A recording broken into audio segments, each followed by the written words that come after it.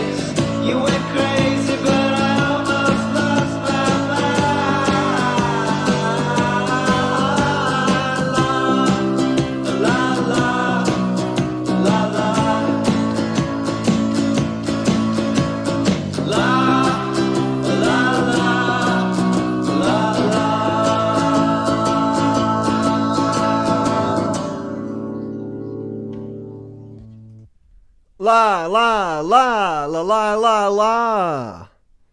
Hell yeah. We're streaming. We are streaming. We are live. Oh, shit. Here we are again. Yeah. Oh, hold on. One more? Save it for later. Okay. Yes. We are streaming. I said I was going to do this sort of regular thing. So this is I'm pulling out the weekly shit right now. We're doing weekly. For now, for 2 weeks at least. Next week, I don't know. Who knows? Anything could happen. Maybe I'll be dead next week, huh? How'd you like that? Anything could happen. But I'm going to try to do it weekly, I guess. Or semi-weekly. I don't know. I'm not committing to anything. I refuse to commit to anything regarding the stream. Oh, but we're streaming now. It's Friday. Friday at 5 is the tentative stream time. We've done it one time. This is the second time. So it's officially a regular thing.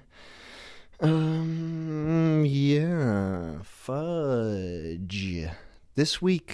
Last week's topic was bitchin'. We were bitchin' on the stream. Bitchin' about all our favorite topics to bitch about. We got all kinds of things we were bitching about. Oh, man. What did we bitch about? We bitched about some Corona shit. We bitched about being demotivated. And we bitched a little bit about Patreon, a little bit about e-girls. Well, I was bitching a little bit about e-girls. What else? Oh yeah, we had Tim on. He was bitching about himself. He was a wild man, a crazy character. Ooh, yeah, I just remembered that. I'm getting flashbacks to the last stream now. It was a good time though. Today we're doing yo job. We're talking about yo job. Whatever yo job is, I want to hear about it.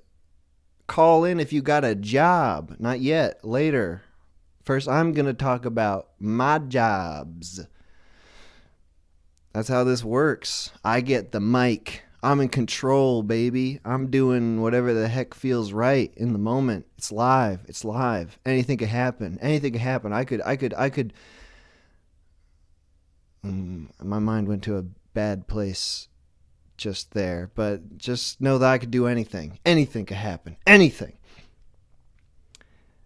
I'm not hosting the streams afterwards. I think my philosophy is gonna be, we'll do the stream and then leave it up for the weekend for the people who missed the stream. You know, I want people, if they missed it because maybe they're working their job.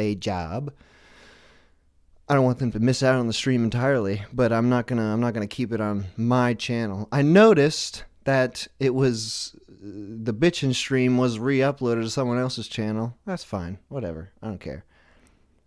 As long as it's not on my channel. That gives me plausible deniability, you see.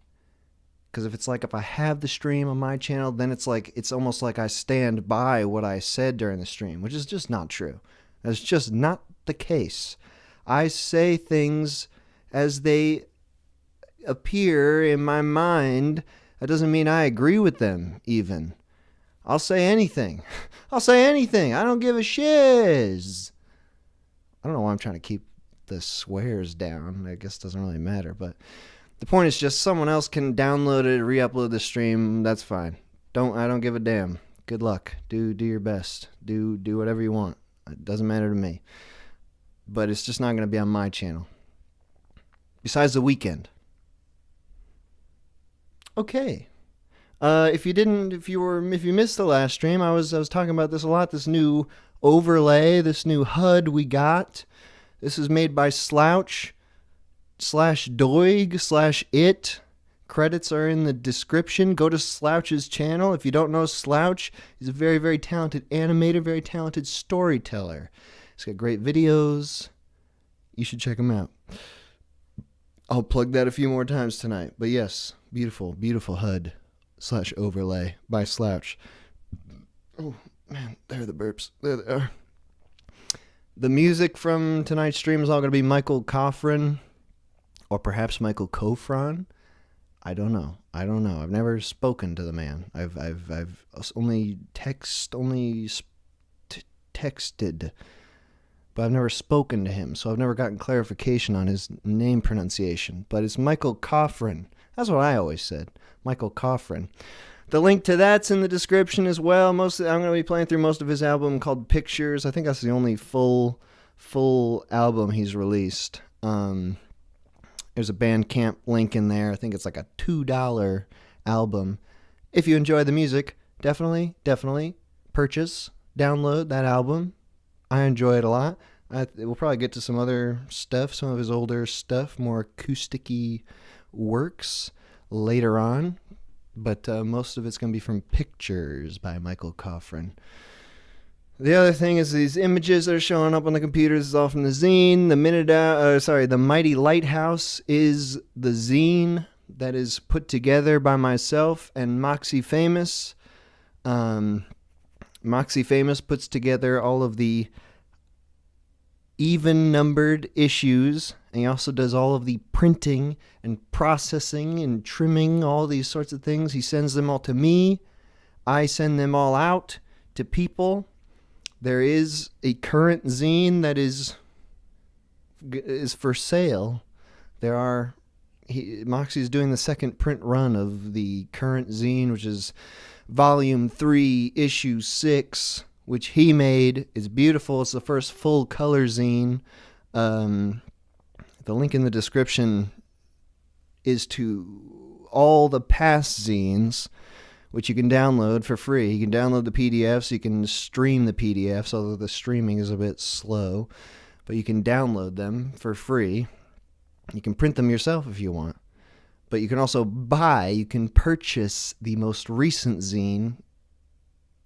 There's a limited number available, so,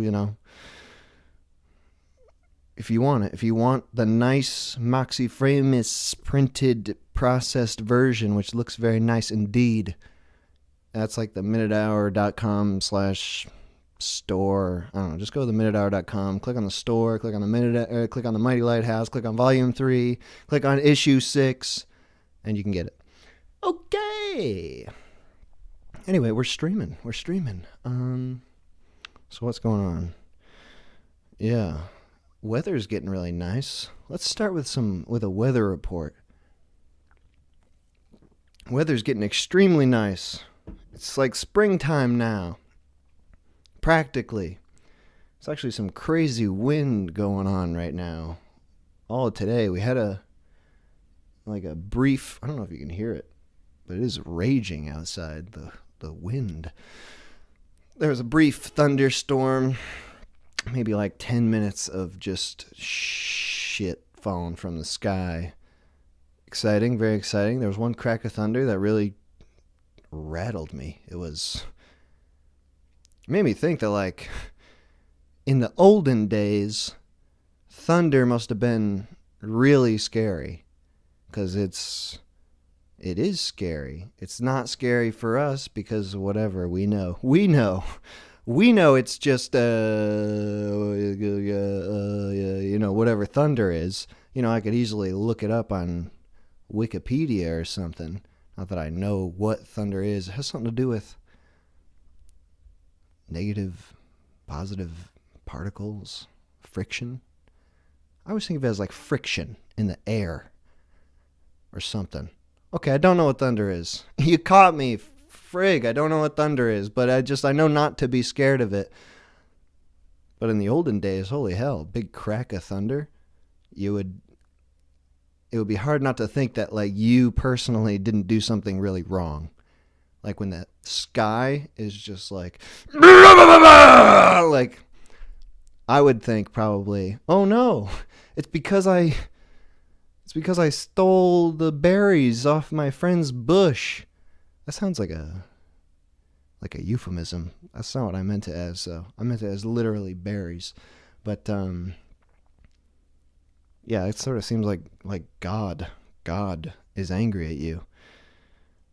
Anyway, if the stream cuts out randomly at some point tonight, it's probably just my power getting killed because the wind is insane. So I assume tree limbs are flying about, taking out power lines. So that would be the reason if the stream just cuts out randomly. It's not out of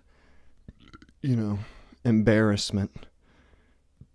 I wouldn't do that. I mean, I might be embarrassed, but I would make it known. I wouldn't just shut off the stream. I would say, "Oh God, what have I done? What have I said?" Anyway, this is the Northeast weather report. Northeastern United States. It's probably different in other places. I'm no weather expert, but I think it does vary based on region. But this is the northeastern United States, maybe the southeastern Canada state of the weather. I know some people in southeastern Canada, the southern part of Ontario and Quebec, the Quebecois. I know some people in Montreal.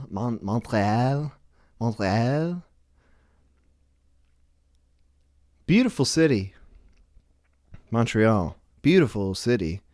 Beautiful architecture. Beautiful people. My God. I visited Montreal a year ago, back when travel was still allowed. And wow, I felt like a goblin, a terrible heathen. Because they're all good looking there. They're weirdly good looking. I didn't like it. One bit.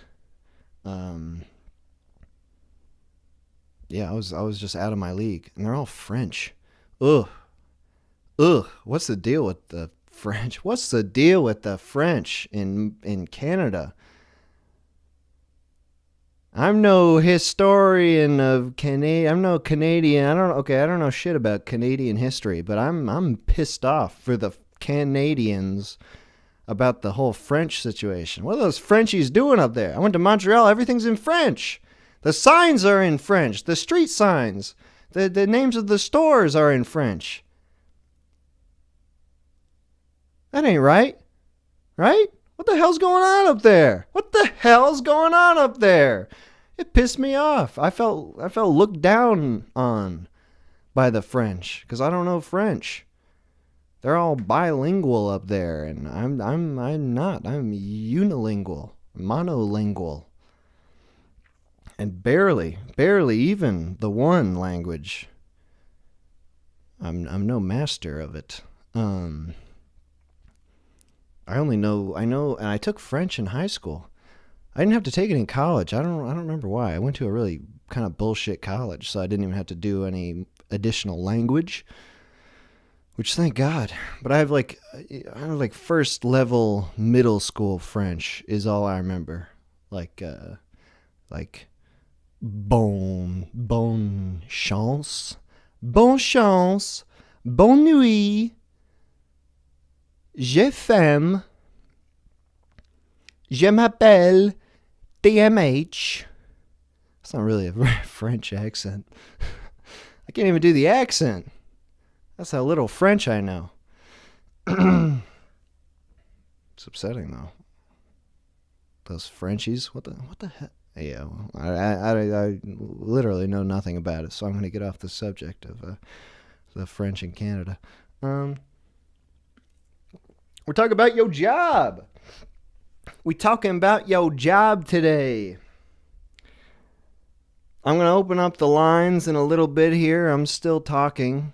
In case you didn't notice, I'm still talking here. So let me talk about my jobs I've had.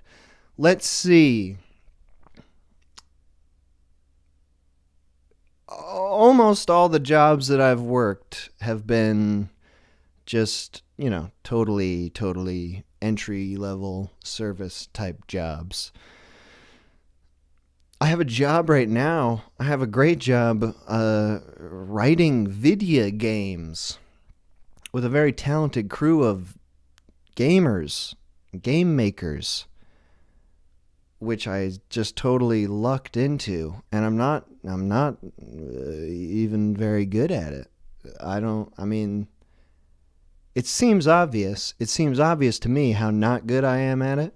But, I get some positive feedback, which is just, I don't know if they're just trying to boost my self-esteem or what. But, I don't know. It's a great job, though. It's a great job. I'm not even good at it, but it's still happening. I haven't been fired.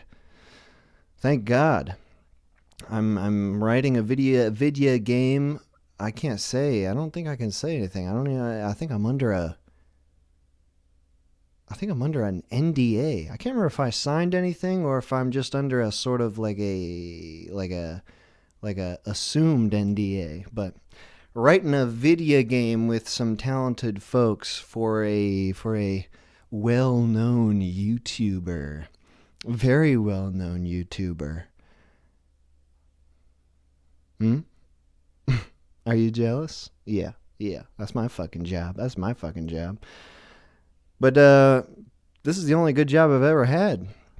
All my other jobs have just been shitty service jobs. I've worked at a couple coffee shops. I worked at a pizza place when I was living in Boston in the early 2010s. I worked at this pizza place called Pan Roma. Which I can definitely say because they're out of business. They don't exist anymore. The last time I was in Boston, I wanted to go visit, but they're not there anymore. But that was a great job. It was fun. I enjoyed it a lot. I actually do enjoy my jobs that I've had, even though they're definitely shitty jobs. Like, I enjoy them so much for the first few months. I've never held a job down for more than a year. For more than 9 months even. But this Pan Roma job I had was a lot of fun. I was getting paid under the table, $8 an hour, but it was straight up cash. The government didn't know nothing about it. I loved that. I was just paid cash out of the register at the end of the week. I was the only reliable white person there. There was one other white guy who worked there, but he was like a drug addict or something. He always had some issues. I always had to pick up his shifts, or like he would work for a few months and then go on some sort of crazy bender and then would come back like and beg for his job. And so I was the king. I worked the front because I could speak English, because I could relate to the drunk people who would come in at 1 a.m. and want their pizza. I knew what they were trying to say. I could speak drunk English. I was good friends with not good friends. I mean, I was good work buddies with the people who were working there. We had some good camaraderie. The only person I didn't really get along with were the bosses. And actually, my main boss, the guy who owned the place, was the inspiration for Rody, the long-haired chef. This guy's name was also Rody. Rody. He did not have long hair. He was not a chef. He was a Turkish fella. The main inspiration was the name and his way of saying, you really got to do this right. You really need to understand. You really need to do this. He said those sorts of phrases to me. Just that way he said, really. You really got to pay attention. Now you really got to do this. He didn't like me that much. Neither did Kenan. Kenan was his partner. I don't know what their relationship was exactly besides partners, but they came over from the old country and started this Pan Roma restaurant. It was a terrible, terrible restaurant. The food was not good at all, especially the pizza. It was a pizza place. The pizza was not good. But the other people, the underlings that worked there, the line cooks, they liked me a lot. There was George. George was a Spanish guy. He was full of life, full of life and energy. Very lazy, very not a great worker, but full of energy still. He brought a smile to everyone's face. Loved George. George actually did a big solid for me. I was working there on Valentine's Day, and I had a girlfriend at the time, and I was like, George, it's V-Day, bro. I can't go home empty-handed. You got to help me out here. What do I do? How do I impress the lady? What do I bring her? And George was like, I got this. And he baked me a pizza with pepperonis in the shape of a heart. And I brought that home, and I was the king. God dang it. It was the best it was probably the most romantic thing I've ever done for somebody. And George did it. George did it for me. The heart pizza. He even did some sort of twirly, twisty thing with a tomato in the middle of it, which got kind of smushed when I closed the box. But that was great. Thank you, George. That was good shit. There were some other people there. We all got along famously, except for the drivers, the delivery drivers. They were always like in their own little gang off in the corner. They were never out driving because it was a place that was going out of business. So they would just sit in the corner of the kitchen and talk in Turkish, I guess. Is that a language? Turkish? I think it is a language. Anyway, they were always like they seemed like they were making fun of us all the time. They're like, hey, look at these fucking guys. They're fucking working. What a bunch of dipshits. We're the cool drivers. There was one driver who really hated me. A lot of them were like young men. Young, aimless men. Nothing going on for them. One was like this older man called Mustafa.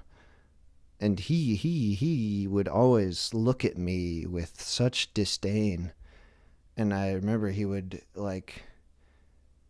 people would open up the pizza oven, and he would just like from off in the corner, he's like, he would like spin his hands like the pizza's gotta be spun. It's gotta be spun.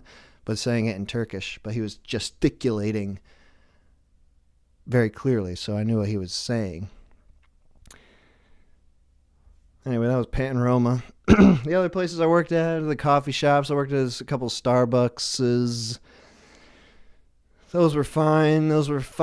I never, I always got along with the people at Starbucks. The only people I never got along with at Starbucks, coffee shop, corporate type jobs like that were the people who were trying really hard to climb the corporate ladder at Starbucks. I don't respect that.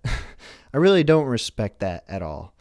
And those people were the people who were always riding my ass about doing everything the right way and all that shit. Not caring about the excellent customer service that I'm giving that is, not by the book. I don't play by the rules as a coffee shop employee. All right, I got my own way of doing things. I'm a maverick barista. I don't give you the coffee you want. I give you the coffee that I feel you need. And it turns out I don't have a good sense of that, actually, because I would often give people the coffee that they don't want, that they aren't happy with. But I would get off usually without too much of a problem because I had a good relationship with the other employees. I built that camaraderie, But I always build the camaraderie with the people who can acknowledge that it's a shitty job. I can't relate to the people who are like, no, this is a good job. This is a good job. This is putting me through college. I'm going to become manager of this store. And then you know what? I'm going to become district manager. And that's going to be my career path. I'm going to fucking rise the ranks of the coffee shop shit. I can't relate to those people because they're very into that. I worked at another coffee shop where I worked at those Starbucks in Boston. Then I moved to L.A. a few years later. Los Angeles, the city of angelic bullshit. Terrible city. Definitely don't recommend it. If you live in LA, good. I'm sorry. Whatever. You do what you gotta do. But I couldn't get a Starbucks job in LA because the standards of Starbucks in LA are very high. There are a lot of people who are trying to get jobs at Starbucks in LA. So I worked at the Coffee Bean and Tea Leaf, which is like a southwestern United States chain or California type chain. Basically the same thing. I mean, it's all the same stuff with different names. That was a pretty fun job, though. I worked at a location in Brentwood, California, which I believe is famous for, I believe that's where O.J. Simpson allegedly murdered his ex-wife and that other guy. That's the only reason I think people have heard of Brentwood. If you've heard of Brentwood, it's the site of that famous grisly murder. Alleged murder. I mean, someone was murdered, but we don't know who, obviously. I love OJ. OJ's got a Twitter now. If you have not seen OJ's Twitter, it's great. It's really quite good. He's an entertaining man. He does all these videos, and he's always like teasing the audience about those alleged murders. He always like lays in little things.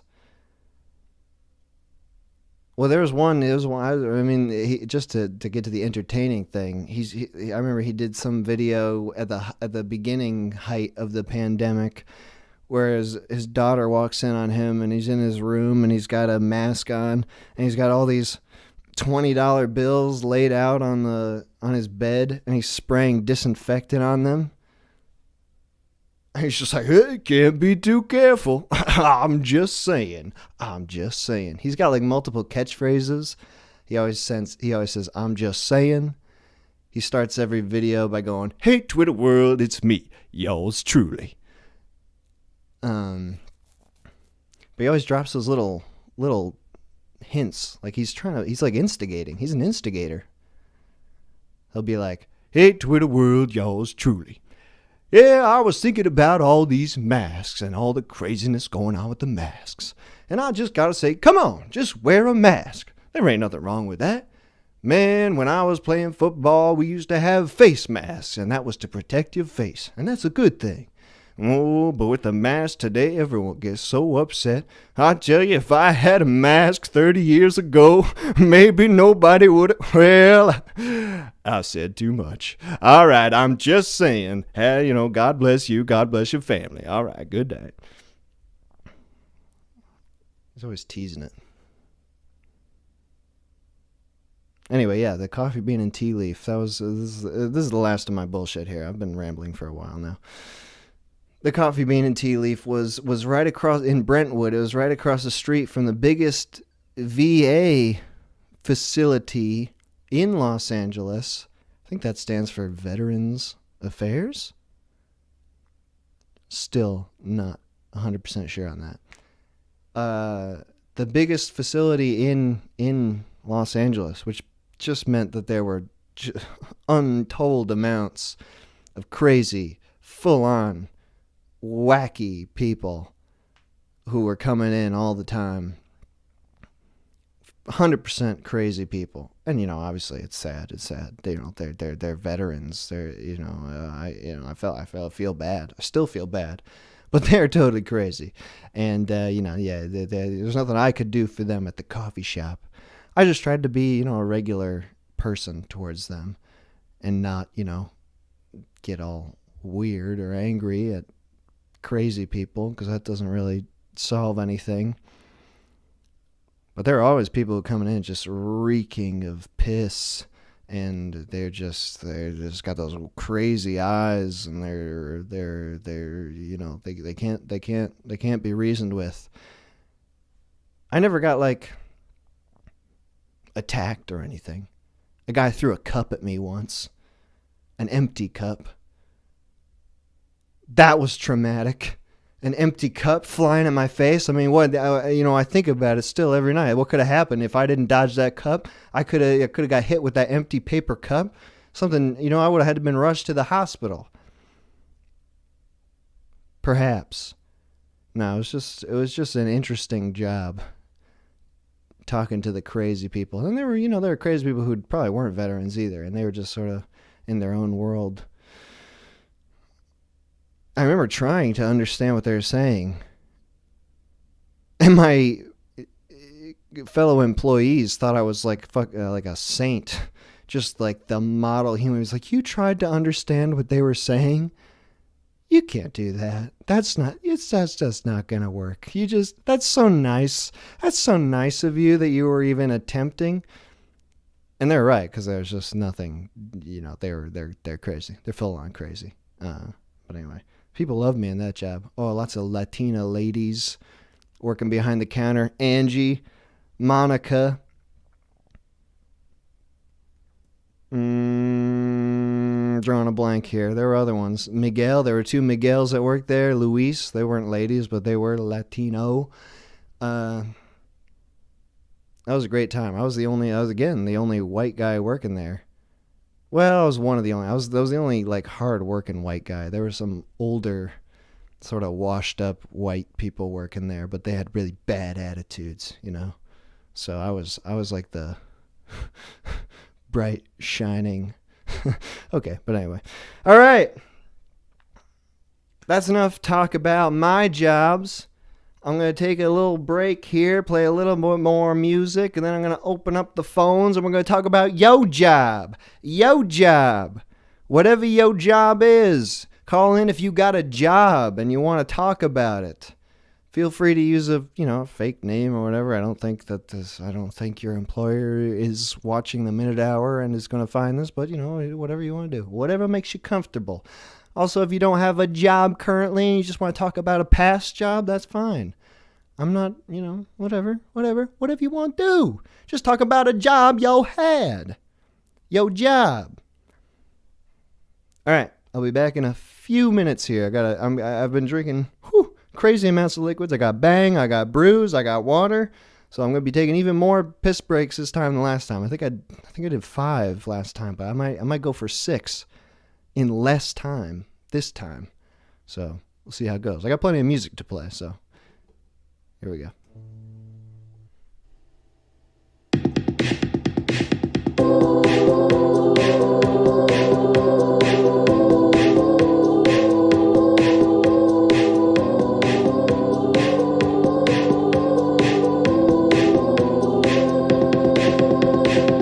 You broke the ceiling, now my feelings will never be the same. The wedding cake was on my birthday. I swallowed the ring. People behind me in the lobby turn around and say, the funded ales dropped the mail. Now I can't do my job. Pick up the phone, the dial tone is really pissing me off. The bloody tissue in the bathroom seems to call out to me. I wish you taught me how to eat right. Tough to stay in, but I never sleep through the night. The lucky people of the future got a beautiful make me happy. Don't make me mad. I won't be sad if that's what you decide. Do what you love. You're not my slave. And I can be no one. That's what you want to be.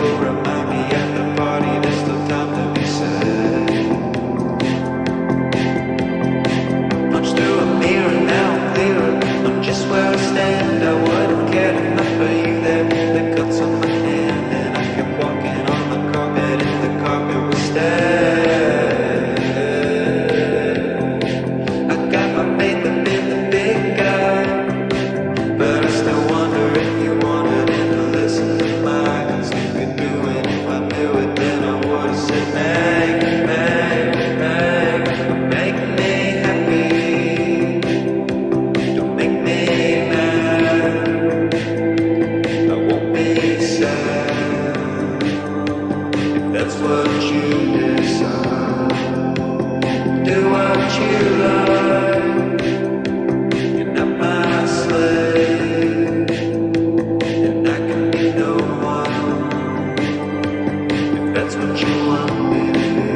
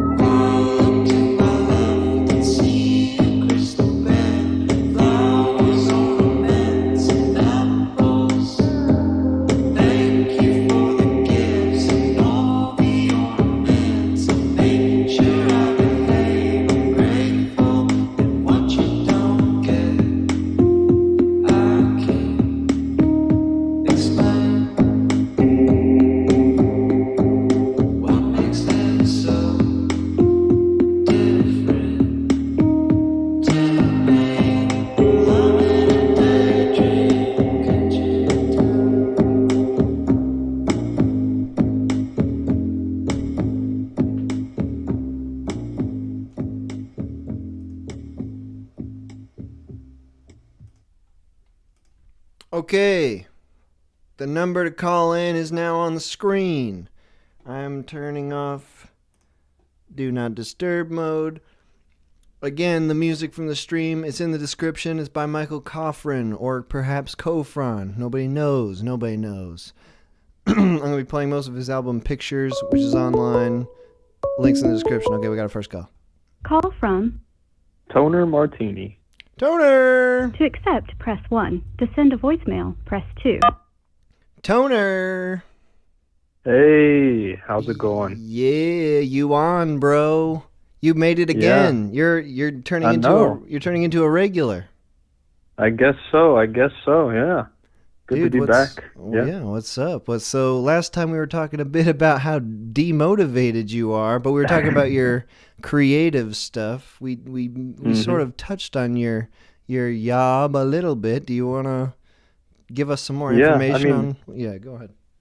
I can talk about a few things, and you can tell me what sounds most interesting, because I could talk about my unpaid internship that's like digital marketing analytics, and I can tell you scary Google stuff. I could tell you about working at a movie theater and how every movie theater is haunted, or I can tell you about working in a warehouse and like driving forklifts and stuff. Damn, dude, those all sound pretty interesting. Let's see if we can get to all three. So we'll rapid fire through them. Let's start at the top then. Your digital marketing analytics. What the hell does that mean? I know. So this is kind of something I more or less stumbled into. I took like a digital marketing course, and we were like randomly paired with local businesses. So I ended up partnered with some women's clothing store. And when we got into our like team meetings, we talked about our strengths and stuff. And I said I was better with numbers. And then ever since then, I kind of like learned all like the Google Analytics. And I learned about like Facebook, a lot of Facebook shit too. I don't even use Facebook, but I know Facebook marketing now. And that kind of led me, like I spent like a few months like applying to internships and not getting anything back. I think I mentioned that last time.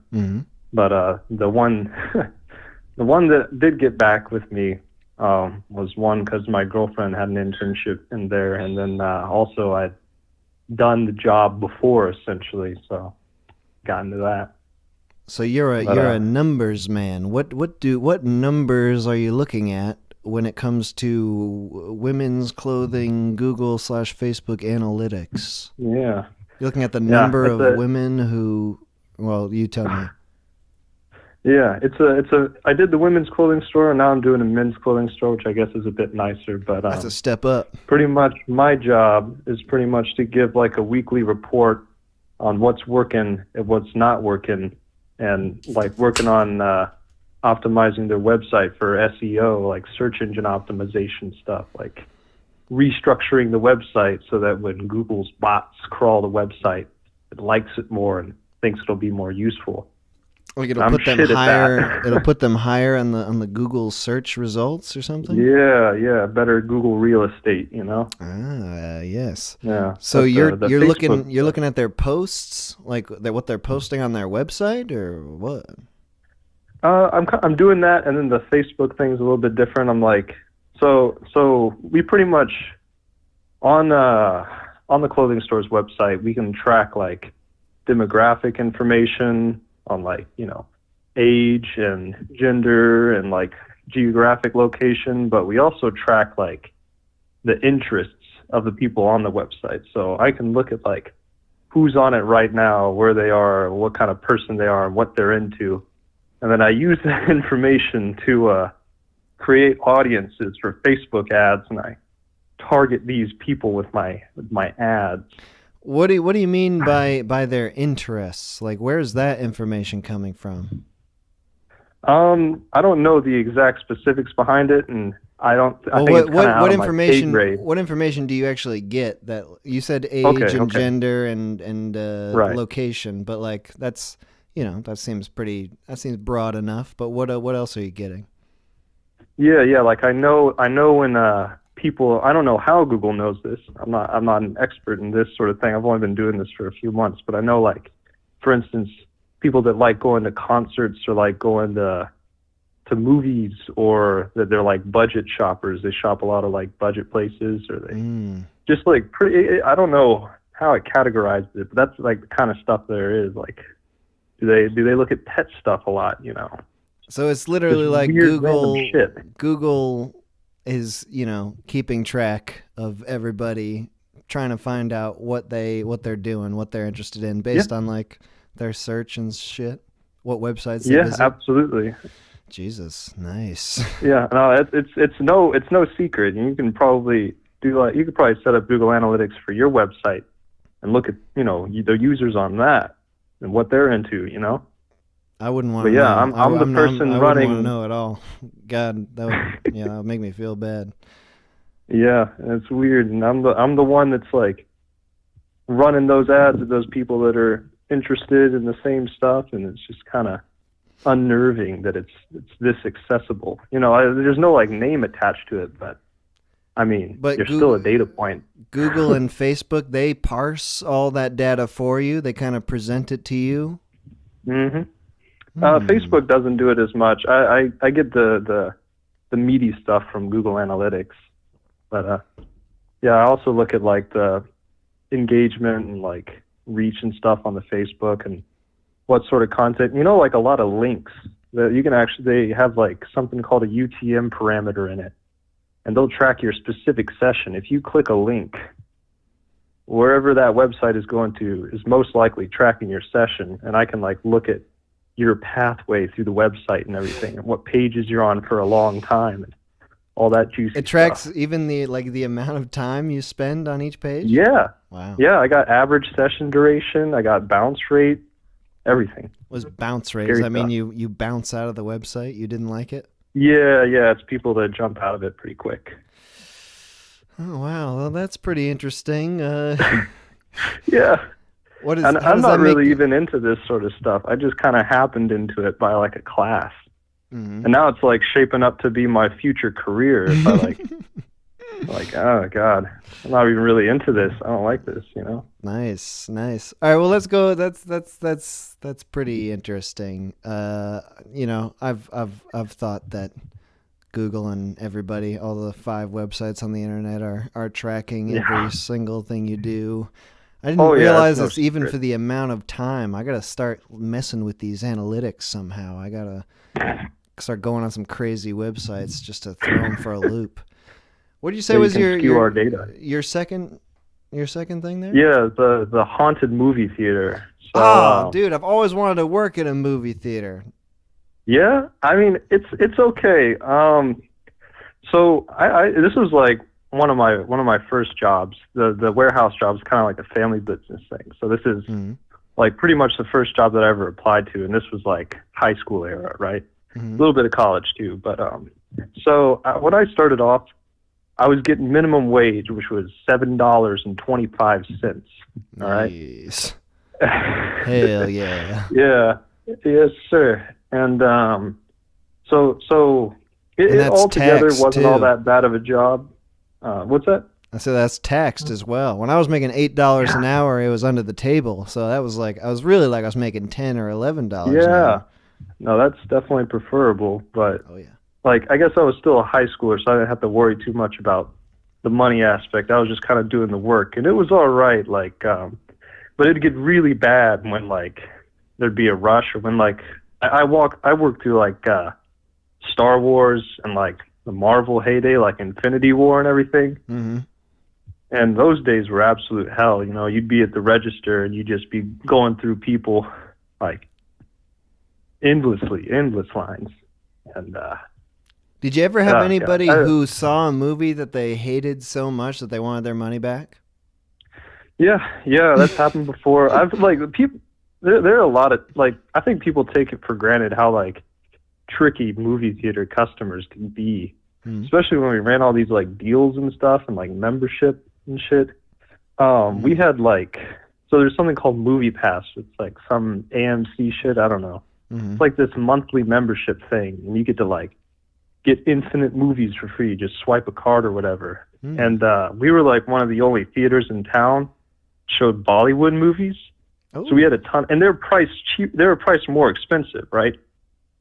And so You were so at an the- AMC like chain type theater? no, it was a local movie theater, it was like Okay, family owned or whatever. Okay. But yeah, these people showing up for the Bollywood movies, they would swipe their movie pass card, and it only accounts for like, say, $8, which is like our normal price, but the Bollywood movies are like $10. So we'd like let them know, like, hey, you got to pay an extra $2, and these like people would get furious at us about this. And oh god, I get it like- though. I mean, hey, are the Bollywood movies really premium? Is that premium cinema?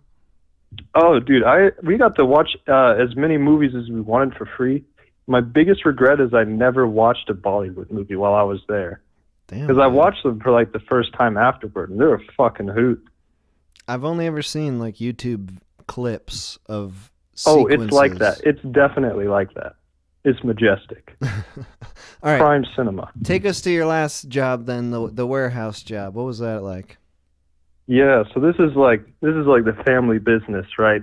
Like my grandfather started this company.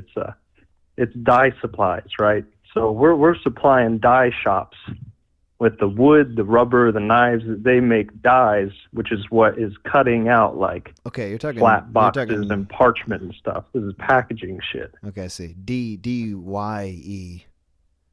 No, DIE. What? Like yeah, I know.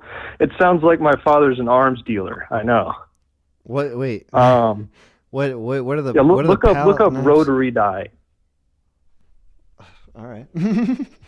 Yeah, that'll be a good visual explanation of like the kind of materials we're working with here. Rotary die. Mhm. Okay, I'm gonna pull this up on the screen here. Let's see. Okay, keep going. Yeah. So what our family business is supplying shops that make these dyes for companies with the materials to make these dyes. And so I have been like going into our warehouses since I was a child and like helping make boxes, and like I broke my nose on like on a tape roller once, and I got like blood stains still on the warehouse floor, like. And sometimes when I'd be sick, my dad would take me into work, and I would do work there when I was sick from school. Nice. That's pretty cool. Tell me what the Child hell? labor. I'm looking at this And rotary he would pay me die. too. What the hell is this? What does this do? This looks Okay, like a so this torture, this like a rolls- way to murder a lot of people efficiently. It's got knives all over it, you know. And Yeah. it what happens is you roll like flat pieces of any sort of packaging material, like any type of cardboard or maybe like laminated paper or any sort of like, you know, good, and it'll do a cutout of that, and that cutout is what gets folded into your packages. Oh, die cut. I've heard that before. Yeah, That's yeah. what this is. Yeah, Okay. die cut. I see. Yeah, Wow. yeah. So eventually, well, around high school era as well, I actually became a real employee there, and so I like filled out some paperwork, and I became like a certified box truck driver. So I'm like some 17-year-old kid driving around a massive old box truck, Nice. just and I would do deliveries. You know, I'd take these massive things of wood off the back of the truck and everything, and oh boy, I made a movie about it, actually. I think I submitted it to the 24-hour cast called Warehouse Wednesday. That's right. Filmed in the warehouse that I worked in, and I'm like a forklift driver and stuff, but I don't know. The warehouse it's a kind of, I call it a sweatshop, because the AC has been broken for pretty much as long as I can remember. And yeah, I'd pretty much spend most of the days like doing deliveries, counting shit, rearranging shit, carrying shit, you know, just that whole sort of deal. And of I wore a those, little thing for my back. oh, you got that weightlifter belt thing? Is that what you're I talking about? do, I do. And I got some nice gloves because I handle a lot of knives. So I got these gloves that I can hold knives with and not get cut. All right, so for the three jobs that you mentioned, which one was your favorite? Personally, my favorite was a warehouse job because I really have a tough time talking with customers. It takes a lot out of me. But when I'm working in a warehouse, I just kind of mind my own business. And the only other guy working there besides my dad is like a older Rastafarian guy who like talks to me about anime and stuff. And so I have pleasant conversations with him. I don't have to talk with any customers. I get stuff done on my own time.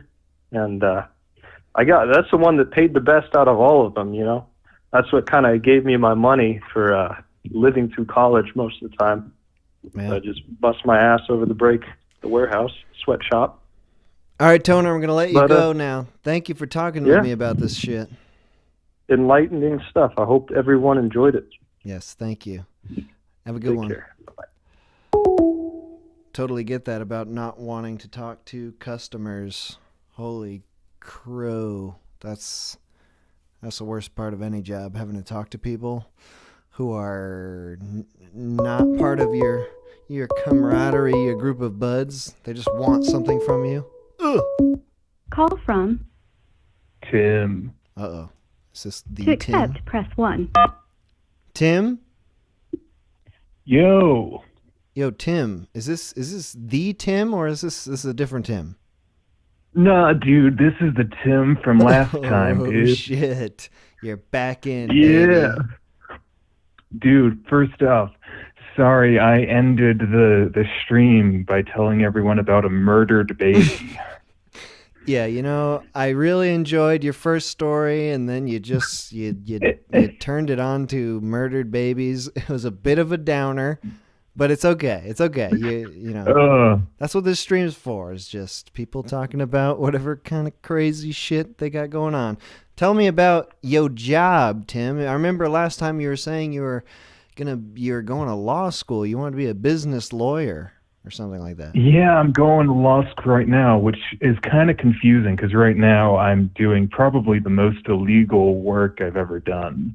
In what way? How do you mean? Well, all right. Do we? You know what? I'll tell it in a fun way. These are sad stories, but it'll be in a fun way. It's okay. We can manage. Right now, I'm working basically as a freelance writer. In two ways. One of the things that I'm doing, I actually just quit because the bullshit was too crazy, is that I was writing pornography for this OnlyFans, you know, a whore. Explain that a little bit. What exactly do you mean? Yeah. You're writing pornography for an individual or for a business? In a business sense, this was being sold. I forget the woman's fucking name, but it was under the brand of Britney's Barbies. Okay. Right? Yes. You can look that up on OnlyFans. You can probably find it. But the woman's first name is Brittany, obviously, and then whatever the fuck her last name was, she was anyway. What is OnlyFans? I mean, it sounds degenerate. Fans. Oh, OnlyFans. Okay. I thought you were saying some sort of Japanese pornography thing. I don't know. Okay, OnlyFans. You were writing copy for an OnlyFans participant.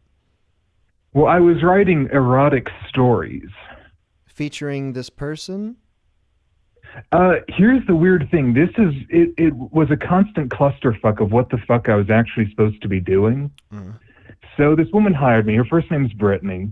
And she does this thing where she's basically like whoring out other women, and she calls them Brittany's Barbies.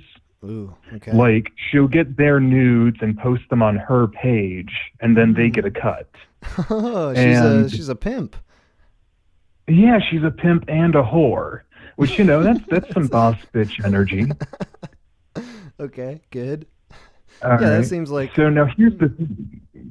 No, go on. I'm sorry, interrupt. So, all right. I got hired because a friend of mine replied to a post. Someone literally just posted, like on Facebook, on her personal page, hey, looking for interesting writers who are not afraid of taboo subject matter. There is no listing that this was even a pornography job. It just said looking for interesting writers with out fear of the taboo or whatever. Hey, if I know Tim has no fear of the taboo. Yeah, well, here's the fucked up part, is that I was doing this job under an assumed name because they only wanted to hire women. So okay. I just did this under a female friend's name. They didn't even know I was secretly a man. Mm-hmm, mm-hmm. So I apply, and I just to emphasize what kind of job this was, this Brittany woman, she specifically did like femdom, like Yes. lots of BDSM stuff. Okay. And Where she's the I got boss. hired. Yeah, she's the dom. She's the one with the whips, and she's like, and all of her like writing stuff that she wanted was like, just call them like sissies and cucks. They love that. Good. Wait, so Yeah. So yeah, tell me about this job. Were you were you looking at a bunch of pictures of other women and being inspired by that, or were you inspired by the people who are paying into her OnlyFans? So the way it worked is that Brittany's like manager would send me requests like, hey, I need an orgy story, like male subject being like dommed by like 5 women. And the problem was that like these women, they tried to be professional, like, oh yeah, we're in sex work, we're an industry. Right. But the thing is, everyone involved in this whole endeavor was a deeply broken, fucked up human being. Like I was on this Zoom call and I've got, a fake screen. I don't have my face on there, so they don't know I'm a man. I've got the voice changer. Oh, shit. Know? You had a voice changer and everything. You were going deep undercover. Yeah. I'll do a lot of shit to get paid, man. And so they'll be telling like, all right, so this is like our fucking payment plan. This is how you earn royalties. This is our like HR representative. And while she's telling me this, she's smoking a blunt and like she's wearing a shirt but no pants. And so she'd like stand up and I just see her vag, and it was just a horror show. Describe that. So describe what you mean by that. It was what was going on with the vag situation? Droopy. Okay, that's plenty. Droopy. Yeah, no, I get it. Yeah. All right, a vivid picture has already been painted in my imagination. Yeah, man. So it was never clear what they wanted, because she was like, just write a story about just like an orgy, and then they would say, we really wanted it to be like straighter or gayer. Whatever I did wasn't what they wanted. There was the thing that made me quit was that she wanted a story done from her perspective. The manager of Brittany was also one of Brittany's Barbies. It was very incestuous, very weird. And she said, write a story about me and her fucking and include like squirting and some doming and just like make one of us the stepmom to the other one. Because literally every story I wrote had to involve a step parent, because that was like the number one Pornhub search is like step sibling, step parent. Okay. And I did it. I turned it in, and she was like, you have to change this because what you wrote is that she was married to my dad, but her fans know she's never been married. And I said, you wanted her to be your stepmom. And she said, well, yeah, but just don't have her marry my dad. And I was like, do you want her to marry your mom? Like, do you not know how someone becomes a step parent? They marry someone who has children. Right. And that was kind of the last straw for me, and they were always very stingy about giving me my pay, and it took like months to get paid. It was just a pain in the ass. So you quit? Yeah, man. Right now I'm doing some far more illegal stuff in terms of writing. Oh? Yeah. All right. So I got to change a lot of details because it's very illegal. Okay. That's fine. Basically, go on. I have been hired by this firm that is basically it's a firm that is a bunch of doctors who all do expert witness testimonies for lawyers and lawsuits and shit. I don't like where this is going. And yeah, it gets real dark, man. But I knew someone involved with this firm. And they're like, hey, Tim, our expert witnesses can't write. Like, I'm getting constant revisions from lawyers. Everything is taking forever. can I just pay you to edit and rewrite like our testimonies? And these are all like written, submitted testimonies. This isn't something where someone has to go into court and speak. Right. This is all written testimony. Okay. And the thing is, like, no names are blacked out. Nothing is, hidden. And these cases haven't even gone to court. So I'm just seeing all of this like personal, private information. And it's completely illegal. Like, I don't have any formal training in doing this. I just got hired because I can write well. Is there the chance that like a quote unquote expert would write their testimony, you would edit it, and then they would have to go into court and relay what you edited instead of what they actually think?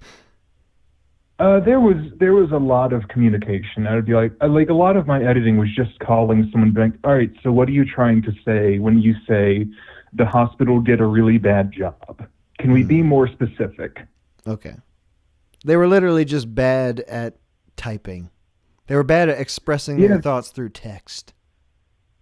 Yeah, but man, the cases were so fucking grim. I'll tell you about one. It is dark as hell. Go for it. Some woman, she died. She was a big old fat lady, and she was in this hospital. A great big fat person. Great big fat person, yeah. And she's in this care facility. And what you're supposed to do with these great big fat people is that you're supposed to flip them and turn them and roll them around so they don't get bed sores, right? Right. And they just didn't fucking do this. So her entire ass was rotting away, and you just had exposed yellow fat around her anus. Oh my God. And she had also had this now, they don't do it anymore. It's a surgery to remove hemorrhoids where they literally just remove your anus.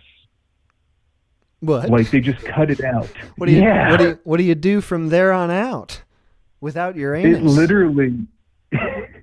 Well, sometimes you get a colonostomy bag put in, or you just literally shit would fall out of you. And they did this until the 60s. This was an old surgery, and she was an old woman.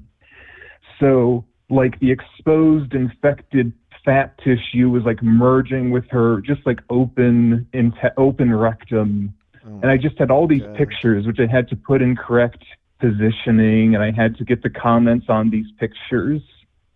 And it was it pays really well, but it's absolutely horrifying. Dear God. Wait, so you were just writing captions for terrible pictures of someone's ass falling out? Yeah, all right, in picture, 1.1a, we can clearly see that, the infection has reached the anus.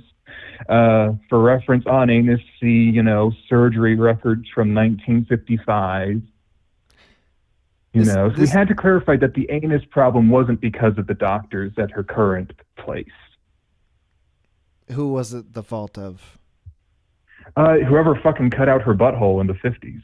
Okay, that actually was something that happened 70 years ago. Okay. This is okay. Yeah. Thank God. So you were almost on the right side of this equation for once.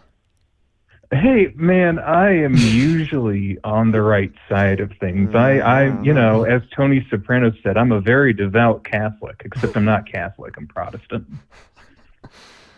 Man, Tim, thank you for calling in. I'm going to cut you off here, but those were some more great stories. We'll get more into that murdered child in a future stream. I'll do a whole stream on murdered children at some point and make sure we get your opinion on it. Murdered infants. Yeah, sir. No, not children, infants. Barely right, people. Man. All right, great talking to you, Tim. Have a good one. Bye. You too.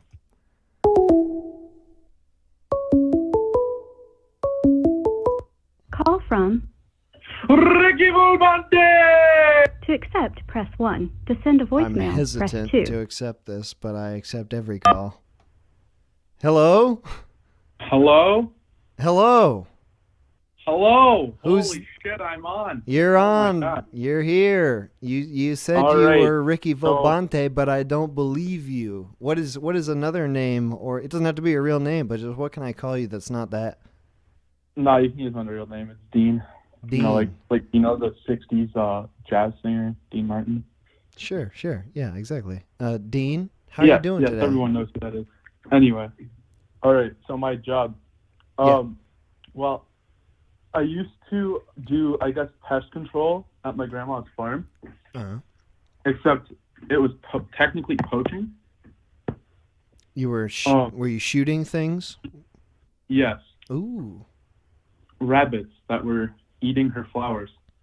Sons of bitches. I don't know why rabbits would eat flowers, but she didn't like them. She had a flower farm? No, they came out. So she has like a, okay, it was on like the house of the farm, right?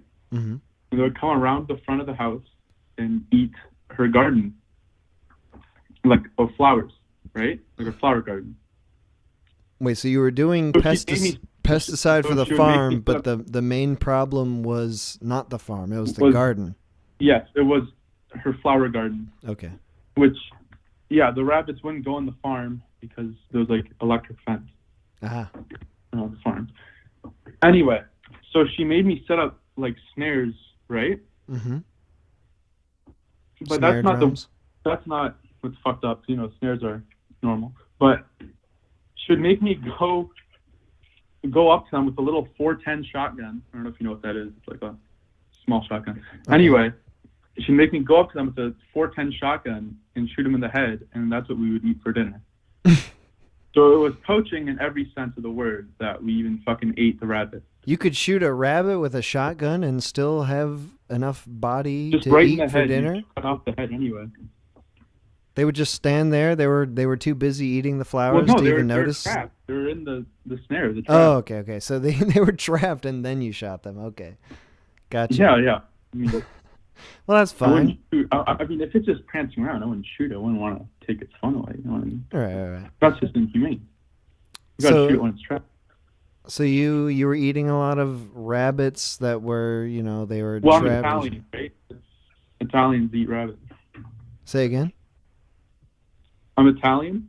You're Italian, and you eat rabbits? And Rodicio, which is, or at least Northern Italian, is is like a dish we have where it's literally just rabbit stew. How is it? Actually, really good.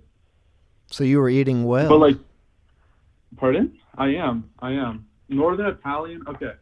So when I say stew, what I mean is like sauce, if that makes sense. So you can eat it with like pasta and shit, which is fucking good as hell. But anyway, I got paid food and $15 a rabbit for, except of course it was illegal. So. Well, so how many rabbits were you shooting? Bro, there was a fuck ton. I made like $150 in a week. Just They from weren't the very smart $15 a rabbit? Yeah. God damn, that is a lot of. I know, they fucking weren't very rabbits. smart. The rabbits, well, I guess they never had a chance to go warn their buddies because you would shoot them before they could go back and say, Yeah, hey, like a fucking German in a movie, the prisoners trying to escape and just shoot them. How did you? So you didn't? How was the feeling of doing that job? You're obviously happy to get lots of rabbit stew, but did you? I was, yeah. but I was also. She bought, so she has like a hemp plant, right? Okay. So I also got free weed. Is hemp weed? Did that happen? Well, fuck, not hemp. Like, you know what I mean? Like, okay. I don't know. I just call it hemp, but marijuana. Okay. Anyway, I got free weed as well. So I was high most of the time. Didn't really fucking care. So yeah, I know. All right, so that was the whole job. And what about the pesticide part of, was there any, did you have to spray stuff or did the electric fence you talked about, did that just take care of all the Well, I pest? took care of the stuff at the farm, but That was yeah. the minor part of the job. The main part was just shooting rabbits in the face. Pretty much. I may have PTSD, but I don't know. I just can't look at rabbits anymore. Was it traumatic for you? I mean, really. I mean, it doesn't. I mean, doesn't sound like it's very traumatic. You seem pretty cavalier about it. I mean, I don't care. I don't care about shooting. You know, you shot rabbits in the face. I don't care. But I would say yes because,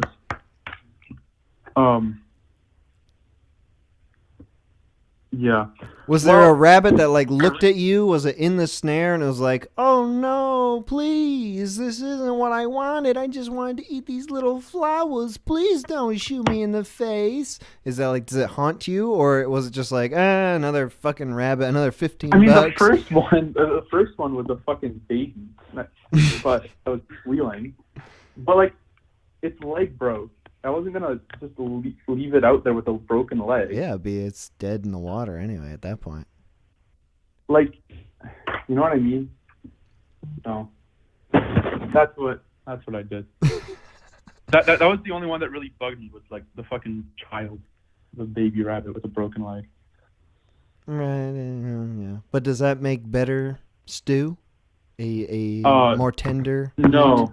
Meat? No. No. They're not like, I don't know. We didn't eat it because I'm gonna eat a baby. It's kind of fucked up. Oh, that's where you draw the line. I draw the line at babies, bro.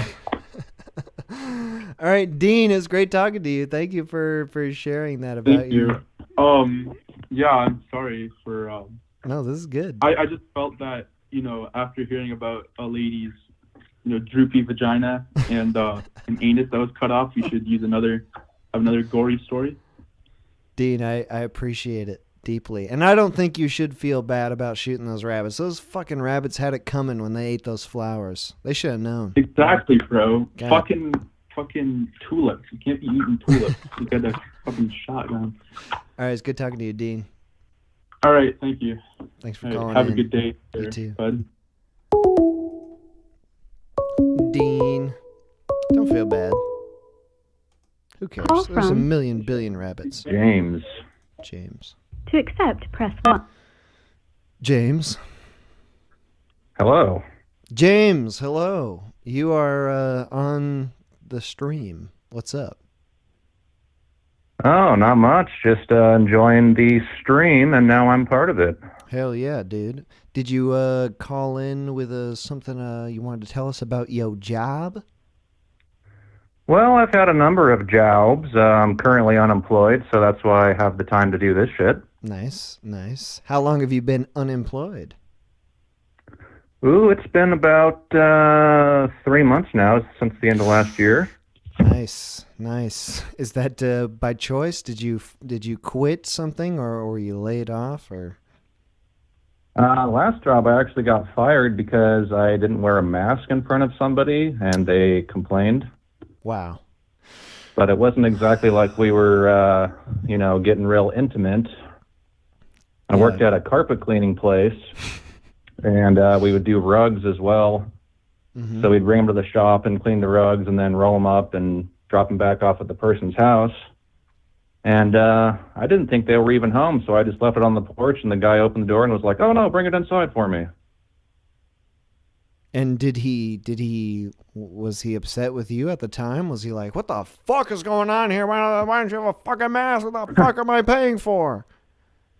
Well, he didn't exactly lose his shit. Some people do, but he was just like, "Oh, I'll just stand back over here." And then he called in to say, "Yeah."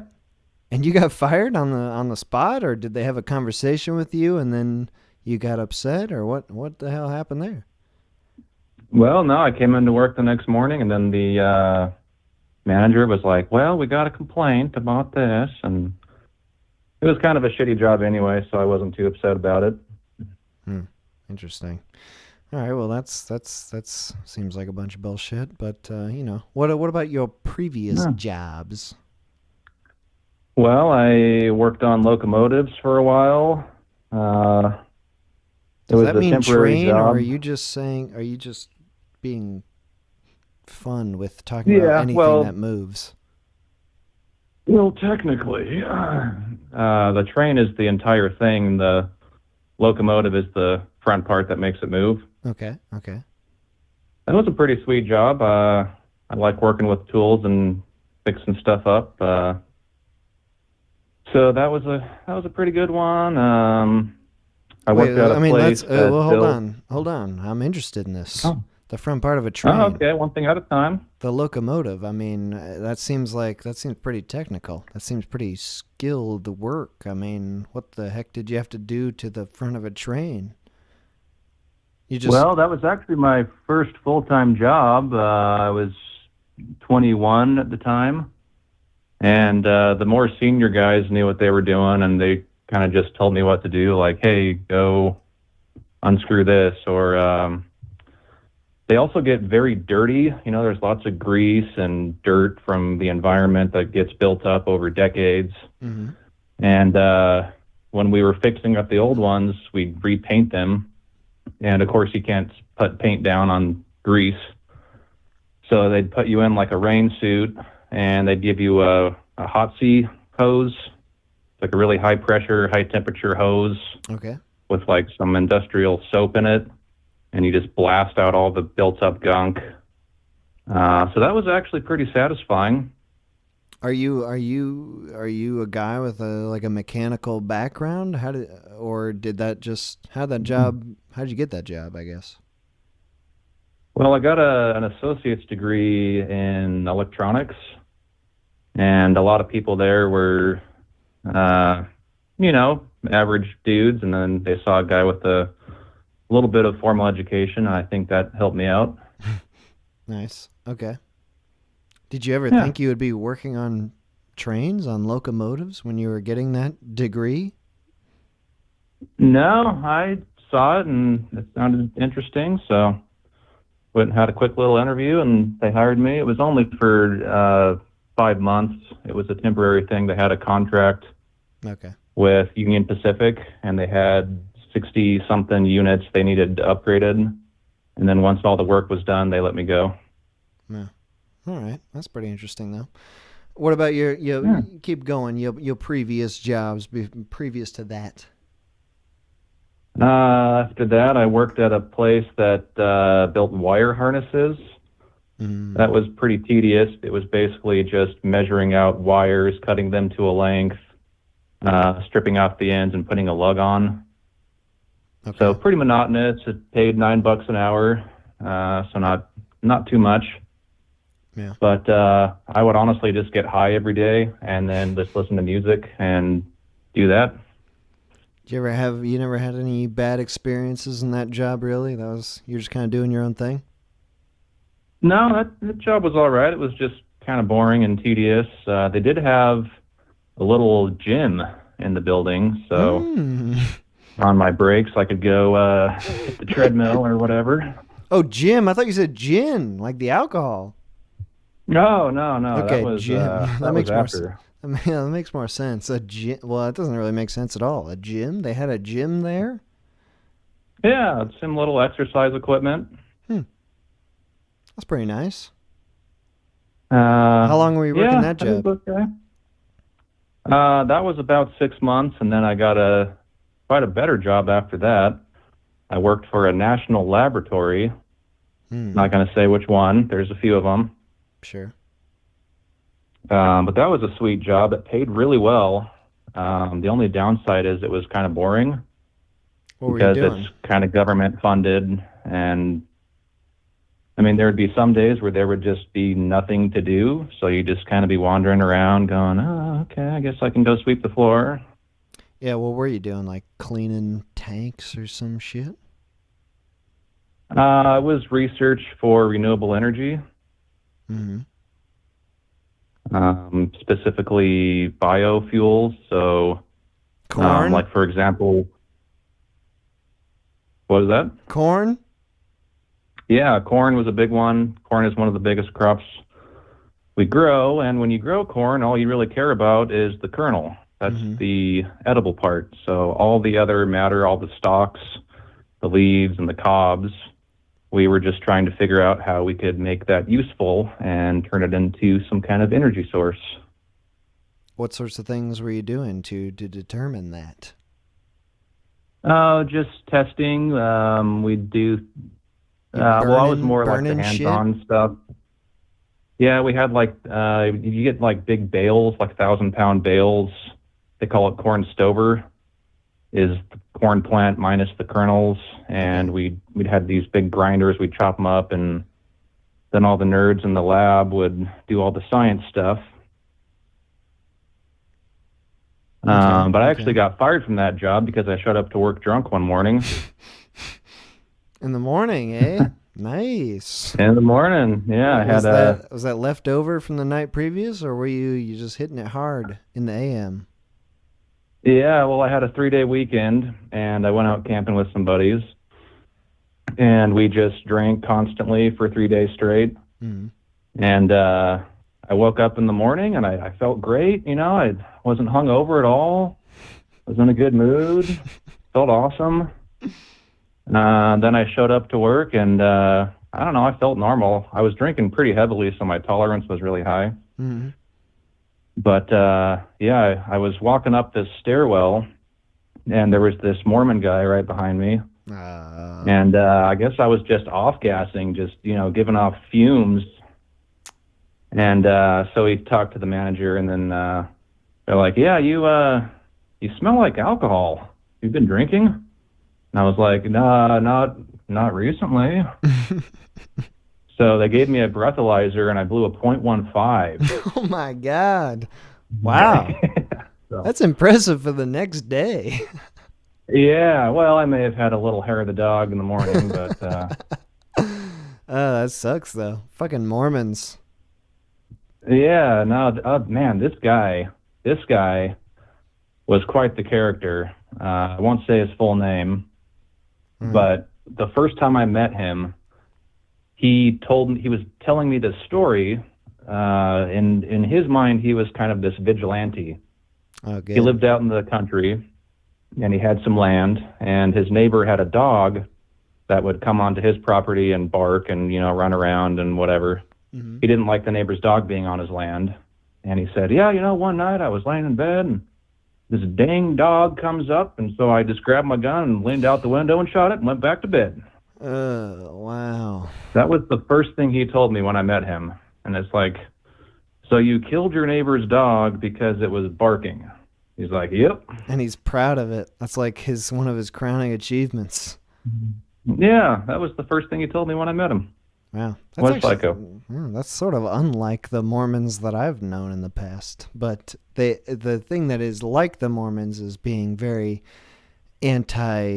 being very pro-sobriety. Mormons can't even drink caffeine. Yeah, I guess they got to get their kicks somehow, huh? Exactly. You say your name was James? Yes. James, it was great talking to you. Thank you for telling me about your jobs. Appreciate it. Yeah, thanks for having me on. Absolutely. See you, James. Okay, I'm going to take a quick break, play a little music. 5-10 minutes, I'll be back. Take more calls. Of old, I'm gonna tell you the new words just before we sing them.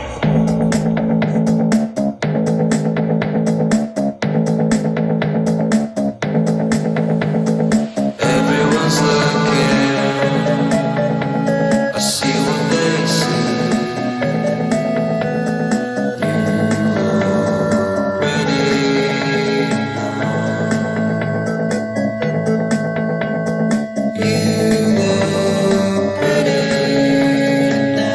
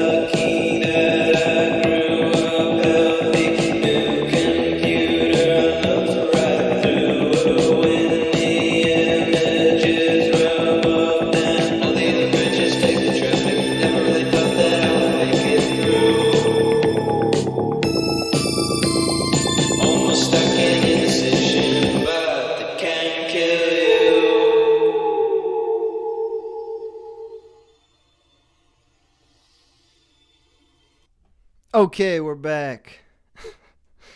Yeah, I was reading the chat for a second. I see Drew's here. Hell yeah, Drew Langlois. If you don't know him, I mean, I don't know how you wouldn't know him if you are on my channel, but Drew Langlois is an excellent, excellent animator. Artist.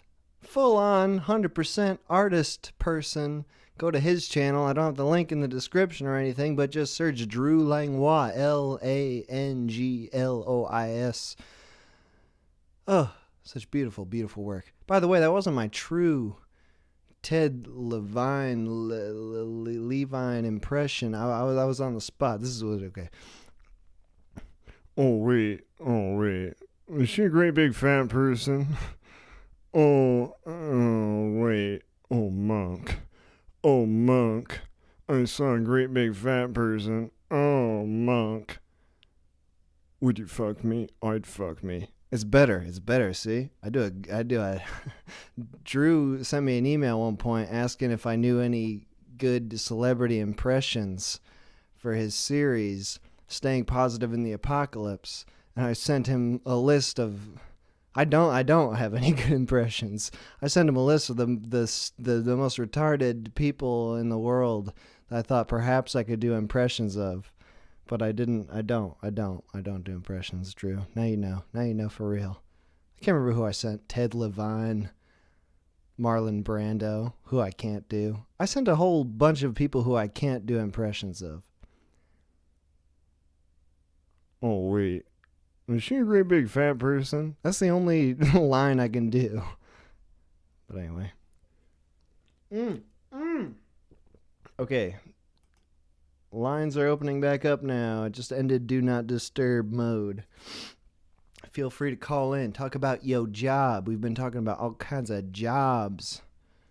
What do we have? Digital marketing analytics. Okay, well, that's all I can get to. Call from. To accept, press 1. To send a voicemail, press 2. Hello? Hello? Yo! Hey. Who dis? This is Joe. Joe! What up, Joe? Yeah, you're on. This is it. Oh, cool. You're in the I big made it. time, baby. I can feel it. This is the moment where my life really turns around. Yeah, right here. Something could really happen for you right now. We got all kinds of. We got talent scouts listening from all across the world. I was gonna say United States, but I don't. Don't fucking tell me that. Yeah, dude. So don't fucking mess it tell up. me that. Now the pressure's on. Don't mess it up. No, I'm just kidding. So, I thought you were I thought you were supposed to be helpful. Now you're just making me nervous. all right, you're right. I'm sorry. Oh, man. My heart, it's racing. My heart. That's good. I can't That's take good. this, That's good. TMH, That whatever means the hell your name is. That means you got extra blood pumping through your body right now. That's a good thing. So tell me. Oh, good. Tell me about your job, Joe. My fucking job. It's crazy that this is the show I make it on because I don't want to fucking talk about my job. I'm sick of my job. My job is fucking everywhere. Everywhere I look, there's my job. And now I'm talking to you, and my job is still there. What is your job? Stop playing my coy job, with me, Joe. All right, my job. You really want to know? Yeah. I'm a financial consultant. I'm And basically the devil. what does that mean? You know, I'm gonna be honest with you. I don't fucking know. I started this job a couple months ago. I don't know. I thought I'd get training. I haven't got any training. They just threw me in. Well, how did you get the job? How did you get the job? You said you got this job a couple months ago, but what was the process like for getting in if you don't know what the hell is going on? Well, I sort of expected like what I'd be doing. I mean, you know, there's a bunch of interviews I had to do. I had to do like a crazy case interview, which was fun. They flew me to Chicago and to do that. Never left the airport. But so I'm supposed to be like, I'm basically working for a company where they pair us up with these different clients who come and they basically have a problem. Like, hey, we're not making enough money. Help us fix it. Hey, all of our processes are terrible. Like, what are we doing wrong? Their our inventory management's all fucked up. Their financial processes? What the hell does that Yeah, mean? well, just like Well, just like whatever, like maybe their like record to report process is all messed up, or it's not efficient enough, and they're losing a whole bunch of money, and they don't know what to do because they're already hamstrung doing everything else. They invite jackasses like me to come in and figure it out for them. This is different from like an accountant. From what I know, an accountant is the sort of person who keeps track of the finances. What do you do? How's it different? Well, that's the thing. Okay, well, it's like a all right. Well, all right. Say you're like an accountant, right? Yeah. Or you're an accountant, or whatever. You work in the accounting department of a firm, and so you're just doing whatever they tell you to do. You're just doing whatever number crunching your boss tells you to do that day. You're not necessarily looking for the inefficiencies or or knowledgeable how your processes could improve. You know what I mean? Mm-hmm. You so these companies they hire other companies to basically look at their processes from like a third person perspective and sort of help them determine how to improve it, make it more efficient. Okay, so if you're an accountant, you're not analyzing, you're not giving your opinion, you're just crunching the numbers. No, you're just fucking adding 2 + 2 together and getting 4 every month. But what do you do? So you're an outside perspective then. You're going to tell these people what they're doing wrong, eh? That's the thing, and I just feel like I just started this job a few months ago. I'm like in the lowest level position, of course. Mm-hmm. And it's like I don't feel like I got the big boy pants to tell anybody how to do anything. Mm. I'm just fucking like I'm expecting to learn stuff, and yet they got me like making all these decisions I got no business making. I'm working for a client now. They have all these processes that they want to improve, and they're just asking like me and this other guy, like, hey, so like, what's the solution? And I'm just making stuff up as I go. And I'm doing this for like 10 hours a day. That's the American way. What sort of company? What is this client now? What do they do? I mean, you don't have to say who they are, but what's their field? Communications. Oh, okay. That clears it up. I can't give too much information. I don't know. I'm paranoid. I just started this job. Just give me the basic details. Basically, I call it just a complaint. Just a complaint. So, okay, well, I'm not going to pry. I'm going to pry just a tiny bit. Communications, does that mean that they're a website, or does that mean they're a TV channel, or are they in media? Yeah, they do. They broadcast over various forms of media. They like own a bunch of different stations and broadcasters and things like that. Okay. So they hired you to figure out where the waste is? Pretty much. Like what? Well, for this particular client, it's they're trying to improve some of the record to report processes so it can cut costs because they're trying to expand into the streaming market.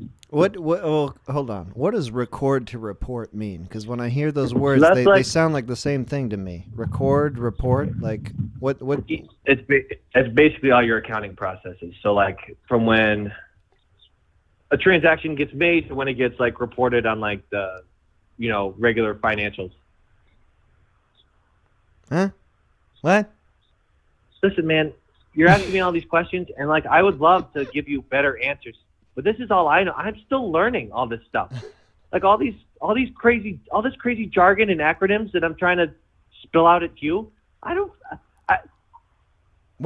months ago, I didn't know any of it. 4 months ago, I didn't know any of it, and now I'm the one who's supposed to lecture people on it. Like it's just maddening. It's maddening. So you've been on the job for 4 months, yeah? Yeah, about 4 months. And you're working for like a firm or something that sounds like what's going on. Like you get hired out, they have clients that you work for, like through your firm or whatever. Yeah. Right? It's like basically, I get grouped into a team, and then that team gets like hired out to whatever company wants us. Well, what about your teammates? Do they know what the hell they're doing? They pretend like they do, but. Like they're better bullshitters than I am. I'm not a bullshitter, man. I'm not a bullshitter. I'll tell you straight up if I don't know what I'm doing. Okay, what was your job before this? What made you qualified to have this job that you don't know what the hell you're doing? Oh man, you know what made me qualified? I'm a fucking fantastic resume writer. That's what made me qualified. I can really paint a good picture. So what's on your But resume? Tell us what they saw in you. What they saw in me. So they flew before you this, out. I mean, I've certainly never had any sort of job where they flew me out for an interview. Like, no way. No, it's never ever happened. It's uncomfortable. I'll tell you that. It's very uncomfortable. But it's well, before this, I was doing a bunch of odd jobs because of the pandemic. So I was working in just like an accounting department, doing data entry stuff. I was working at an Amazon warehouse when I lost that job for a while. Doing what at the Amazon warehouse? The grunt work, or were you looking at numbers? No, man, I was fucking putting things in boxes and taping them. That was me.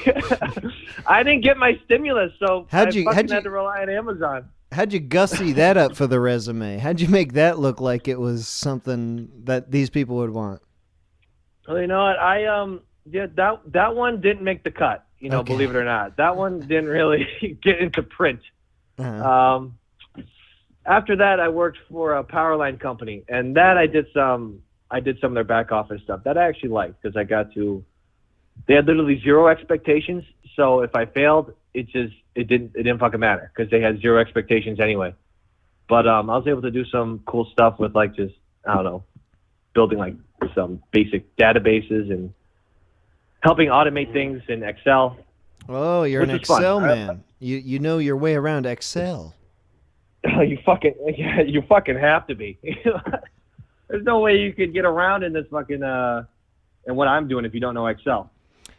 Is that what you're doing mainly then? You're looking at their Excel spreadsheets and you're like, hey, this spreadsheet's a bunch of bullshit. I know how to fucking optimize this stuff. That's the thing. That's the thing. They give me the spreadsheets and they expect me to just be the guy who says, you know what, I can make this 18 times better. I can fucking optimize this. I'll make it so you could just press the button and all your numbers just magically appear and they're all correct. Yeah, you're gonna save millions of dollars a year after I just changed the macro formulas on this shit. Like the only problem you guys got is nobody knows how to work Excel. Exactly. I'm the fucking VBA magician. Well, I'm supposed to be, but you know what? I'll get there eventually. Hopefully. VBA? What is that? That's that's Visual Basic. That's that's a lot of the code that goes like on behind the scenes in Excel. It's actually the most interesting part. Like if you want to really automate stuff and make it like interesting, then you can do with you can fuck around with the VBA. What is interesting about Excel? What do you mean by making Excel interesting? Well, like for my when I was working at the power line company, it's they had this fucking gross process of basically documenting all their like all the weekly paychecks, and you basically just copy and pasted a bunch of documents. Like you download a bunch of documents from the internet that were just like tabular format. You had to download it into Excel and then basically just copy and paste it into like the correct spreadsheet. Well, I was able to just take the VBA and sort of after you download the original timesheet, I was able to make it so through a bunch of different do loops, I take all the information I needed at like the click of a button and automatically copy it over to the correct spreadsheet. So like a 3-minute process for copying and pasting in all the necessary information on a spreadsheet now took like a second. Which over hundreds and hundreds and hundreds of spreadsheets, really saved a fuckload of time. There you go, dude. You're earning your paycheck. Is this what you're talking about in your interview?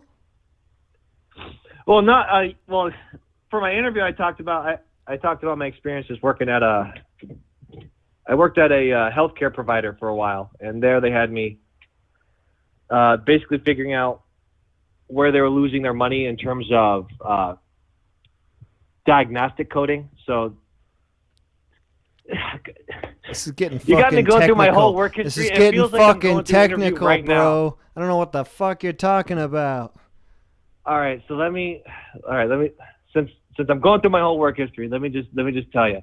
So basically, you got these companies, right? Well, these healthcare companies, and they get money from the government, particular ones that band together into something that they call like an accountable care organization.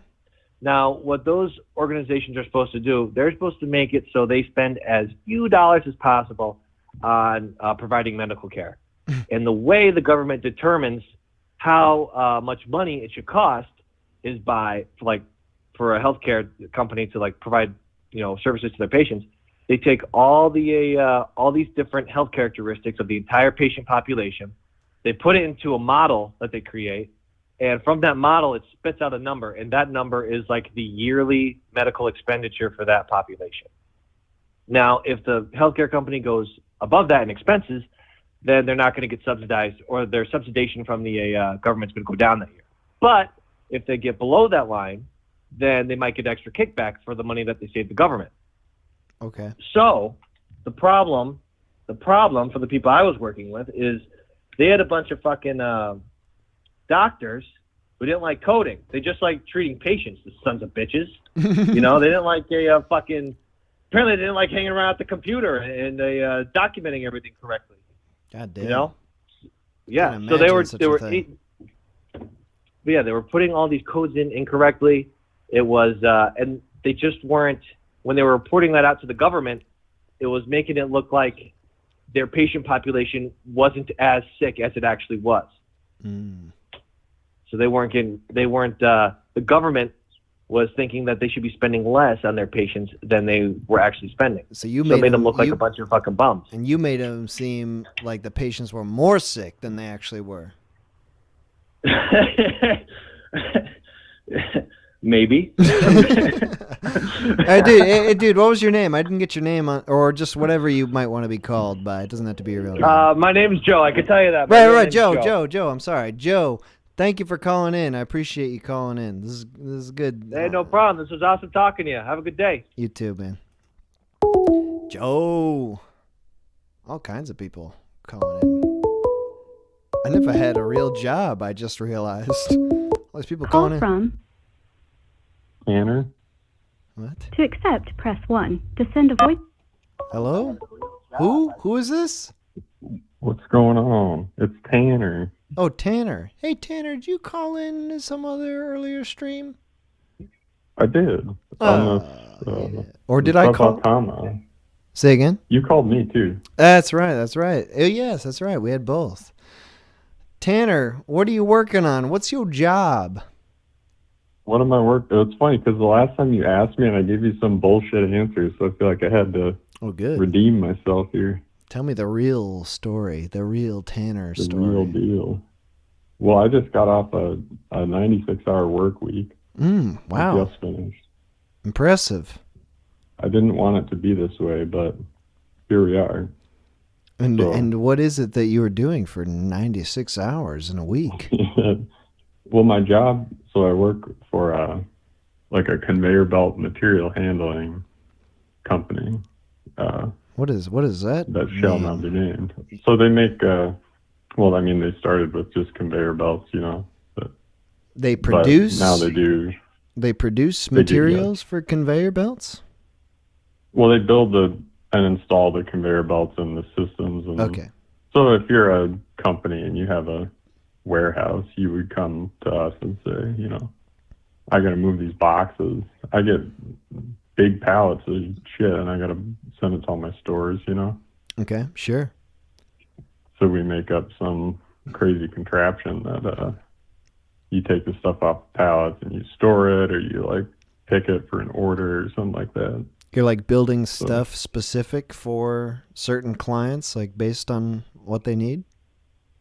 Yeah, pretty much everything is like fully custom to their needs. So.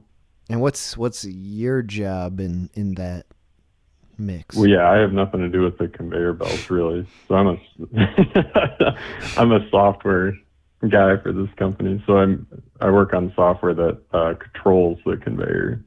Not really directly, but like I tell the computer that controls the conveyor what to do with my software. You make or alter software not in the production of the conveyors, but how they function? Yeah, exactly. So like the software that runs the building that ends up being, in the customer's warehouse. So you're part of the automation revolution, eh? Yeah, absolutely. I'm on a mission to destroy all jobs. Yeah, hell yeah. Well, come at me. What does that entail? Like, what are you working in? Like, you build software, you write stuff, you write I programs. do, yeah. We have kind of like a base software that I'll either write new components to or modify components to suit whatever the solution is, I suppose. Mm-hmm. What is that? So What is like that? this one, Yeah, go on. oh, it's the one that I was just at. It's a building for like a clothes company with stores and stuff. Uh-huh. So we have 9. They're called sorters, I guess. So like a box will come in.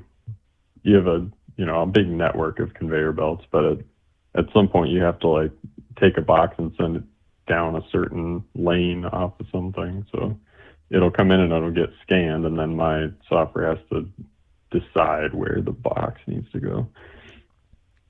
How the hell do you tell do the that? conveyor to Besides I just mean, like the dimensions of the box, like what are the inputs that you're working with?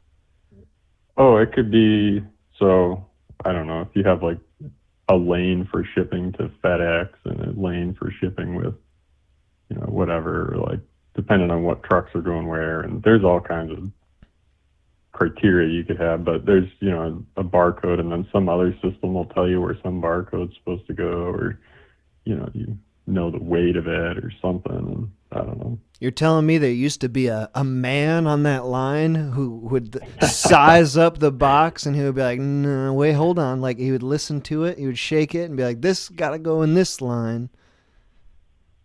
Yeah, I think so, actually. Or they would like write something on the box, and then Jim would just like pick the box up and say, I know where this goes. Someone who's a box whisperer who knows the exact precise location. You put him out of work, bro. Absolutely. he lifted 50-pound boxes for 12 hours a day, and he's just really missing that one. That's interesting, though. So, like, you're working on further automating the warehouse process. Yep. Well, Whether it's for delivering. No, so it's different for every client you work with. How many clients do you work with? I've probably worked with 20 to 30 different customers, but our company, I mean, I'm one of many people in my department, so and we have like 6,000 employees or something. I don't know, a bunch. Wow. Well, Like how many engineers, of those are employees, doing the sort of thing that you're doing, do you think? like, I don't know, at least a couple hundred. Mm-hmm. So this is a big I don't operation. know. Yeah, definitely. How long you been I working don't there? know how much. 4 years. Oh, wow. Nice. Is this like the sort of thing that you feel like you'll be doing it for a while? You got a pension sort of thing? Well, I don't have a pension, but I kind of like it. It's pretty interesting. Mm-hmm. Except for when I work 96-hour weeks. Yeah, what caused that? Like, is there some crunch going on? You had to...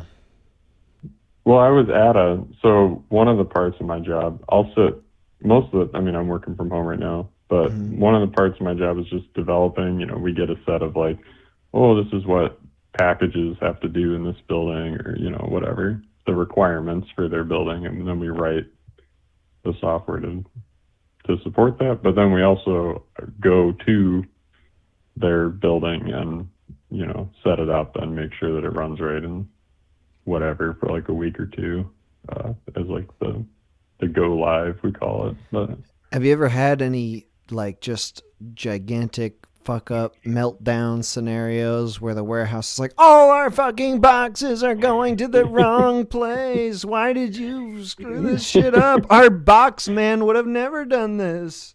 Did you ever anything like that? Well, not quite here. It could have been that way. I've never had, but I have heard of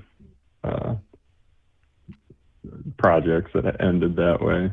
The bad thing about this one was we missed. This one was an upgrade, so they already had a system with us, and we basically put them on the newest version of our software. Mm-hmm.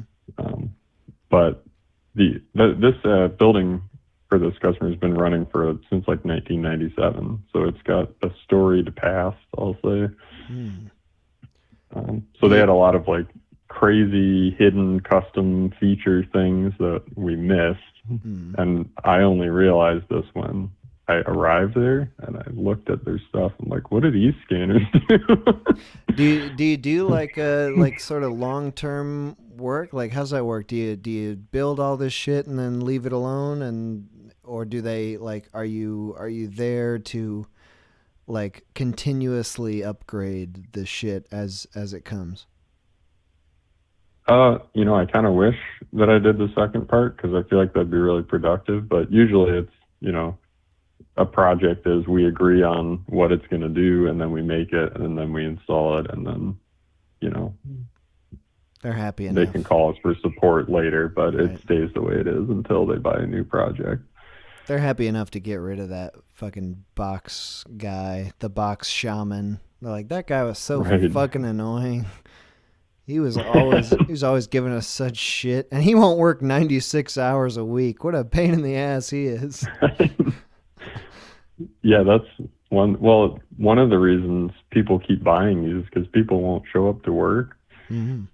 Like they hire enough people maybe that they can get their work done, that they can drive around on forklifts or whatever, little trucks, and gather boxes from places. But I was at this one and I was sitting, I don't know, with the manager, whatever, in the front room, and listened to him take like 6 call-ins for people that were sick every day out of 7 days that I was there.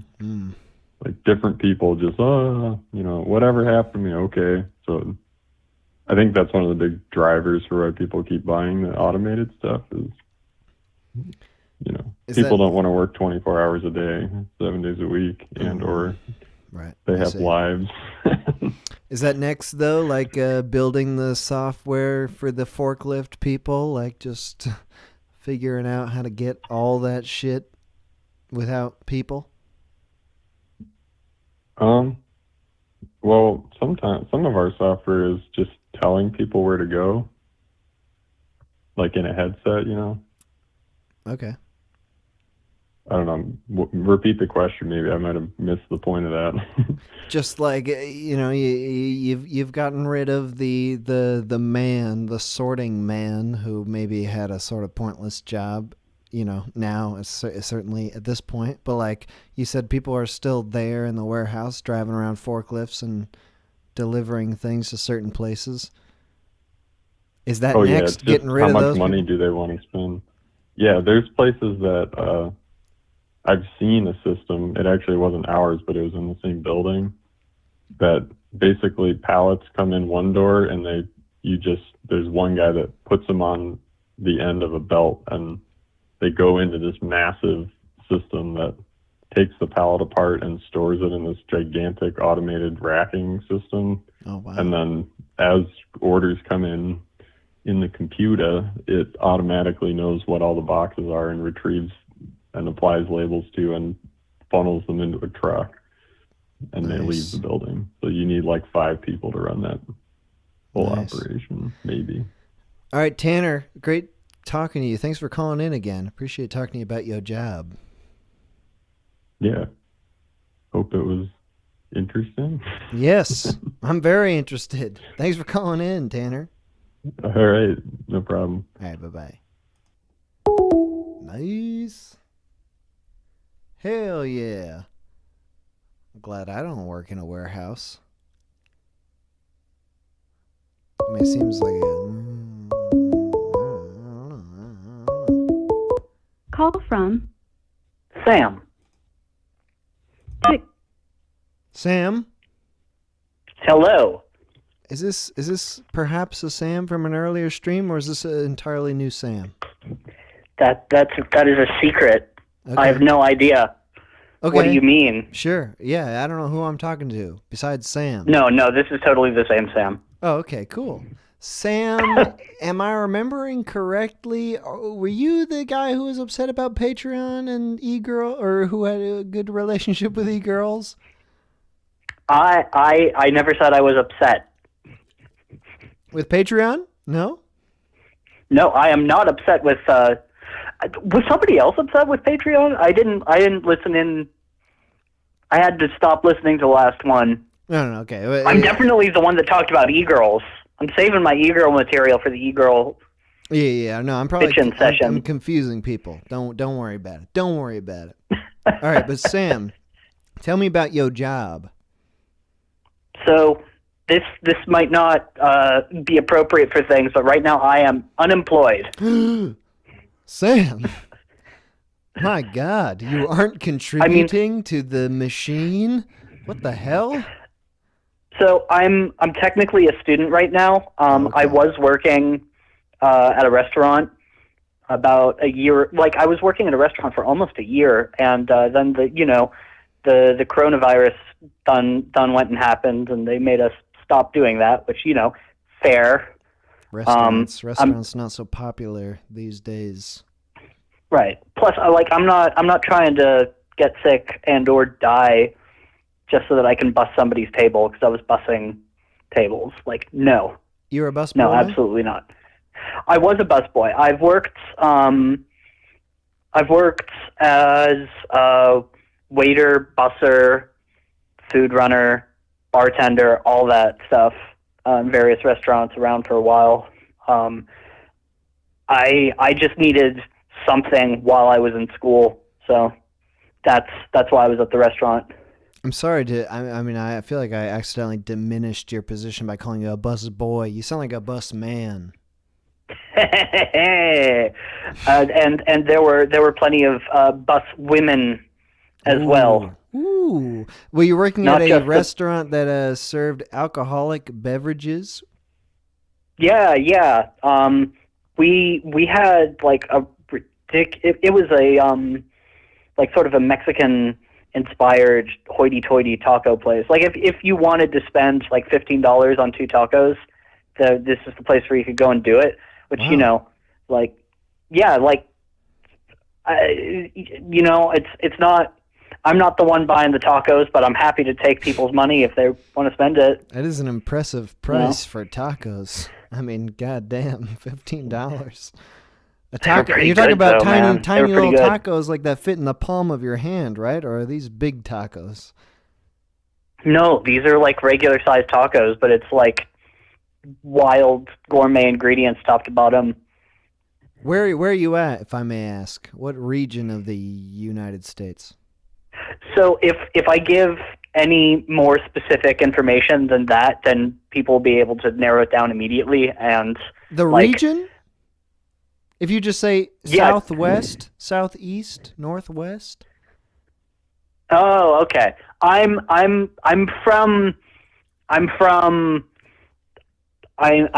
in Pennsylvania. Let's just say that. Okay.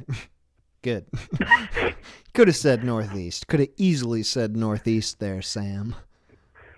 But Pennsylvania's got a weird identity issue. Like we're not like nobody who's in New England thinks we're in the Northeast, and we're just sort of here. You had to make it known. You had to represent. I've ruined everything. I don't know. I mean, was it a chain or? I mean, I guess I'll stop prying. I'll stop asking so much. You're working at you said a Mexican-inspired restaurant, which is an interesting phrasing. Not a Mexican restaurant. Yeah, it was like a fusion type restaurant. Like it was very, like yes, we were making tacos and we had things like carnitas, and you're like there were things on the menu that were like, oh yeah, it's this, but then there was also like, oh, here we have our fancy like a lot of Asian inspired ingredients and things. It was a cool place. Don't get me wrong. It was a cool place. But at the same time, I'm not out here trying to die serving people $15 tacos. Bash them, bro. Come on, bash this peep. Okay, wait. So how long did you work there? I worked there for almost a year. I had been driving for Lyft for like 2 years before that. And then Labor Day weekend, somebody crashed into my car. totaled my car, so I couldn't drive for Lyft anymore, which is why I had to be like, oh shit, I need a job. Did they crash into your car while you were on the job, while you were lifting someone? I was not technically. No, I was not. I had already clocked off of the app. I had to do a whole bunch of insurance things, and it was very important that, like, no, I was not officially on Lyft's time whenever it happened. But that was a real pain, because I went from, like, boy, I have a job, to some dingus didn't look over his shoulder, and now my car is gone. Yeah. Was but that that's actually... No, go on. Well, no, it's one of the reasons why I am quote-unquote unemployed right now is because, like, whenever unemployment benefits did kick in from the pandemic and stuff, they were calculating it from my busing table's wages and my Lyft wages, which meant that they just dumped this pile of money on me. Nice. That was enough that I was like, oh, okay. I know how to live. I know how to be broke. I'm pretty good at being broke. Mm-hmm. I'm pretty good at not spending money on things. And I've worked in and around restaurants. I know how to cook all my own food from the ground up. So it's like, cool, I have enough money in the bank to survive for the next 14 months. By then I'll have graduated. Let's just fucking do it. That's pretty cool. So you've been getting some unemployment benefits for the past while? See, there was a point in the last, point where they decided to reopen the restaurant, that, like, things had calmed down enough, and from that moment on, I've stopped applying for unemployment. I think that I technically could have wheeled my way into a couple extra weeks, but I was like, no, I'm not going to do that. Like, once you've been offered a job and said no, then it's like, no. I'm not really unemployed. I'm just a bum now. So somebody offered me a job. You took yourself off the benefits voluntarily? But that's the thing. I already had enough kicking around that it was like, cool, I'll be fine. I'll be fine for like a year. So yeah, I'm basically just mini retired right now. It's very nice. When you were working at this Mexican-inspired restaurant as a busman, did you get part of the tips? I always wondered this. Like, how do they divvy up the tips at a restaurant? Yeah. So, different places work it different. I think that, oh man, what? I'm pretty sure that at that place it was just all of the bussers, food runners got like a percentage cut of the total sales at the end of the night, something crazy like that. So like if we were extra, like, it was a tiny percentage, don't get me wrong, but okay. Like, I think it averaged out to about $15 an hour for most of us. But if we were getting like super crushed, then yeah, that you're going to be getting some extra money at the end of the week. So that's pretty cool. That is one of the nice things about restaurant work, is that the harder, like, if you end up with a greater volume of work, you're guaranteed more money for it. That is pretty much the great thing about tips. I only ever worked in, like, in terms of like service work, I only worked in coffee shops. So like people don't really tip at coffee shops, and that's fine. Like right. It's not really quite expected. That's why I asked if you served alcohol at your place, because like that's a big tip driver. And people are driving up the bill with their beers and cocktails and shit. But I used to be so stoked when I used to get like, $40 for 2 weeks worth of work and just like get it in cash and tips at the end of the pay period. Like, that was awesome. Oh yeah, for sure. Like, oh man, what was I gonna? Yeah. Like it can be inconsistent too. You learn the rhythms of the industry. You know that like you're gonna feel like you're fucking rich all December. Mm-hmm. You know that people are going to be coming in all December long. You're going to be just rolling in money, but you can't think that you're actually a big spender, because then January hits and nobody's going out. Right. And you just there's just no money coming in at all. So you better be careful. So it's weird. So what do you think? Like, What's the future hold for you, Sam? Are you going to be looking for work? You think you're going to be getting back into the restaurant game? Well, the restaurant game's not what my future holds. Like, look, I am going to need a job, and if restaurant work is all the work that I can find, I will do it. Like, I don't care if I have this degree finished or not. Like, if what I need to do is bust tables, I will bust tables. What are you getting your degree in? A job's a job. Oh, I'm at a community college. I'm studying software development. Okay. It's great. I wish that I'd done it the first time I was in college, but I didn't. Dude, were you listening to that last guy? He developed software. You could make software for someone to bust tables automatically. Some sort of fucking robot. See, people aren't going to want, like, a nice restaurant with $15 tacos to have robots bussing because you can't be mean to the bussers. You can't be mean to the robot. Actually, you can. You can totally kick the robot over. Ooh, this is a lucrative business idea. That's kind of, that's like the good thing about robots is like you can be you can make mean. Yeah. You can make a robot restaurant where it'll be like those Boston Dynamics videos where you just the push them robot's around. carrying the tray of drinks and you just kick them over. What's fucking get out of here? I don't want this. It's just like this is a really good idea. All right, Sam, I gave you this idea. I inspired it. So if you work on this, I expect a cut, 100%. That's not the cut 100%. I expect. I expect a 5% cut, but I 100% expect a 5% cut. We'll absolutely cut you in. We'll cut you in on the deal. Sam, thank you for calling in. Good luck with everything you got going on. Appreciate you calling in. Hey, thank you very much. You have a good night. You too. Oh shit, I gotta pee. I'm gonna try and do not disturb, but it's too late. It's too late. I'm gonna get another call. I know it.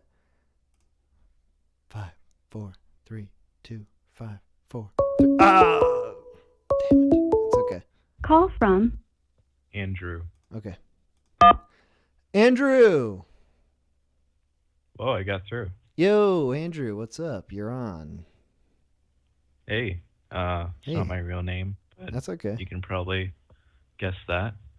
I couldn't guess that. You're just some random dude who called in. I wasn't gonna be like, Andrew, what a crazy name that is. Okay, anyway, Andrew. Job. Andrew, I'm sorry. What's your job? What's your job? Tell me about your job.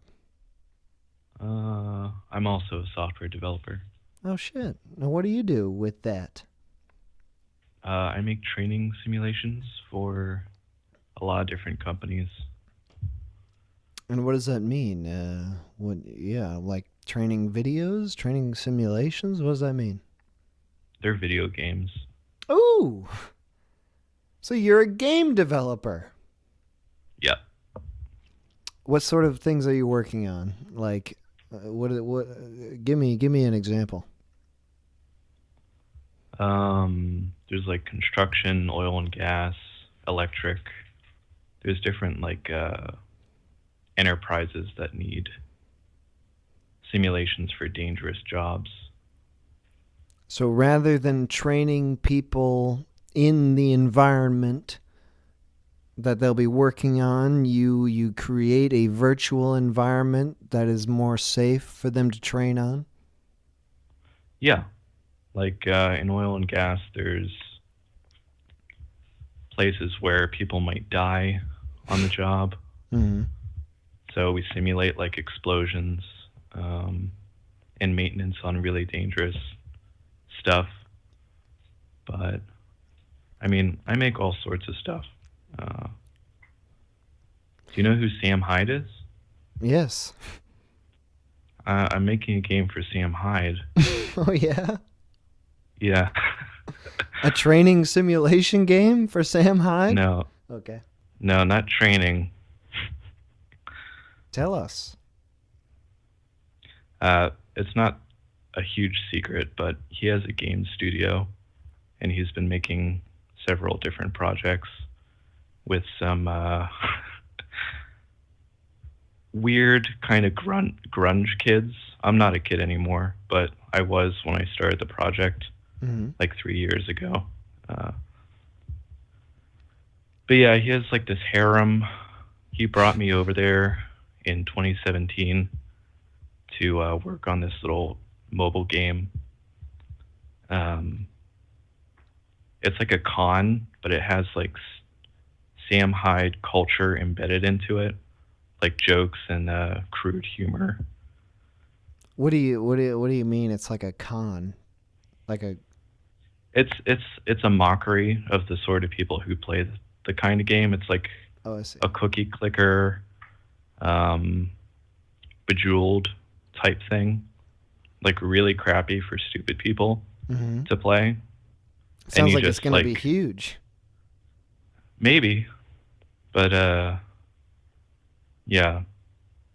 So I've been working on that part time. Are you working on that? Most of the time, are you working on that solo or with some other people in the harem as you described it? Solo. I tried to get people to help me on it, but that kind of fell through. And it's almost complete for what it is anyway. But yeah. You sound excited about it. This sounds like it's giving you life. Well, he's a weird sort of guy. Like, never meet your idols. Like when I was there, I was really scrawny, kind of a pathetic, not fit guy when I was younger. And yeah, he just has a really invasive kind of dominating personality. He kind of treats all of his workers like they're I guess ants. Oh yeah. So you weren't into that, but you're still working for him. No. Yeah, I mean he's a good guy. It's just he's a weird sort of guy. Okay. Interesting. So you're working on this game for Sam Hyde. Are you part of like a larger firm or something for your other work, your more professional work? Yeah, I've worked for many different companies, really big ones. How do you feel about that? Do you feel fulfilled in your work? What's more fun to you, making the Sam Hyde cookie clicker Bejeweled game, or making the training exploding videos for oil and gas companies? One makes money and the other doesn't. So, yeah. If I were to live in permanent childhood, I'd probably work with Sam Hyde and make no money and kind of live in a shitty place. So I didn't choose to do that. Do you think that's something that will be finished? Does it seem like the end point? Yeah, okay. I didn't work on it for 2 years, and then I picked it up recently because I had extra time. Okay. When do you think it might be finished? When can we look for it? A couple months from now. Oh shit. Maybe September. So you're in the finishing phase. It's always been mostly finished. It just wasn't like going anywhere. And did Sam and the boys, like, they've already done their part? They provided the writing or whatever you need from them? Yeah. Okay. So it's a small thing. Good. It's not really going to be like a huge blockbuster project. It's just a little joke thing. That's fine. So you got a side project that is something you're interested in, but you said you would choose now that you're an adult, you would choose the more adult paying job, the job that pays you money. Do you have a girlfriend or something? I did.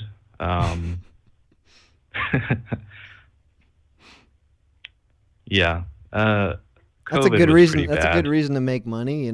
Somebody who's involved with you, dependent on you in some way? Yeah. I mean,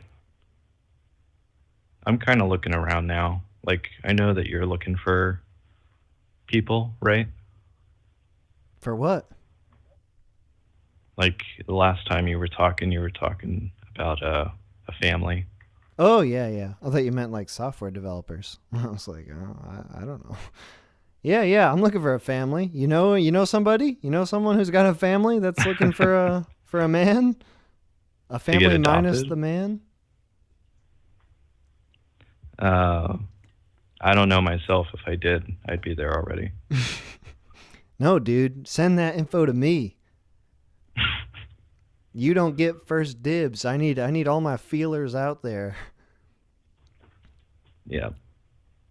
No, it's definitely a reality. Like, when you get older, you shouldn't ignore it. Yeah, dude. How old are you, if you don't mind me asking? 27. Yeah, I'm in a similar age range. And, yeah, the reality of life really starts to set in on you when you're not, like, in college or fresh out of college, when you think you've got like, oh yeah, like I'll definitely be all set by this age. And then when you get there, you're like, oh shit, here I am. This sucks. Yeah. Your 20s really go by like they didn't exist. Especially if you go to college and you play video games. Like, I just had to quit doing video games because it was just wasting time. Huge waste of time. When'd you get off that train? In college or after? A little after college. What was your main game, bro? I had a friend group online who also liked to waste their 20s. Mm-hmm. Playing what? It was just anything. Okay. Not anything in particular. Yeah, I had to, I was never like huge gamer type dude, especially in college. I was more when I was like younger and living at home with all my brothers and stuff. Like, we played a whole lot of games then. But yeah, at this point, it's hard to. I feel bad when I find a game that I actually really like at this age, and I play it for more than a few hours. I'm like, holy cow! Like, what the hell am I doing? What the hell is going on here? I just spent 4 hours playing a game or longer. Like, you know how it is. Yeah. That's pretty much it. Otherwise, there's not anything really going on with me. Dude, you sound depressed. That's okay. That's normal, I think. Do I sound depressed? I might just be nervous. No, I'm just over amped because I've been drinking energy drinks and beers and stuff. So it's you're not abnormal at all, for sure. I mean, I don't drink. Well, I'm fine. That's you got to start drinking, bro. Start throwing them back. No, I'm okay. I'm just kidding. All right, well, dude, it's great talking to you. Thank you for telling me about your job. Appreciate your call. Yep, keep making stuff. Thank you, man. Have a good one. You too. Bye. Bye. Yeah. Okay, gonna take another break because I gotta do something special in the bathroom. But I'll be back in 8 minutes or so. A couple songs coming up. And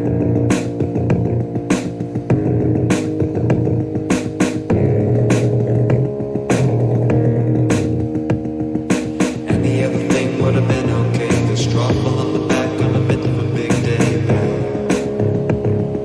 Guess I should remind you some of the different times. Yeah, I went and looked and saw the stupid titles of favorite books. That's it.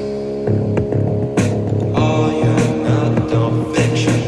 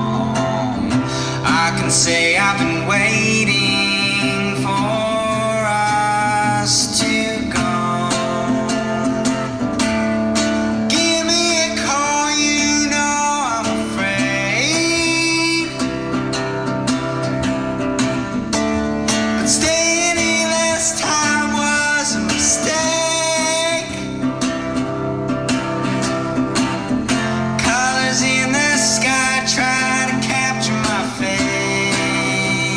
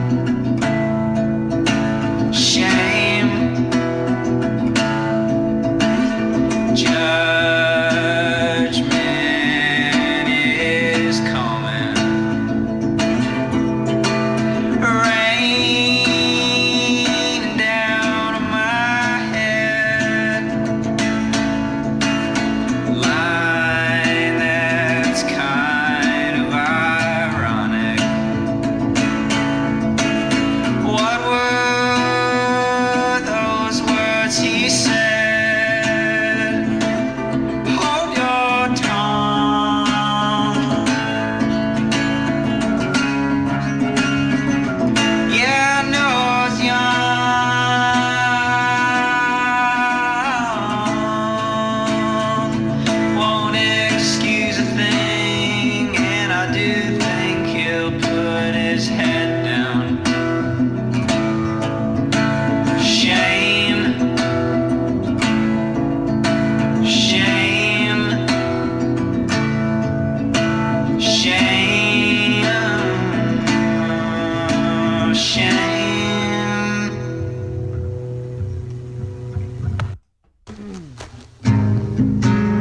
No. Okay, we're back.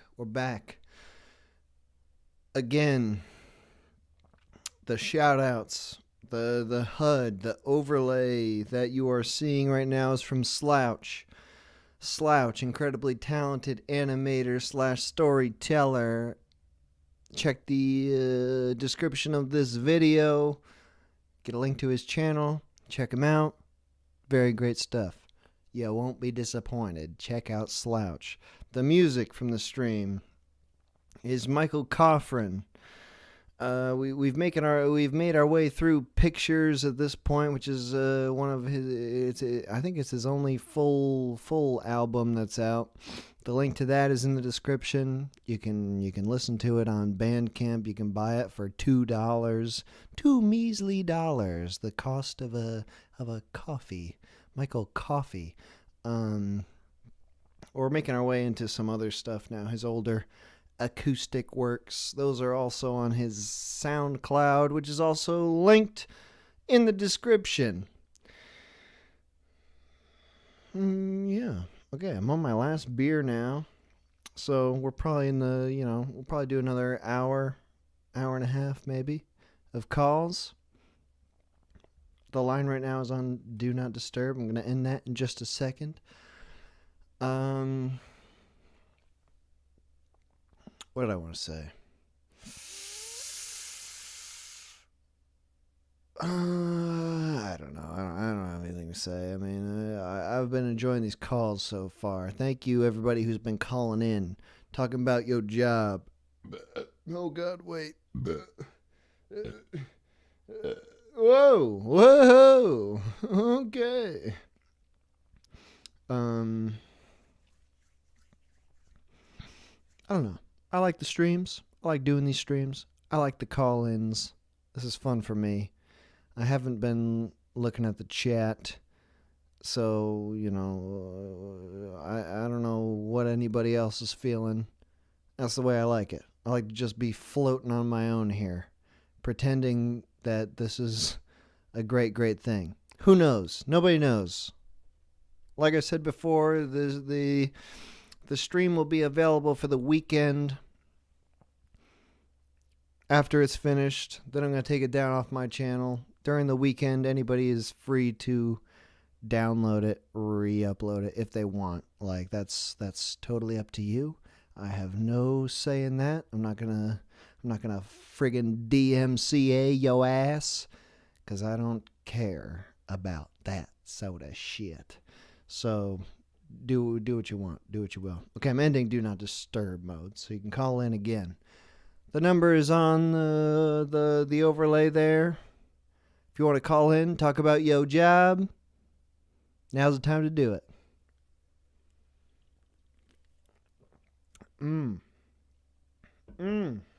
I got Bang going. I got Coors going. Here we go. Call from Big Mike. I think I talked to this to guy. accept, press 1. Big Mike. Oh, TMH. How are you? Dude, I'm doing well. You're on. You called into a stream a week ago, correct? I did. Twice even. Yeah. This week it's only going to be once. Okay. What do you have to talk about today, Big Mike? We're talking about your job on the stream. Did you want to let us know what the heck you're doing? Sure. As I mentioned before, I'm in Pittsburgh, and it's known for its steel, and I actually do work in the steel industry. Mm-hmm. And I have a customer-facing position where I go around talking to our customers about material that we sent out that's not quite up to spec, and I have to decide if we're at fault and how much money is owed. to who? And how do we not do that again in the future? Your company's sending out bad steel? Well, we're a galvanizing line, so we take steel coils and coat it with zinc, and then it's a 24-hour, 365-day production. So not everything gets caught when coils running at 400 feet per minute. Sure. So that's specifically your job, is dealing with the problems that arise? Yeah. My background's in metallurgy. So how do the problems come in? You're handling emails or angry calls or what? Yeah, emails. They can be angry, but generally they're pretty easy to work with most of the time, unless it's a lot of tons. Yeah. So what's the deal? Like, how much? What's the biggest problem you've had to deal with, I guess? Oh, recently, back in February, I dealt with, I think it was like 500,000 pounds of material. Yeah, it was an old customer had ordered the same product that another one of our customers previously ordered, but I guess they lost the job. So we just billed it the same, but they were doing a different process with it. So we entered it into our system wrong and made a bunch of steel that wasn't quite what they wanted. So I entered a claim, and our company paid them about, I think it was between $80,000 and $120,000 to rectify it, and we reprocessed the material, and they were able to use it in the end. Holy crud! That's a lot of steel and a lot of dollars. Oh yeah. What? So it's just like something got screwed up along the way, and it was just totally unusable. The sort of stuff they were using. Yeah, it went to a line that paints the steel, and they can't get the paint to stick if we coat it with a certain chemical treatment to prevent it from rusting. Mm-hmm. So we had coated it with that, and they're like, "Hey, what the heck? We are a paint line. You can't put this on here." And we're like, "Oh, sorry, we thought you were doing something else." So they reran it through their electro galvanizing line, and were able to paint it after that. Do you ever get word from your higher ups that are like, "Hey, Big Mike, tell these people to fuck off. We're doing our shit the way we fucking please"? Or are they pretty... Oh, yeah. Oh, yeah? Oh, yeah, we get that sometimes. I mean, you can't say it in that many words. You still want them to be a returning customer. Right. But you can, what's the word? Not forcefully, but firmly put your foot in the sand and say, this is the way it is. If you don't like it, you can go buy it from somebody else, which no one in the United States makes the same thing that we do. So good luck. Does that I mean, what? I guess not the percentage, but just like, what do you feel like with the complaints you get? How many are realistic that you can deal with versus just like people complaining for the sake of complaining? I was really, because I started this 2 years ago, I was really worried about having to be really defensive about, everyone's going to send in fake stuff that I have to investigate, and it's going to be like a fraud type situation where they're like, you caught us. We were just trying to get a bunch of money from you, but yeah, you got us. No, I'd say 98% of the time it's legitimate, and what about those few times you do have to investigate claims? What does that mean exactly? So if it's a big claim, I'll usually go to wherever that customer is located to get eyes on and a better sense in person of what the actual problem is. Mm-hmm.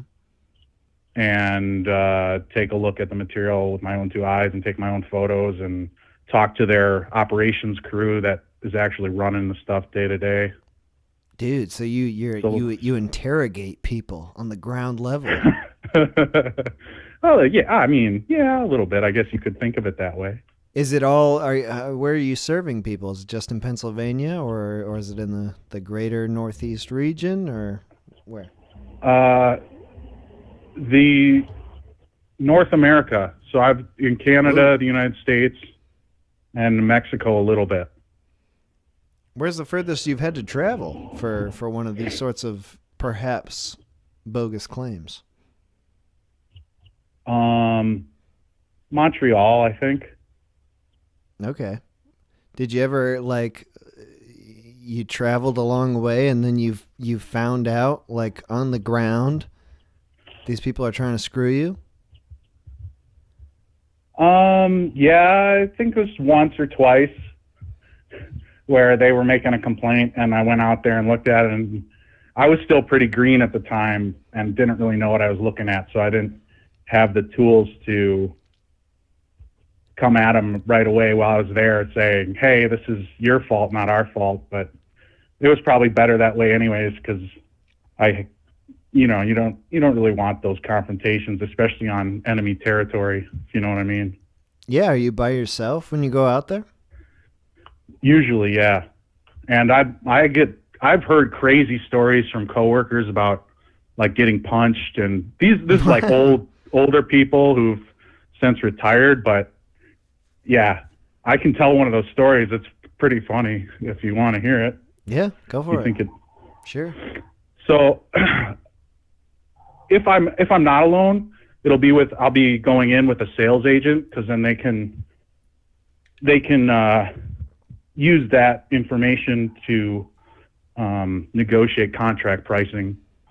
So this sales engineer was telling me about back in the day, him and one other guy were traveling along the East Coast from I think it was from Pennsylvania, so Philadelphia area, down through Georgia and then Florida. Mm-hmm. And they were just driving, and they had a couple bottles of, I think, Jameson or something in their trunk. Mm-hmm. And they ended up getting to this plant pretty late at night, and the only person available to meet with them and talk to them was this general manager of the production line of this mill. And steel workers are generally pretty hefty guys, and the managers are usually the same breed.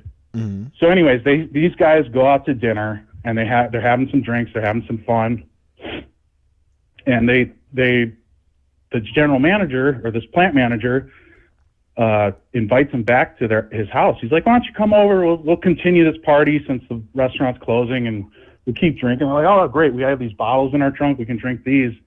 So these two guys are playing with this plant manager. They start playing cribbage. Okay. And hell yeah, that's a fucking badass party they got going on there. Yeah. This has got to be back in the 70s or 80s, I'm sure. Mm-hmm. So they're playing, and they keep winning. The sales guys keep winning, and the general manager keeps losing every hand. And he makes some comment like, "Oh, you must be cheating." Mm-hmm. And the one guy goes, "Oh, you're so bad, I don't have to cheat." And the guy decked him, knocked him out. And so they scrambled out of the place. They woke up the next morning, and he's like, "Why do I have a black eye?" He's like, "You don't remember what you said? We have to cancel all of our meetings today. There's no way we're going to see customers when you got a shiner like that." Wow. God damn. Have you ever so they were drinking with the general manager at the restaurant, and then went to a second location and were just having a grand old time. Were they betting on cribbage? It was like a gambling game? There might have been some money involved. Yeah. Okay, so have you ever cozied up with the people you're investigating in that manner? Other than going to dinner, nothing other than that. I mean, going to dinner or maybe a ball game or something, but I don't think you could get away with that in this day and age. No. There's all the clauses about no gifts, and you can't do this or that to be seen as bribery and whatnot. But you said that the vast majority of what you're working on are legitimate claims. You don't have to go the extra mile to discover if people are trying to screw you. Right.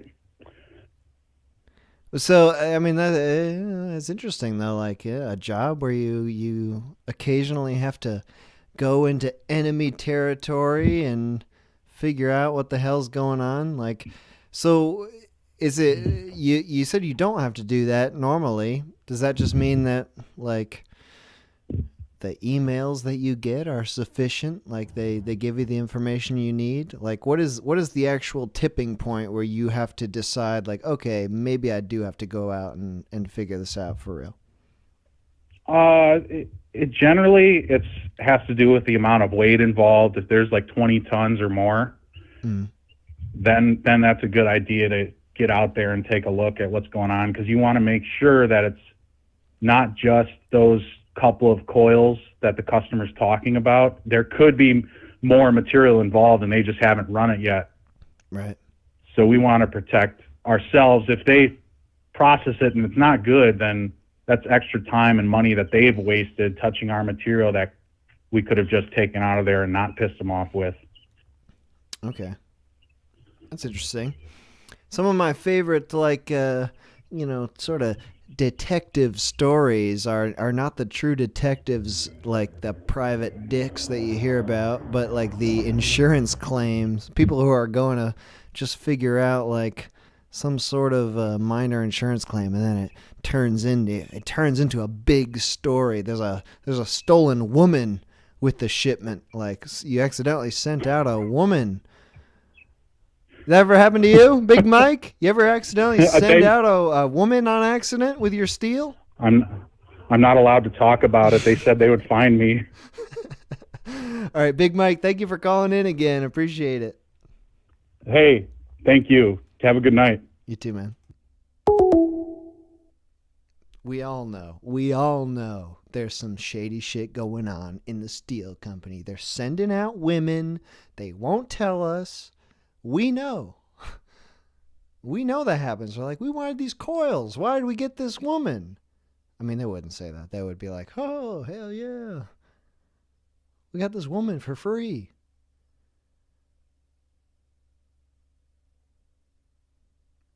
I was really hoping a call would come in there too. Oh, here we go. Call from Core. To accept, press 1. To send a voicemail. Hello? Oh shit. Who's this? Core? Does it work? Yo, Wait, you're which on. one? Yo, hello. Oh, geez, hello. Yo. Hi. Wait, what did you say your name was? I didn't catch it. Core. Core? Yeah. How do you spell Good that? evening. C-O-R? Oh, okay. All right, cool. Is that short for It's something? it's half my name. Oh, okay. That way it doesn't get Googled. It's like so All right, cool. special that if you like Google it, then a little too much comes up. Yeah, good. All right, Core. Thank you for calling in. What's your job? You called in to talk about your job, eh? Yeah, I guess I start working like an hour and 20. I started a new job. I've been teaching English to like kids in China on the internet. Are you in China? Oh, well, on the internet. No, I'm not. On the I'm on the internet in Canada. I'm not in okay. China. You're okay. Do you so you know Chinese and English? No, God, no. I don't know. I don't think I know anything. I know how to tell them to read the paper. It comes up on the screen. In Chinese or in English? No, in English. So I teach English online to like mostly kids right now. And then I also teach English in the middle of the day. So 2 companies. One company I just started is like with kids.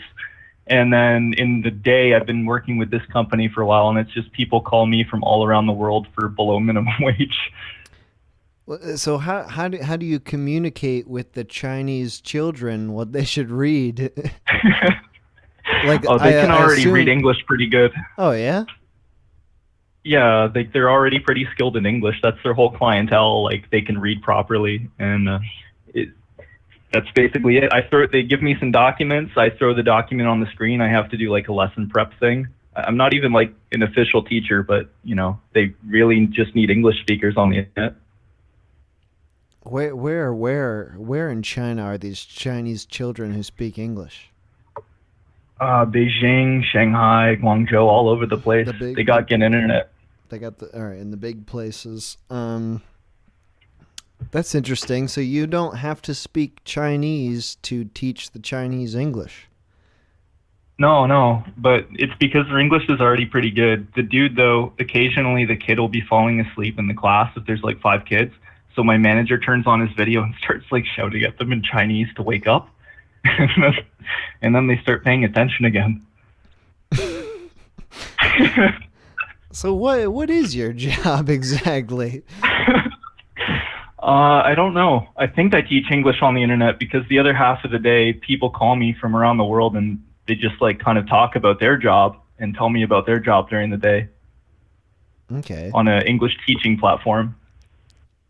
So how are you? How do they determine how well you're doing? Is like, are there testing scores and they determine like you've done a good job, or they take your word for it? They take my word for it. I tell them they're doing a good job. Usually they are. Sometimes their internet is so bad. Like I'm talking about the second company now, probably all over the place. But the second company, the one during the day, I think that one's a bit more interesting.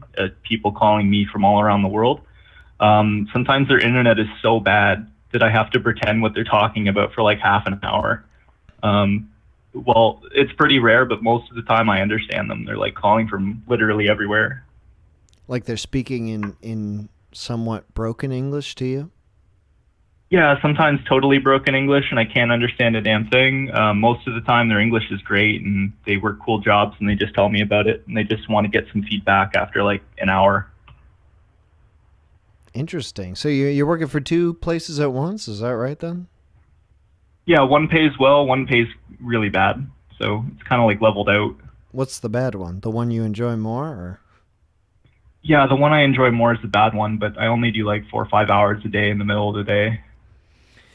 So what are you doing for those people who are calling in from all over the world? Like are you just giving them some positive affirmation? You're just saying, good job, thank you for calling me. No. Maybe it was that way for the first like few months because I had no idea what I was doing, but like they just want to like talk about their day. I try and like get them to open up. Sometimes the calls get super personal and then I end up like getting really deep with some of these students and I'll talk to them for like months on end. Like there was this one Saudi Arabian woman and that's where one of the countries as they call from. I can't see her camera, by the way. It's like totally black screen. So they usually can't share their camera. And she used to call me like Tuesdays, Thursdays, complain about her manager for like half an hour a day. To practice English? Yeah, because her major was English, and she's working around like to do English at her job. I think it was like collections agency for a water company because water's super expensive in Saudi. So people would be like, "Hey, you owe." We would say like, or they would say, "Hey, you owe us money," and that would be like her whole job. She spent like years learning English, and she'd do that. But yeah, she just used to complain about her manager all the time, and it was cool. I was just trying to convince her to quit the job, so I convinced her to quit the job, and she stopped calling. Oh no! Because she didn't have money anymore to call me. You're losing clients, bro. I've lost the company quite a bit of clients. They don't actually like look at what I'm doing. I've like told a lot of them to go other places to learn English because this is like they shouldn't have to spend money to talk to strangers online. Hey, I would do that though, just to get a little social interaction, practice my English a bit. Is Saudi Arabia, is that a burqa wearing country? What's a burqa? I think. What's that thing? They work at jobs. I was just thinking you said you couldn't see her webcam. I don't know. Oh yeah, maybe she put the burqa on her laptop. Yeah, I was thinking the niqab. I've had women from Saudi Arabia call me and they can't. They're not wearing one, but then those are the ones that might flirt with me, so I just ban them from the platform. Wait, why? Because they're just breaking not the so rules? comfortable. They're breaking my rules. I just don't want to take it for like, I see a timer on the screen. It's like, I'm going to like have this woman flirting with me for a half hour. I just don't want that. They're just trying to practice their English, bro. That's Oh, the no, best no, no, way. no. I mean, like, sometimes they're like, oh, you look really good. And I'm like, oh, thank you. It's time to go. Okay, so you keep it strictly professional, but only when there's flirting involved. You said you get into the personal stuff, but if they're talking about you, that's not cool. Yeah, sometimes I just get uncomfortable. 99% of the people on there are so cool. They'll just, like, some guy from Turkey might tell me about their job, and some of them work in AI, like what you guys were talking about with people here. It's just a cool way to, like, hang out with people. Sometimes I feel pressure, but it just, like, it's honestly natural, free-flowing conversation during the day. But then there's a timer on it, and sometimes it disconnects, and it's got its up and downs. The pay is mostly the down part. What is the timer? What's your time limit when talking to these people? They're paying for a subscription, so like 15 minutes, sometimes 30 minutes, sometimes 60, and then like when you're getting these calls, you'll get the piano noise. That means like, okay, it's a paying student. Or you get the guitar noise. That's a 5-minute trial student from India with bad internet who's gonna give you a 1-star rating because the internet didn't work. I've like kind of figured that out on the system, so you have to avoid them. How did you get this job? It's called Cambly. It's a really bad company. No one should work for. Okay, but so is that like a fresh out of college type job? How'd you get in there? What's your situation? I was teaching English in Japan for a little while, and that was like a way to just keep doing that kind of thing, but from home when the pandemic started. What were you doing then before the pandemic started? Were you actually going to these places? You said you were teaching in Japan? Is that what you just said? Yeah, for a little bit. It was just a few months. Before that, it was just all like warehouse work and stuff. But I've been just kind of stuck in this like English rut for like a little bit. So you got an English degree? Which... Oh no, I don't have a degree. Okay. No. But you're Actually, a master of with English. You know English like the back of your hand, eh? The thing is that sometimes they don't want like perfect English. It's kind of like a racist way to look at this, but I think that like people want like an American-looking face teaching them English because it feels more official. At least it was super that way at the Japanese school. How long were you in Japan? You said a few months? 9 months with my fiance. We were teaching in English together at like a little preschool.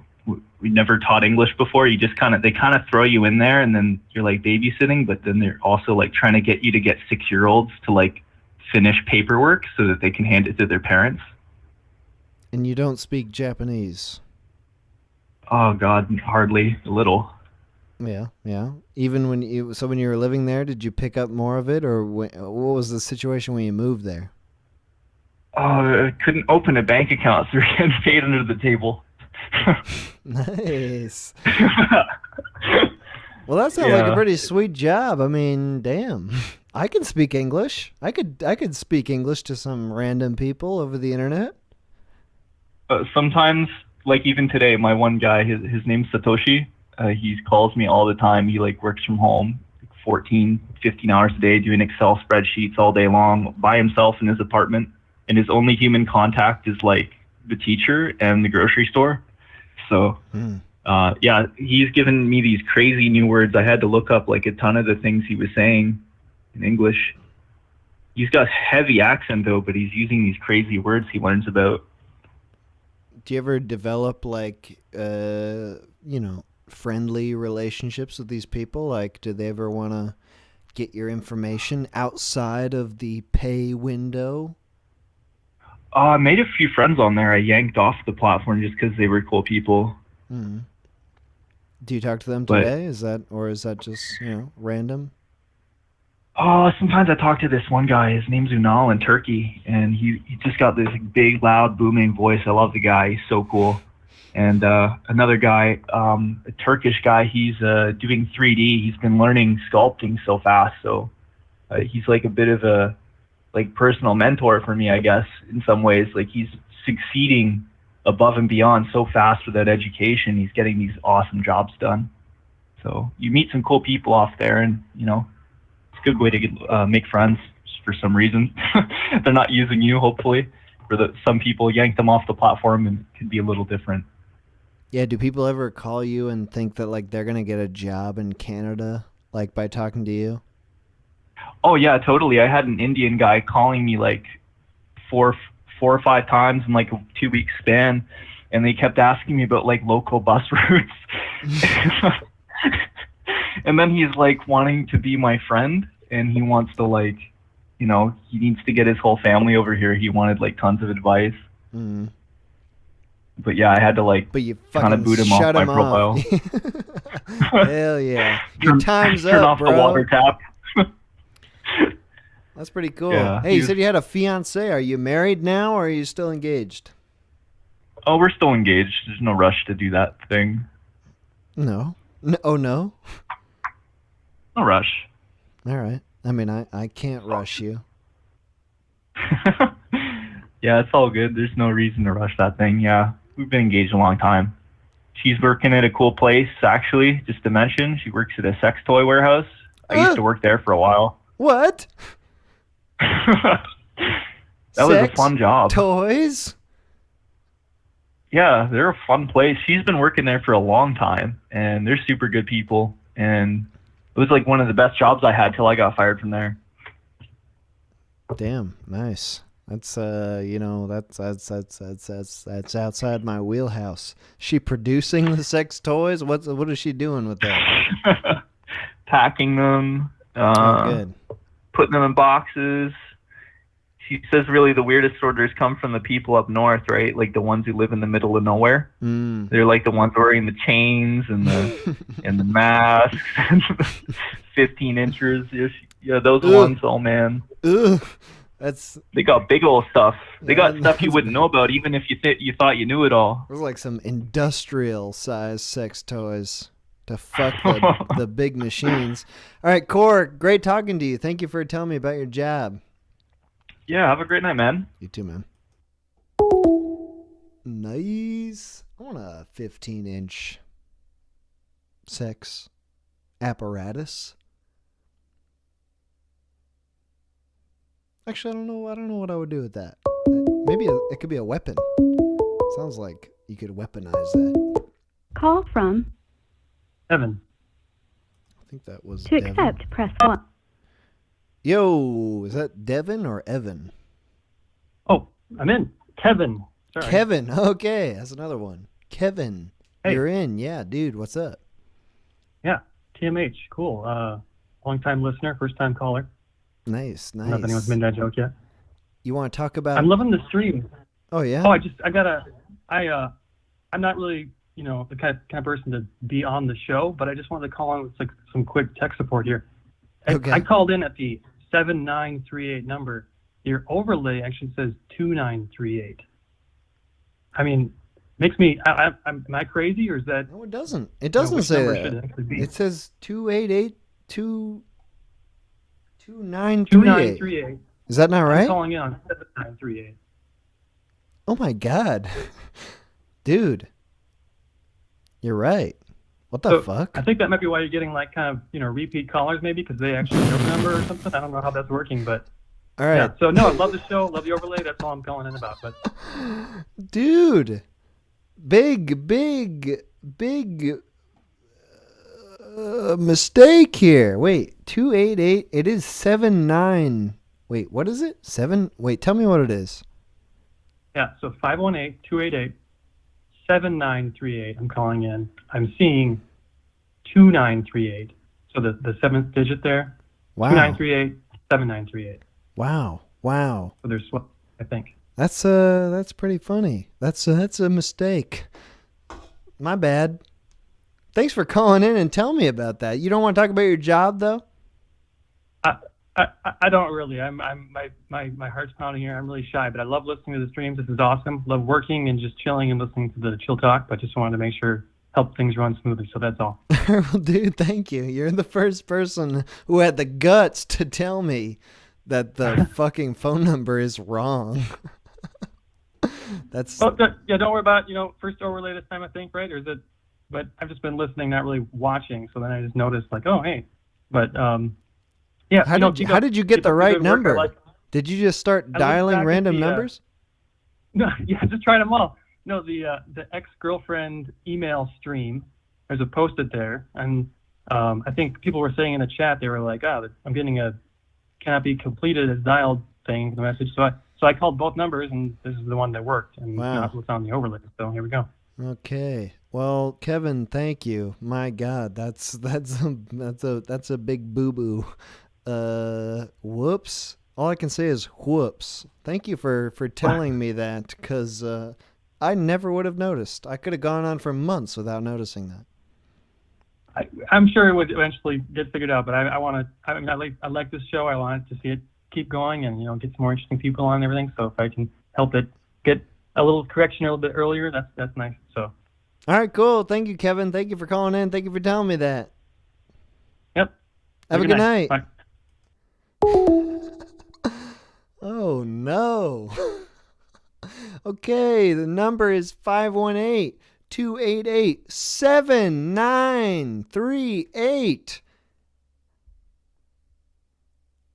Oh, damn. That's a whoopsies. That's a big old whoopsie daisy. And it kind of does make more sense now that we've been getting some of the same people. It's the people who know the number from previous streams. 518-288-7938. Not 2938. Damn. Oh well. I mean, what are you gonna do? This is just a little boo boo. Damn. I have nothing to say. It was a whoopsie daisy.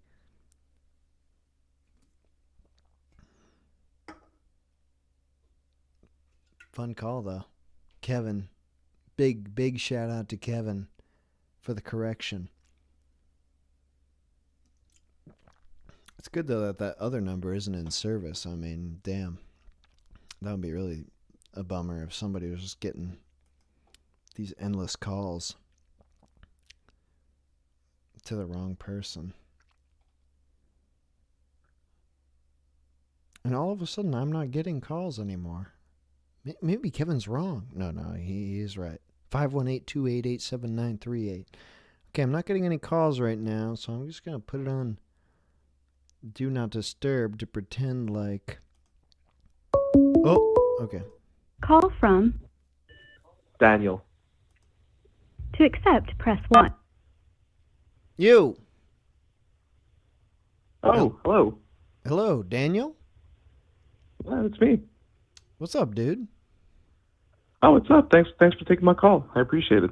I mean, not anything against you, but I didn't have any choice. You're just you're the call that came in. Listen, I appreciate you giving people the opportunity to call in nonetheless, so I'm happy I made it through. Right, and I'm happy that guy said that there was an issue with the number. They was able to finally get the right one. Oh, man. What a big biff that was. Whoops. How did you get in? Did you call because you heard the right number? Well, yeah, because I was calling a number that was listed on the screen for a little bit, and I thought it wasn't working just because a bunch of people were calling in. So I just said, okay, well, it's not working. But then the guy is like, no, it's a 7. I was like, oh, perfect. I'll call 20 times and maybe I'll get through. Oh, man, just one number. What a painful thing about phone numbers. You get one number wrong and the whole thing is wrong. What a pain in the ass. No, what are you going to do about it? Well, at least you know now. And I feel like a lot more people are going to call in. So yeah, cool. we'll get this sorted right away. Don't you worry. All right, but Daniel, did you want to call in about your job? Is that what you're calling in about? Yeah. I'll talk about my job, that source of stress that I deal with. I won't publicly state the institution I work for, but I work for a large bank as a banking advisor over the phone. I deal with credit cards and banking accounts and the like. And it's not always fun to talk to people about their banking. It's a touchy subject, right? People get a little edgy about it, and I don't blame them. Sure. But it's what it is, and I'm hopefully moving on from that soon enough. But yeah, What sort of stressful time. what sort of work are you doing? Talking with people about their So- bank info. Yeah, so people are usually calling me in when there's a problem with their account, like their money is frozen, a payment came out that they weren't expecting, they don't remember authorizing, they thought if they closed their account they'd open a new one, that existing debts wouldn't be able to come and hurt them, but it does nonetheless. So these are the sorts of calls that I usually deal with, or like, why is there payment interest, why is there credit card interest, things like that. So there's a part of it that's like people are potentially discovering fraud. The other part of it is like they weren't aware of certain bank policies. Yeah, I'd say it's a 50-50 thing, right? Like I've been at the bank long enough to sort of say that, we're scummy people. We Okay. we have like a lot of hidden policies. We don't really explain things well enough up front when people are opening their accounts. And as like someone who's been there for quite some time, I try to be as honest with these people, and I try to give back as much money as possible when I can, and like reimbursing as many fees as I can to sort of make up for that. But there's a lot of things that are being charged, and you kind of feel bad at the end of the day because people are just trying to make ends meet. Now they're paying $50 for a payment that bounced, so it can be tough. So I don't blame them for being like irate or edgy because of it. So what sort of policies are you talking about? Like overdraft type things, or what are the... Yeah, like that's a good example. So let's say you have, I don't know, let's say your bill payments, you set them up so that they come out automatically each month, so you're not, manually paying them yourself when you get in the bill. Mm-hmm. Well, if you, I don't know, for whatever reason forgot to transfer in the money before a certain cutoff time, and the payment goes through, and even if you transfer the money after that time, it's considered as though there wasn't enough funds. So the payment gets sent back to the company. You're slapped with a $45 fee from the bank. The phone provider might slap you with another fee, and it's just like you're like upwards of $50 in fees just because you forgot to transfer the money before a certain time. It's rough. What is so you're working with like a national type bank? Are you in the USA? Yeah. No, I'm in the Great White North. Oh, okay. I don't know anything about the banks up there, but you're working with a national Canadian type bank. Right, yeah, and they're international too, like when it comes to stocks and investments and trading and all that. But when it comes to banking, yeah, it's a national bank.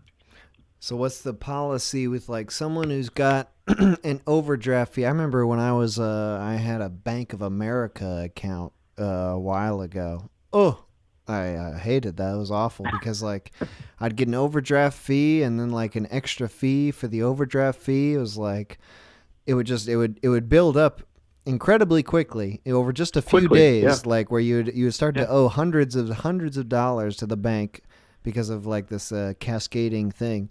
What's the sort of thing with your bank where it's like someone gets an overdraft fee and then how many days do they have to rectify it before they start getting additional fees? That's a good question. So normally right off the bat, you're paying $5 a month just to have the protection, because normally speaking, if your account goes into the overdraft, well, the payment that made it go into the overdraft will bounce back, so you're no longer in the overdraft. But if you are in a position where your credit's good enough for you to be allowed to go into the overdraft, well, you're paying $5 a month for that, and you're paying 22% interest on the amount that's overdrawn. So there isn't a specific date to pay it back, but the longer you keep the accounts in the overdraft or in the negative, well, the more interest you're paying on top of it, plus the $5 each month. So it adds up quickly, right? And depending on how much you owe, well, that interest can start, Well, yeah. So quickly. what's the deal with that interest? You said 22% interest, which is yummy. Yeah, that's some yummy interest. But like, what is that? That's Is that credit card- daily that's or credit card weekly, level or interest. how does that compound? That's an annual interest rate that's calculated on a daily basis. What does that mean? So I'm terrible when it comes to math. So I just calculate it on a calculator that's in front of me. You'd be surprised at a number of bankers who suck at math. I'm one of them. But essentially, what I would do is, so let's say you owe $500. I'll do 22% of $500, right? Again, in amount, and that represents the interest you'd pay on 365 days. So I divide that amount by 365 and then multiply it by the number of days you had that interest. So let's say you had it for a month. Well, I multiply it by 30, and that's your interest. Okay, so the interest is the fee. There's like an initial fee of whatever amount or that they're avoiding when they pay $5 a month. There's a fixed fee. Say again. There's a fixed fee of $5. Okay. A fixed fee of $5 no matter what, whether or not you went into the overdraft that month. It's a static fee just for being allowed to go into the overdraft. And then if you did go into the overdraft, well, then there's the interest that starts calculating from the moment you go in to the moment you take it out. Right. Okay. Damn. Yeah. I mean, I on one hand, it's like, the bank shouldn't necessarily have to front you the money, but like on the other hand, that interest can just add up like to an insane amount over a relatively short period of time.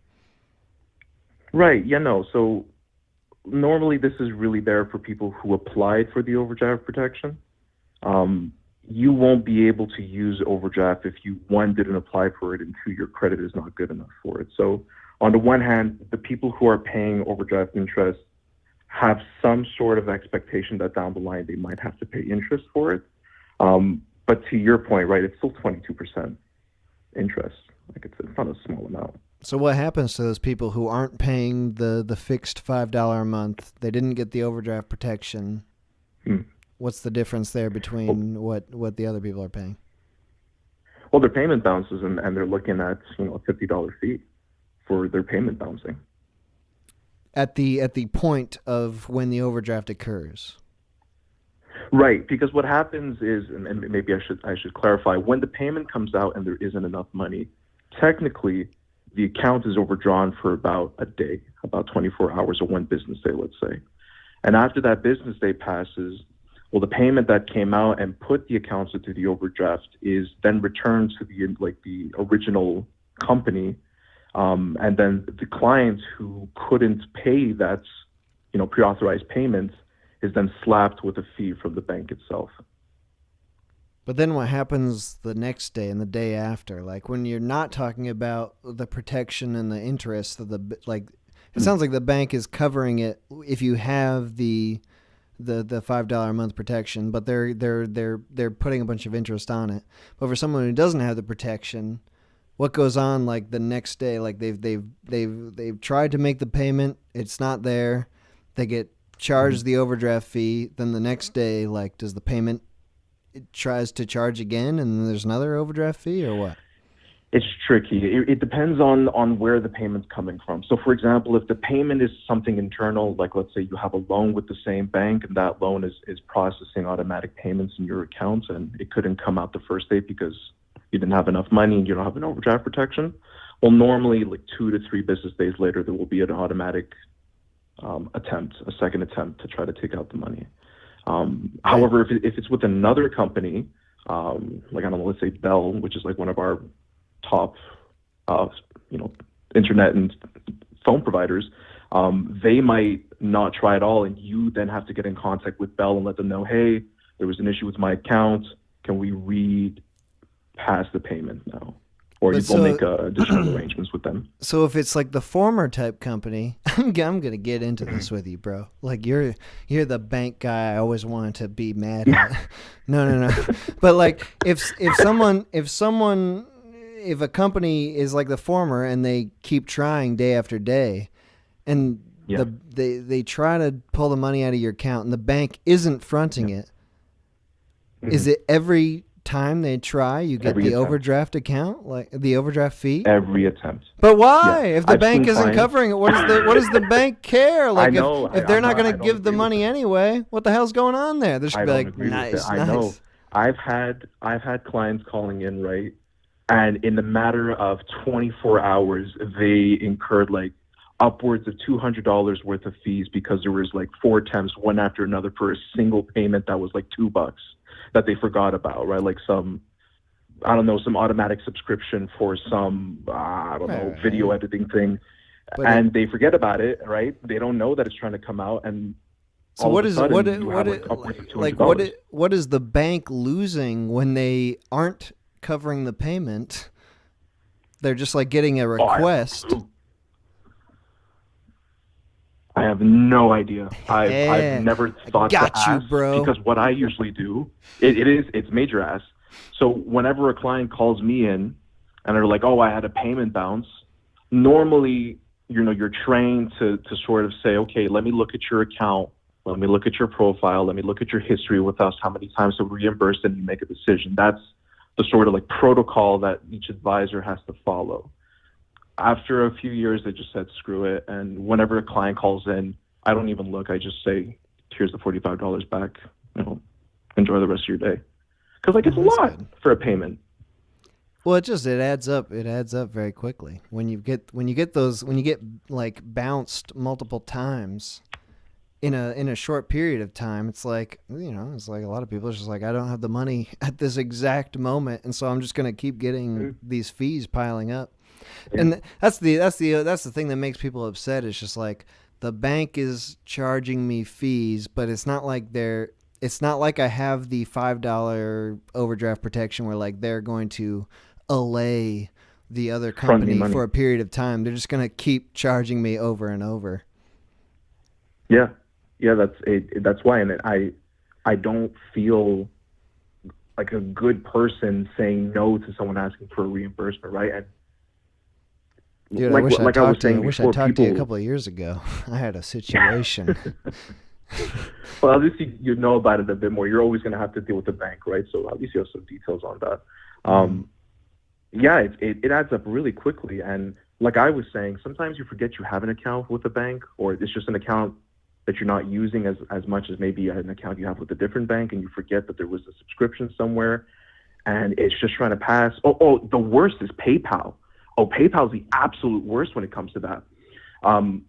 So let's say you try to make, let's say you have an automatic subscription directly with a company. Normally, the company will give you a bit of time before they try again. PayPal, however, they'll just keep going so many times in the same day. Like I've seen $200, $300 worth of NSF, like non-sufficient fund fees, because PayPal just went ham with the number of times they tried taking out money. And again, like PayPal doesn't know that the bank is charging. Well, maybe they do. The bank is charging like $50 each time, but it's a lot. It's a lot of money. Yeah, dude. All right. Well, hey, that was great talking to you about that, Daniel. Thank you for calling in. Appreciate it. Thanks for having me. This was great. Absolutely. Keep doing the cool stuff. Thank you. You have a good night. You too. Take care. Okay, I'm going to take one more break because I wanted to keep this going a little bit longer. One more break. Then we're going to take a few more calls and wrap it up. I'm going to try to wrap it up in the next hour here, but another 5-minute break or so.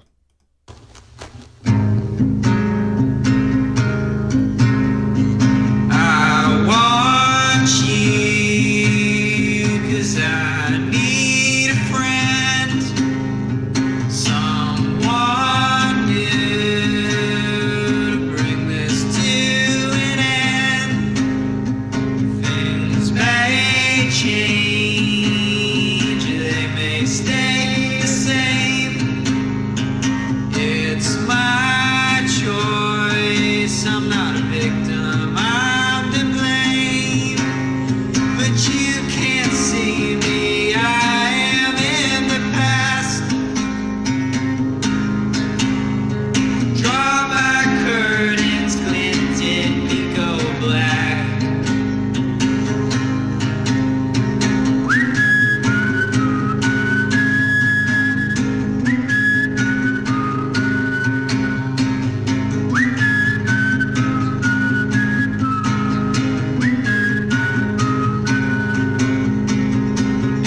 Answer me, I am not a fool, I'm just a freak, yet I lonely ghoul. The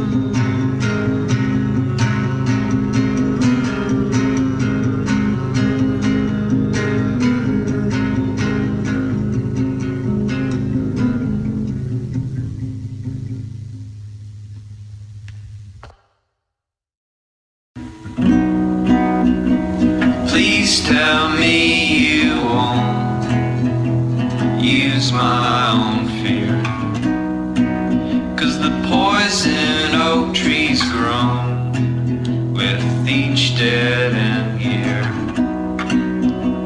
throwing stones at painted my glass fortress. Now the ceiling's taking rain, yeah, come on, make me homeless. Are you really after the core, the truth of these matters? Does it matter somehow? I doubt that you'll believe me, but you'll believe when I scream, when I shout. Something's coming, something's coming, and it isn't clear.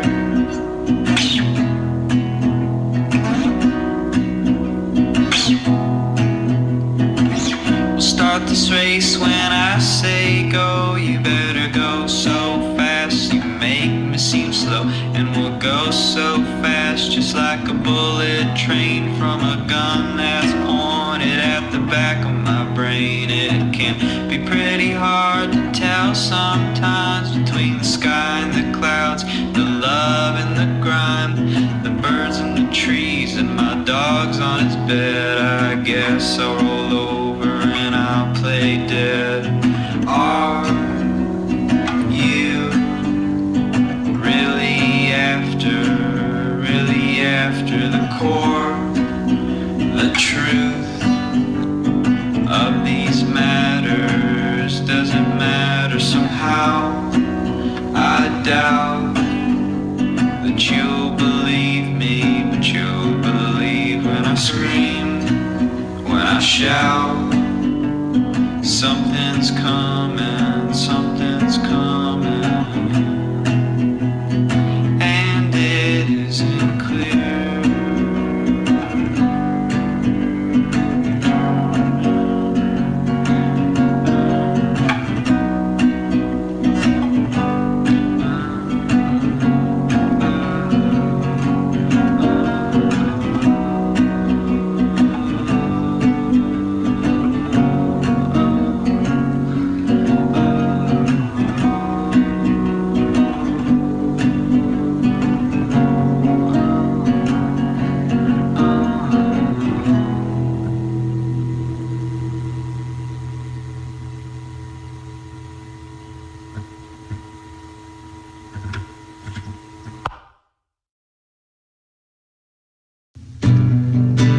Note in the mailbox, read you miss me when I'm gone.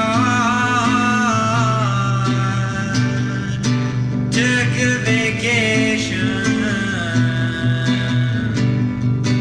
went on a run.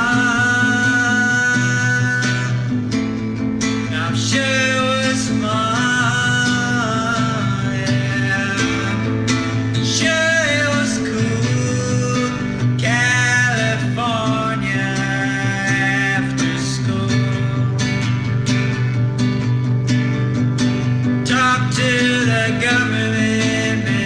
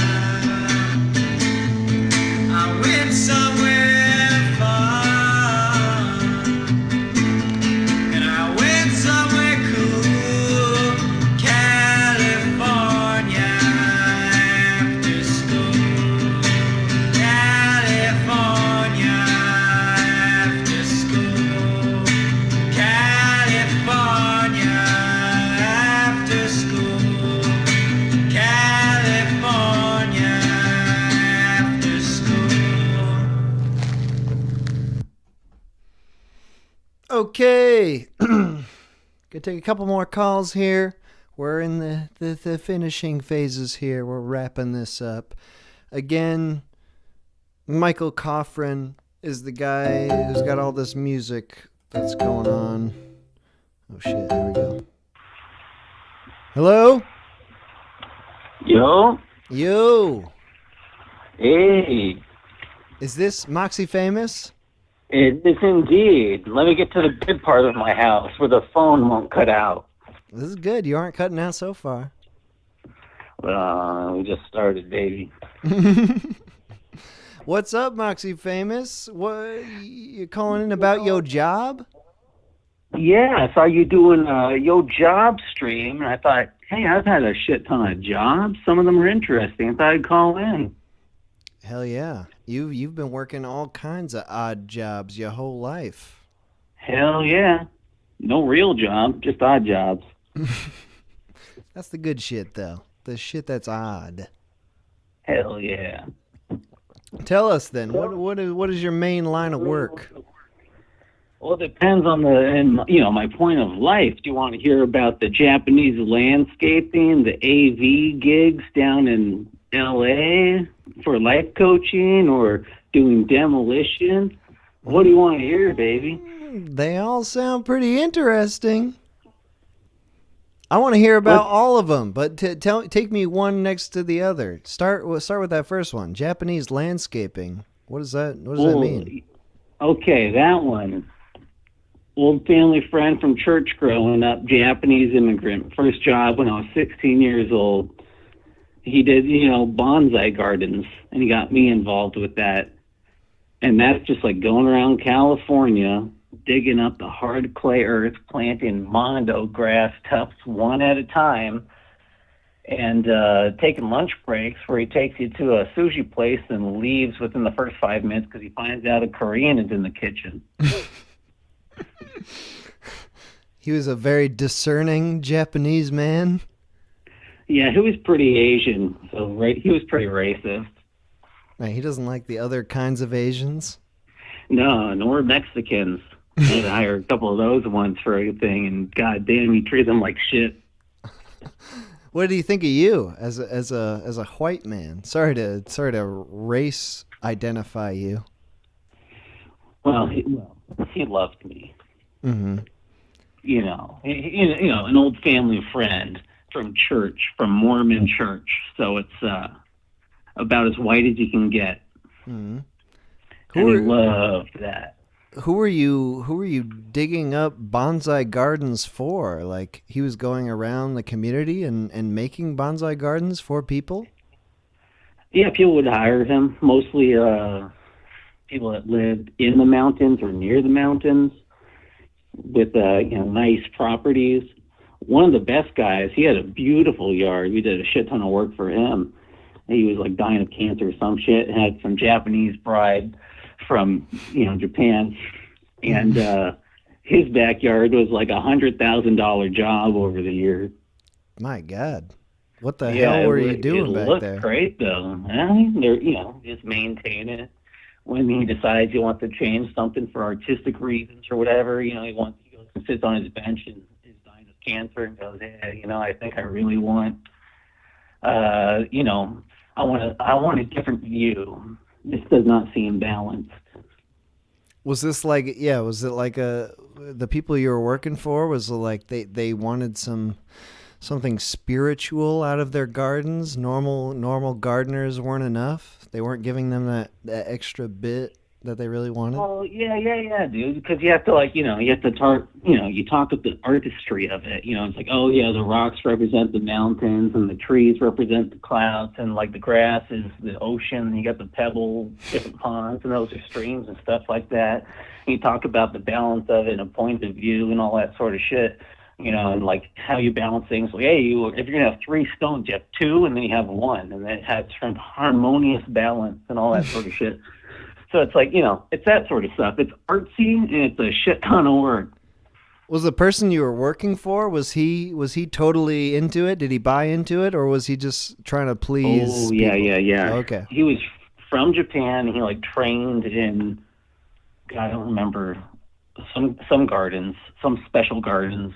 He learned a bunch of shit over there, and then he came over here and lived in a shitty little apartment alone and did gardens for a bunch of rich white people in California. It's pretty good. Did you feel like you were like a garden shaman, like you were really giving these people something special? Well, for me, I was mostly grunt labor, but I did learn a lot along the way, and I was a good face, for other. Hey, I got this young white boy who's going to work hard for you, white people. They like that. Okay, that sounds good. Whatever became of that man and that job? How'd you leave that job? Well, it was only during like the summer season, and it was like gig work, and I don't know. He's a very interesting fellow. He's very, very religious, and he would have dreams constantly and like visions, and he was like really into religion. And was he Mormon? Oh yeah. He was way into it. A Mormon Japanese fellow? How do you fall into that? Did you ever get into that with him? Well, no.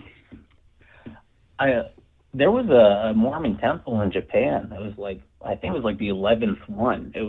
It's been there for a while. And like my own mother, she served her mission, her missionary shit in Japan back in the early 80s. It's been over there for a while. Okay. All right. Well, tell me about then you said you were doing some AV gigs for life coaches in California. Oh, yeah.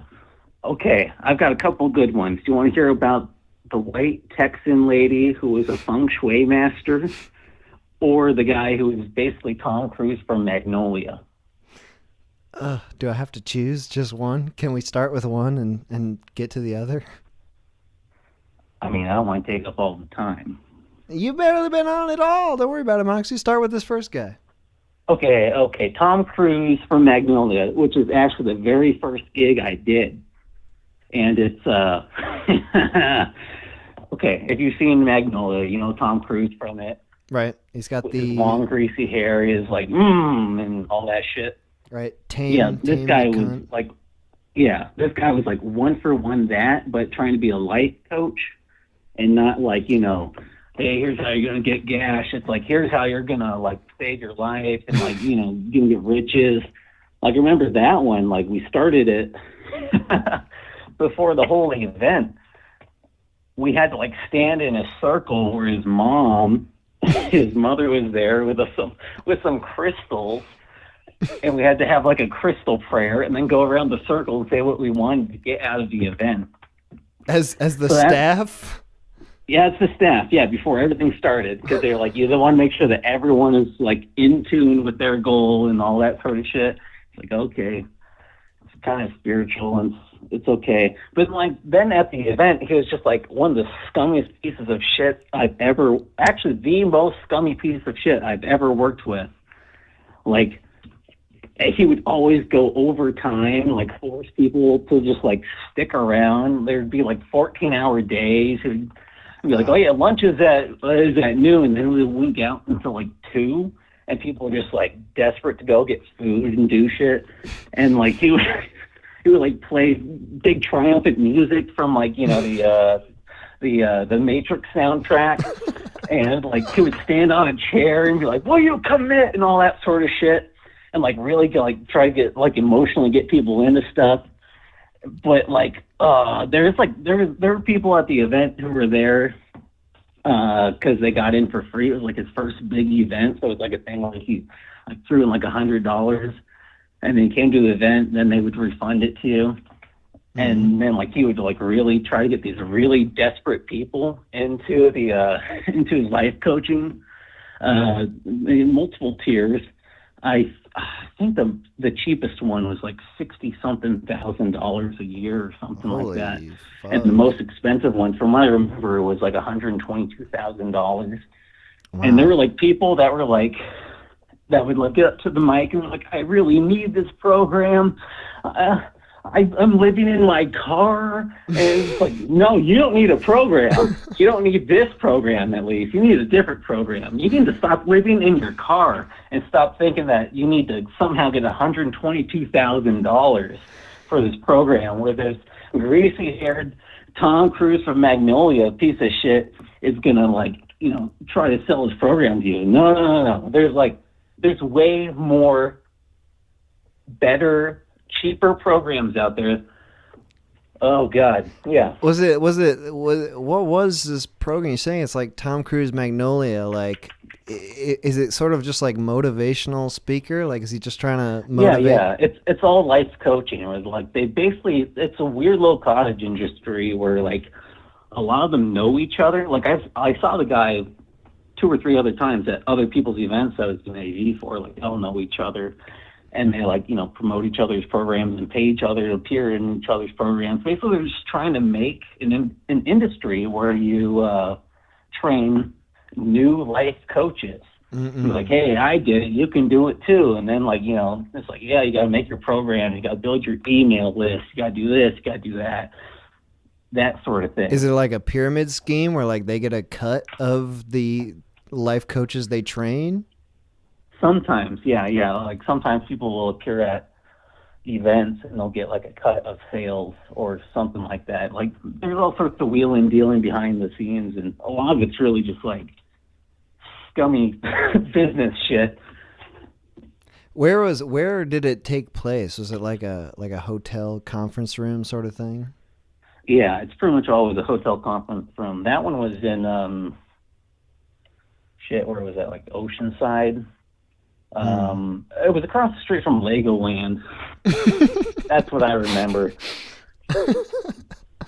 People could have just gone to Legoland and found everything they needed there. Yeah, for way cheaper. Yeah, like, you know, but like I've done them in Oceanside, down San Diego. There's a couple good ones in Scottsdale, Arizona. Actually, that's where a lot of the stuff went down. No, not Scottsdale. We only did a couple there. Henderson, Nevada. That's an interesting one because it would be like at a casino that's a bit off of, you know, where the strip was. That's where the Texan lady with the feng shui thing was. Yeah, what was her deal? She was teaching people how to do feng shui to improve their life? Yes.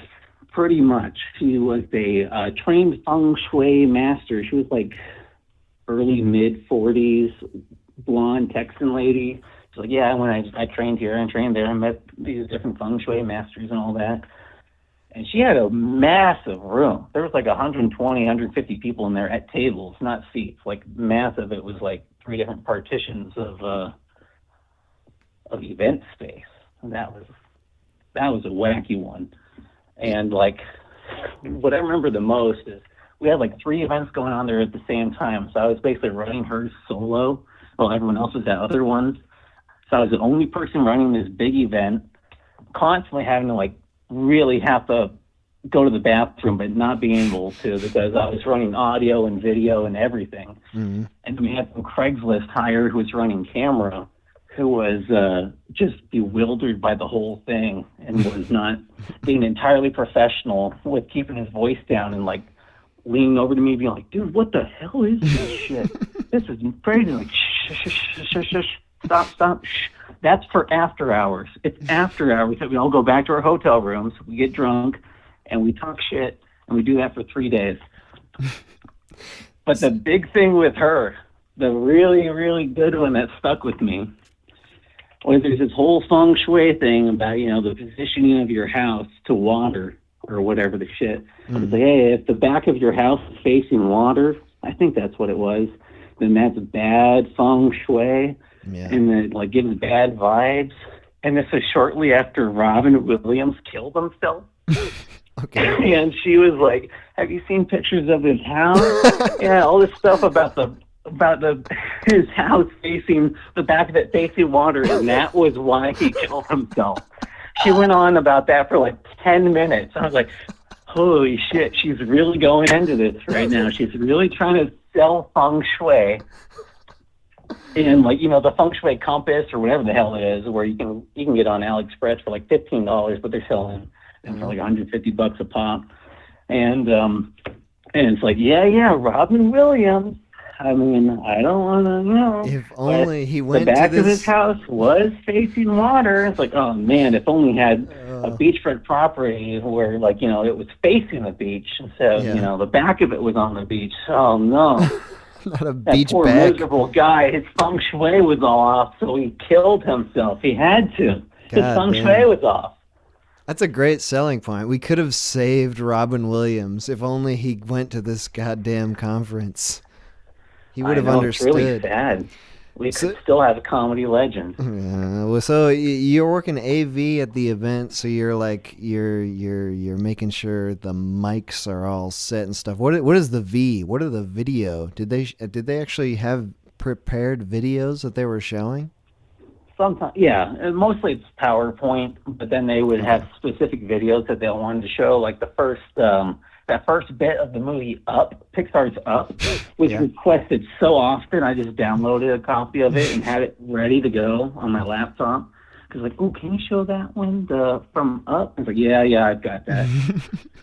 And then another popular one was like, what's that guy's name? I think he's on Family Feud. The black dude, Family Feud. Steve Harvey? Mustache. Steve Harvey. Yeah. There's like some Steve Harvey, like behind the scenes, you just got to jump sort of thing. That was always like, hey, can you play that before I do my pitch? So like everyone like emotionally manipulated. So they like are like, yeah, I just have to jump for this. I just need to go for it. I need to go spend $122,000 when I live in a car. That sort of thing. God damn. So, how'd you get involved with those people? You said it was sort of religious. Is that also a Mormon thing? No. That's, I worked on a short film for a few months, which has never come out and probably never will come out. But one of the actors on it, is like, he had a business doing this sort of thing. And I got, that first event was like a trial thing where they paid me like $100 and went out there. I did it. And they're like, okay, yeah, he can film it. So I did that for a couple of years, just feast and famine. Every once in a while, it'd be like nothing, and I'd get like one job, or it would be for 2 months straight, I'd just be in like a different state doing like 3 events in 4 weeks. Did you ever talk to any of the like participants who are paying money in this? Did you ever get a chance to speak to any of them and figure out what the hell's going on? Or are you just in the background? Mostly just in the background. 'Cause like with those events, you basically get up at like 6 a.m. and you go and you make sure everything's working. And the events start at like, 7, 8 a.m. So you get out there, you start some, good time music and get ready for everyone to show up. Right. And then you're in the back of the room all day just making sure shit doesn't cock up, and then like you stop at anywhere from 8 to 10 p.m., shut everything down, make sure it's good to go, lock up, go to your room, get drunk and talk shit and watch the Weather Channel, fall asleep, and then wake up the next morning at, 5 a.m., 5:30, get ready to do it again. These are like multi-day events where like the same people are coming back, or is it new people every day? Same people. It was usually like a 3-day sort of thing. Gotcha. Yeah. Yeah. Oh man, well, that sounds like quite the frickin' job, Moxie. Did you learn? What did you learn? What are your biggest lessons you learned from those jobs? Oh, I really learned how to interact with people who I don't like. That's a big one. It's just like, interacting with the customer who is always right, and learning how to interact with the audience who will come back with really ridiculous requests, and just kind of knowing how to send them away without hurting their feelings. No, I can't play that song. Sorry. Those are very valuable skills, though, in a whole workforce. Yeah. Big time customer service. Plus, learning how to pack and haul thousands of dollars of gear, driven hundreds, if not thousands of miles to a location. I use that on a resume, trying to get a a driving job. Yeah. All right, Moxie, thank you for calling in. Appreciate you telling me about your crazy AV jobs. Hell yeah, dude. Hope you learned something. Oh yeah, I learned I never want to do that ever. Yeah, I mean it's worth it to be close to Legoland. All right, thanks for calling in, Moxie. All right, see you, dude. Bye. Nice. Okay, taking a couple more calls here. The lines are open again. Again, the number is 518-288-7938. Bit of a whoopsie daisy on the overlay there. It says something else. There's one digit that's wrong. But when it comes to phone numbers, you got to get all those digits right. Apparently, they don't just reroute your call to what you meant to call, to what you didn't know what you meant to call, but was actually the number. Anyway, 518-288-7938. Again, the music on the stream is from Michael Coffrin. Oh no, I can't plug it again. All right, it's okay. Call from Jay. to accept. Jay. Hey, what's up? Yo, Jay. I'm good. How are you? I'm pretty good. Pretty Nice. sore, but I'm pretty good. How are you? Well, I said I was good, but now that you ask again, I don't know. I mean, I guess I'm good. I'm still good. Jay. Yeah, just trying to get a little deep, but yeah, what's up? Say what? No, go ahead. Okay. No, you. No, I'll go. Okay, so Jay, you're calling into the Talking About Yo Job stream. Did you have a job that you wanted to talk about? Yeah, I actually got a couple. Actually, it's kind of like the first guy who said he had a bunch of interesting jobs. I have a bunch of uninteresting jobs. Oh, good. I could talk about my experience as a coffee machine salesman. I could talk about working as a dealership attendee, or about my most recent job, which is just putting boxes into a truck. It sounds like two sales type jobs, salesperson. Let's start with those. Yep. You were selling coffee machines. Was it like door to door or on the internet? What does that mean? No, it was in person. This was all before the COVID thing, about like a year before it. It was actually a pretty good job. I was over working in like any types of cities or that would have these big, how do I describe it? Like the big warehouses, not necessarily Costco. I guess like Macy's or Bed Bath & Beyond that would sell like kitchen appliances or other like home goods, kitchen goods. Sure. You were trying to sell to the big bros, not to the average Joe. It was something like that. What they would do is, I worked for the Nespresso company, and they are a very high quality coffee machine thing where like you can plug it in, put in your distilled water or regular water or whatever you choose, and depending on which one you get, you can make like a nice little cup of Joe, a good hot little espresso or cappuccino. Okay. Whichever one you wanted. You're selling me on it right now, bro. I want one. Yeah, I think, you said you were a coffee drinker, so I think it actually would kind of work for you. But I mean, I don't have anything really hard against it. It's just I have a lot of very interesting stories with the customers. Go for it. Tell me. I guess the first one was, well, how the job would work was, let's say, so for one workplace I was at, is they were a very high-end kitchen appliance store, and they very exclusively sold kitchen appliances. I would go in there in the morning as they were opening up, make sure that they had the inventory that they needed for me and everything that I needed, so I could set up my little demonstration table. You demonstrated? You made coffee for people? Yeah, I would use one of their little demonstration machines, and I guess it would be like a little Costco salesman, as you would see. It's a little at the end of the aisle, so it'll give you little samples and tell you about the product that they're selling.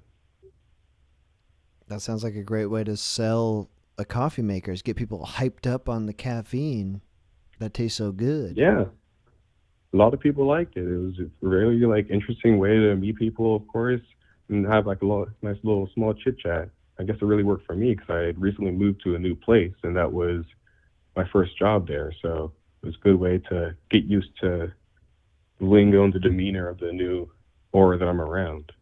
So were people coming to you? Like you've got like a station set up. Like I imagine you weren't setting that up in foreign locations. Were people coming to you? I wasn't really setting it up in foreign locations. I would make sure that it's not in like the mainstream of the store, so I'm not a huge obstacle like the first thing that they would see, because of course it's their store. They try, it's their whole profit that matters more than just I guess the company that's hosting a little demonstration there.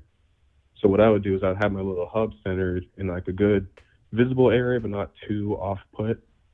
And I would center around that, but I would also watch and look at customers who were browsing around, thinking that a little indecisive, or maybe looking at the coffee machines, and offer my little expertise to them and see if they were interested in trying the little demonstration. How did you get their attention? Did you just loudly sip an espresso and just sound very extra satisfied? Well, see, I guess that actually was one way that one of the demonstrators would do it. However, I was nowhere near that bold in my ways. Mm-hmm. The way I would do it is just the normal, casual walk up to somebody, say, "Oh, hello, I see you looking at some coffee machines. I'm here representing Nespresso. Would you like to care for a demonstration?" Or if I felt like they were very, very approachable, I would sometimes actually make the little espresso cappuccino beforehand and walk over with it. Bring it and to use them? the little aroma to, yeah, there you go. And use the little aroma to like lure them in and be like, what's that smell? Did you work on like commission?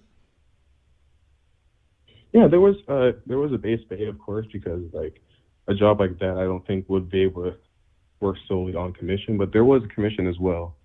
And there, of course, was like their hard line requirement of trying to advertise at least three or four machines per day. But of course, they were very lenient because, depending on what's going on, sometimes people will buy a lot, sometimes people won't, sometimes nobody's looking at coffee machines. You can't predict the masses.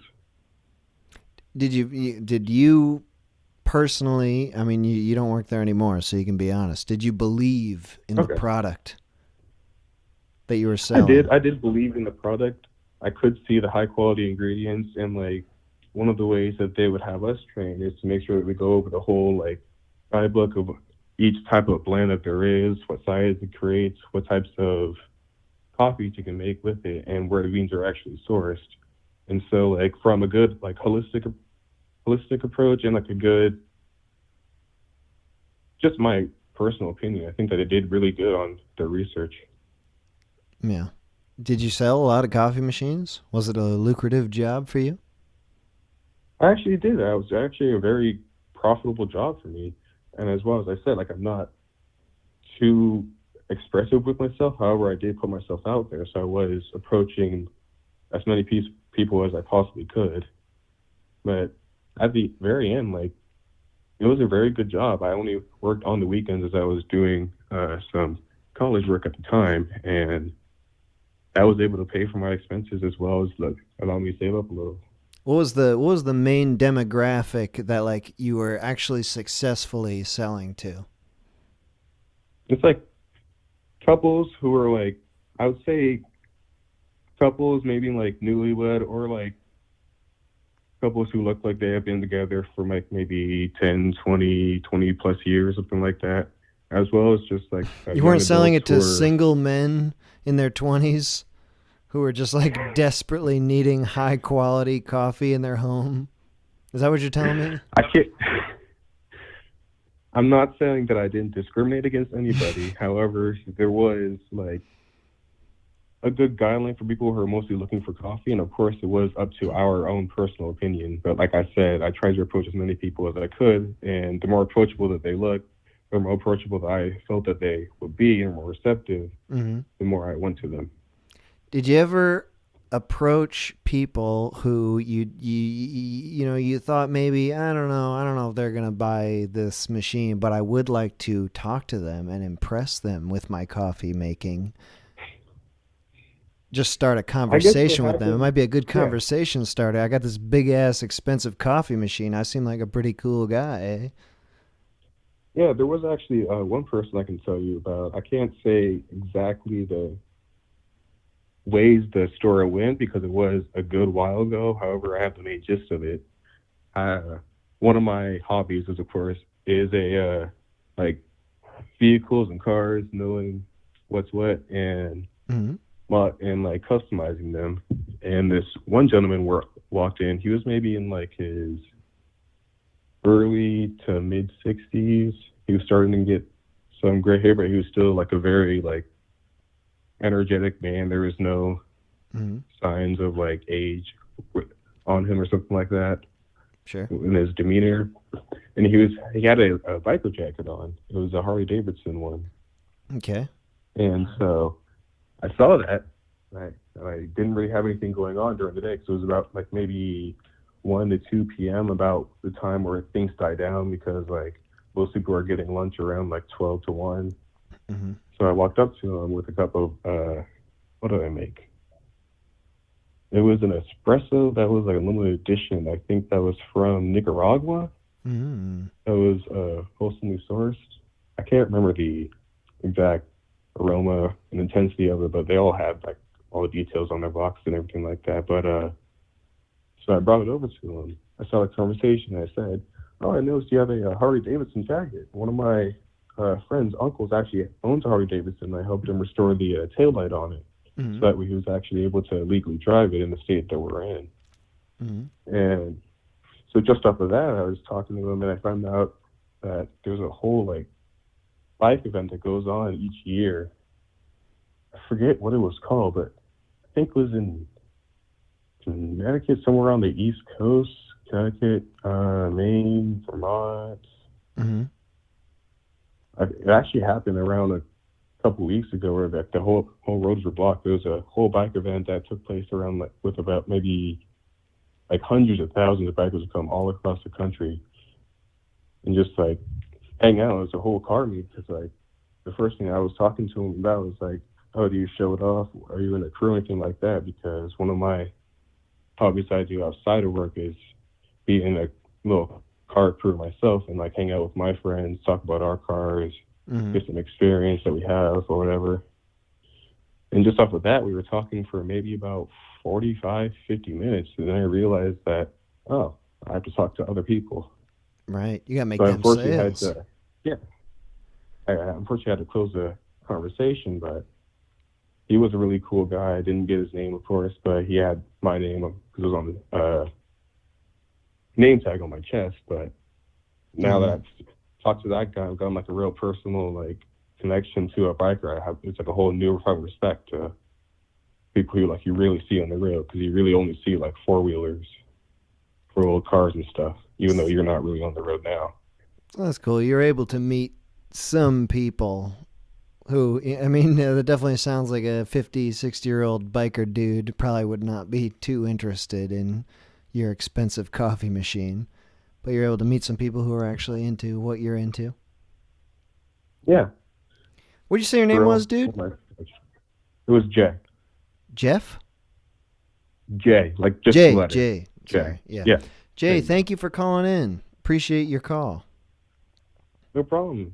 Huge fan of you. Found out about you actually from Drew Lang about his animation from, I think it was Do You Even Look at Me? I think that was what it was called. Yeah, dude, Drew. Drew is the boss. He's the main man. Yeah, super awesome dude. Anyways, appreciate it, man. Yeah, absolutely. You have a good night, too. Good talking to you, Jay. Hell yeah, salesman.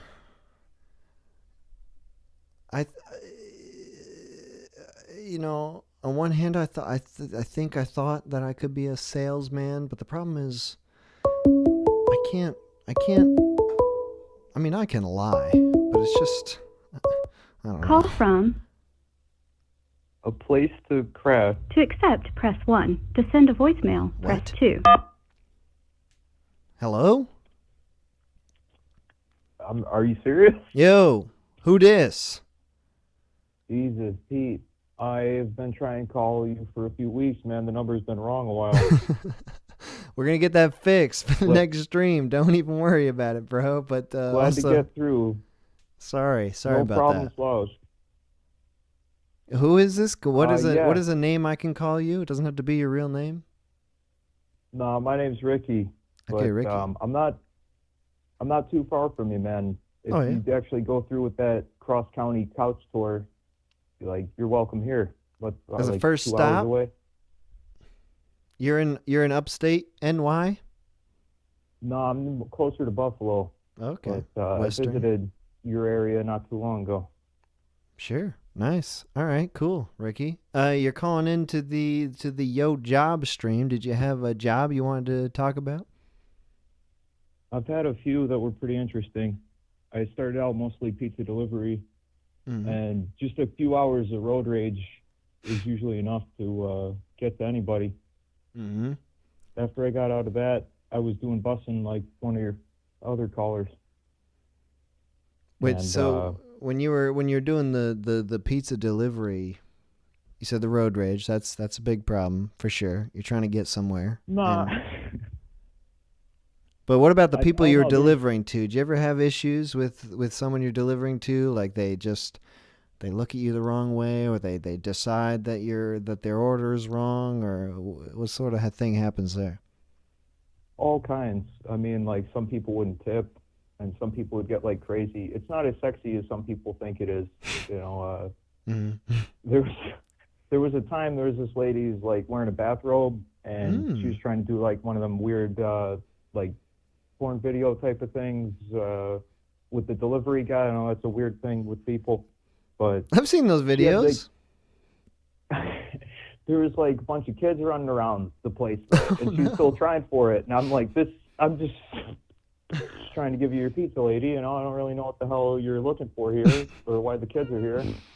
And she didn't go through with it, thankfully. But it was just kind of like one of the moments. I'm just like, welcome to white trash. Like this is the people. What was people she? getting a little confused out there. Now, hey, there's a lot of different gradations of those videos. Was this just like an open my robe and see the pizza man's reaction, Yeah, or was she kinda actually like- trying to bring you in? No, it was one of them like, oh, look what might accidentally happen here, and I could see she was going for it, and I'm just like, Jesus Christ, like, you know, I see a couple of, you know, Tim's victims running around as toddlers, and I'm just like, I'm not ready for any of this, lady. This is the 50th call I've made today. Nobody's tipping. So, Did yeah, she it was, tip you? It was a lot to process. No, most of them hadn't. Ah. It's just kind of the nature of things, at least the area I'm at. I didn't expect to get through, man. I don't mean to fanboy out here, but Jesus Christ, I've been trying at least. How long you been doing this? 4 weeks, a month, about that? Yeah, about that. The streams, couple weeks. Well, damn. I'm Yeah. glad you got through, Ricky. Me too. It's a load off my mind.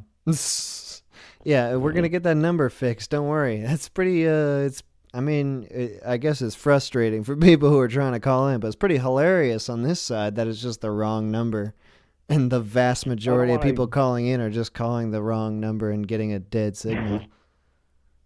Pretty funny. I don't know. Whoops. I'm just glad. I thought maybe you'd block me or something. Like I had left a few.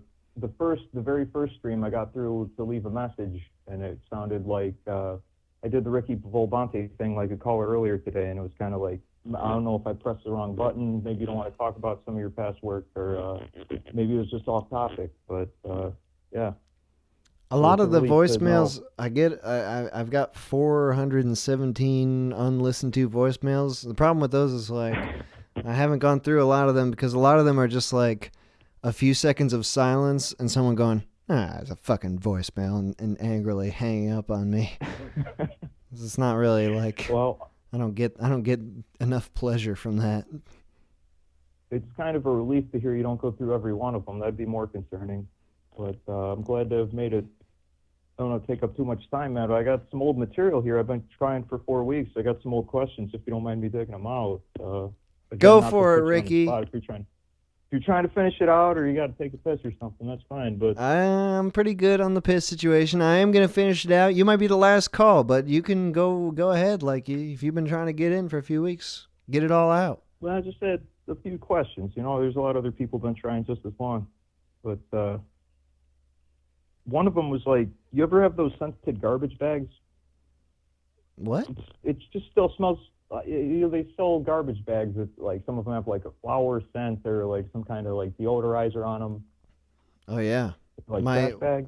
my brother buys the garbage bags here. This is his house, so he determines all that. But sometimes I have noticed a bit of a scent, wafting from the garbage. Say again.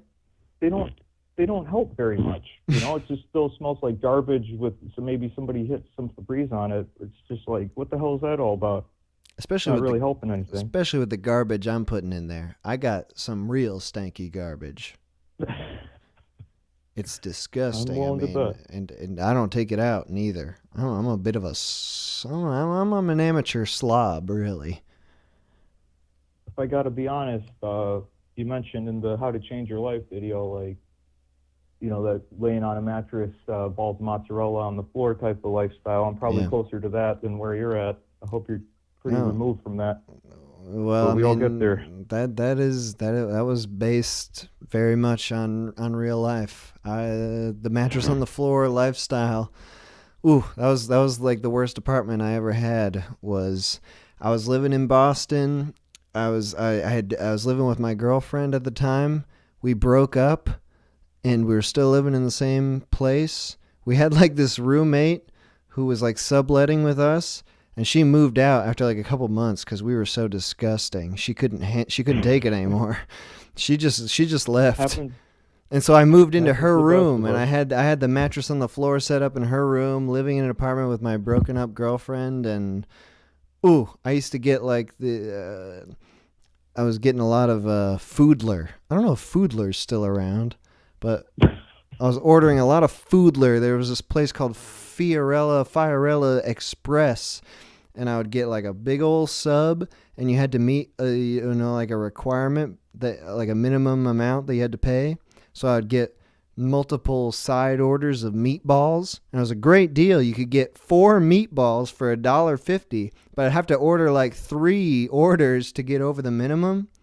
So I would just eat a sandwich and like 8 meatballs to 12 meatballs in my room alone while my ex-girlfriend was across the way. Oh, what a great life I was living. It's not a good look, man. It's not a good feeling. Yeah, that was surplus meatballs. Those are fun times. I mean, hey, they were great meatballs, so I'm not complaining. I mean, it's funny because like it sounds sad, but I was living it. I thought I was living it up at the time. I was like, oh shit, I got all the fucking meatballs I want. I don't have to talk to my ex-girlfriend. How great is this? Yeah, doesn't take too long. Just the piles of meatballs. You just start questioning things. Just like the look of it. One time I was in that same apartment.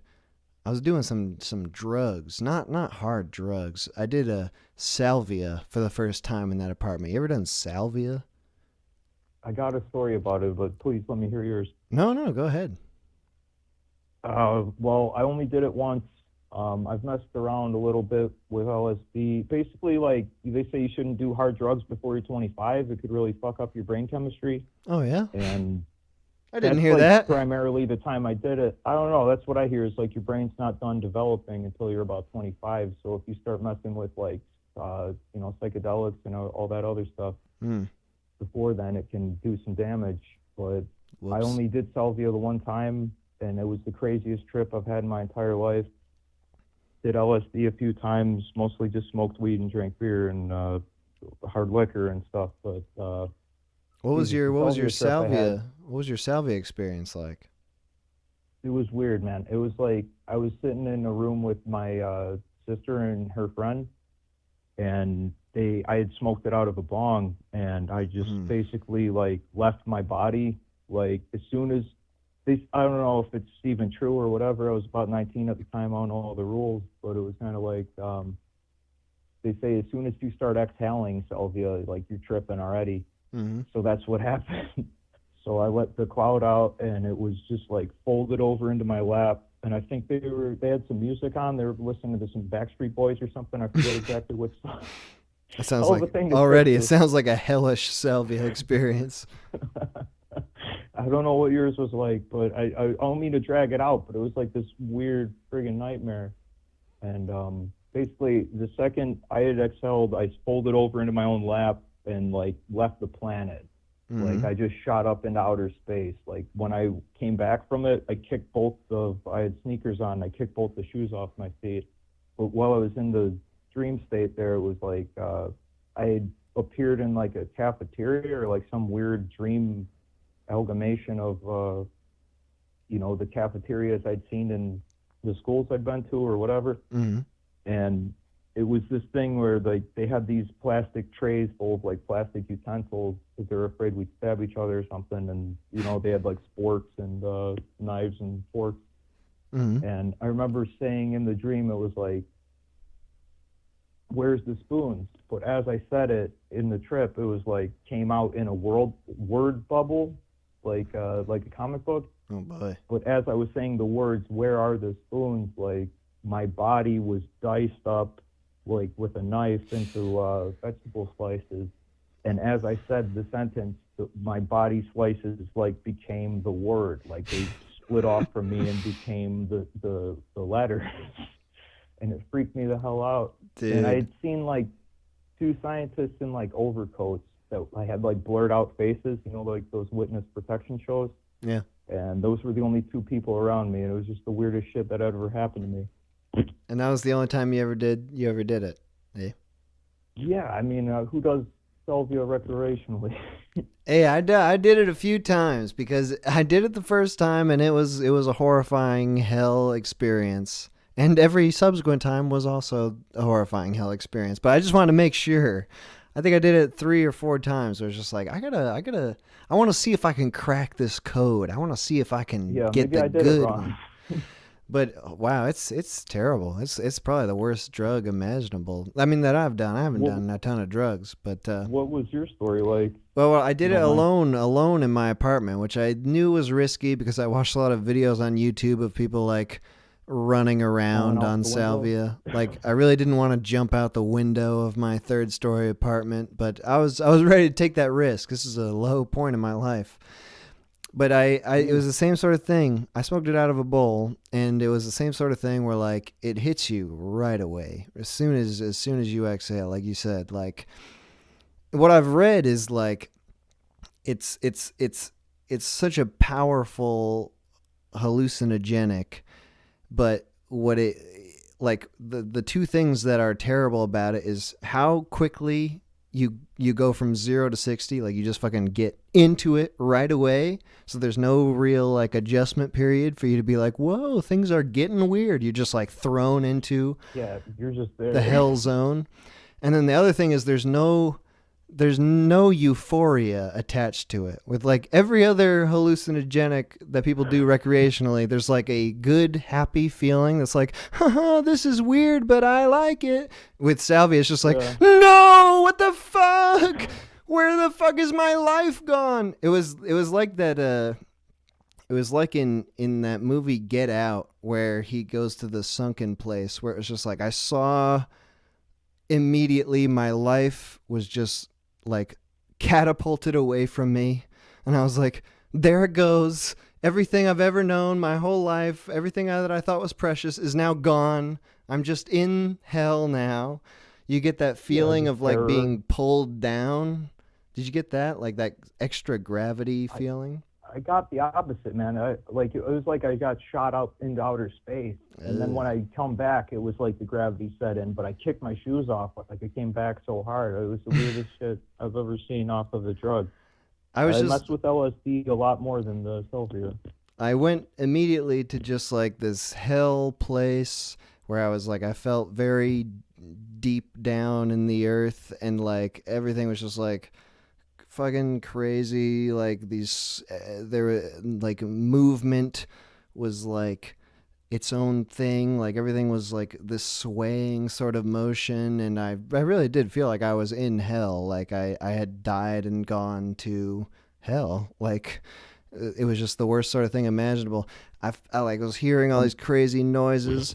I had this thought that like I knew that like there was a ruler of this domain, and it was like his name was King Zeka Zeka Zeka Zeka Zeka. And when I came to, I realized what was prompting that thought was like it was just me like fucking making this weird noise. Like I realized eventually that I was just like in my room on my bed going Zeka Zeka Zeka Zeka Zeka. Like, it was just fucking bad, all bad. But then I did a couple more Glad times. you made it out, man. Yeah, Glad you got out of that. Thank God. Hope you don't go back to it. Yeah, no, I feel like I'm probably done. It was pretty frightening, really. It gave me a sort of appreciation for how much, like, I appreciate my sanity. Like, because it felt like I went totally crazy, and I was like, if I ever felt like this in real life, like, this is awful. This is the worst sort of thing ever. Thank God I have lucidity in my life. No question. Yeah. Yeah, that's how all that bath salt stuff starts happening. You start eating people and losing your grip. What the hell you are. You're I'm really glad you asked about that, though, man. I wouldn't have thought to ask about it. Yeah, you know, salvia. It's a fun thing to talk about. It's a terrible, terrible drug, and it's legal, 100% legal. You can buy it online.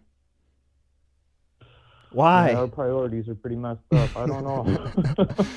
All right, hey dude, it was great talking to you. Thanks for talking to me about salvia for a bit there. Have a great night, man. All right, you too. And oh no, he was saying something at the end, and I hung up.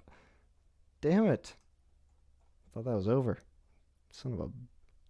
Yeah, screw that up. Supposed to wait.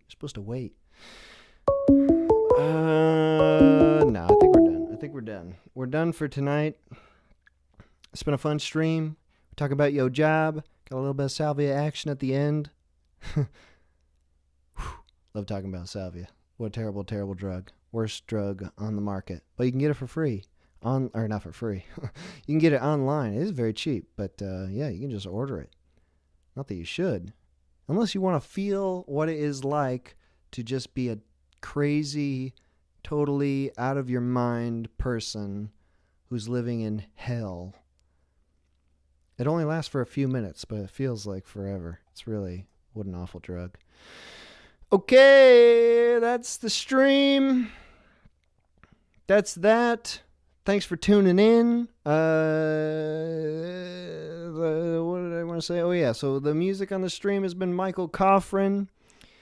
Played pretty much all of his album Pictures, which the link is in the description of this video. The Bandcamp link. You can pay $2 for it and download the whole album. Definitely worth it if you enjoyed those songs that you've been hearing. You can also, on Bandcamp, you can stream it a few times to make sure that you really like it. But, $2. It's nothing. Also played a few more of his songs, older works. Those are on his SoundCloud, which is also in the link or description. The link is in the description. Again, the HUD/overlay is by Slouch. Very talented artist. Check out his YouTube channel. That's also in the description. The slideshow that's been going on the computer screen on the overlay is all works from the zine, The Mighty Lighthouse. It's all contributed by a wide variety of artists in the greater TMHTML community. I can pretty much safely say nothing on the slideshow is my own creation.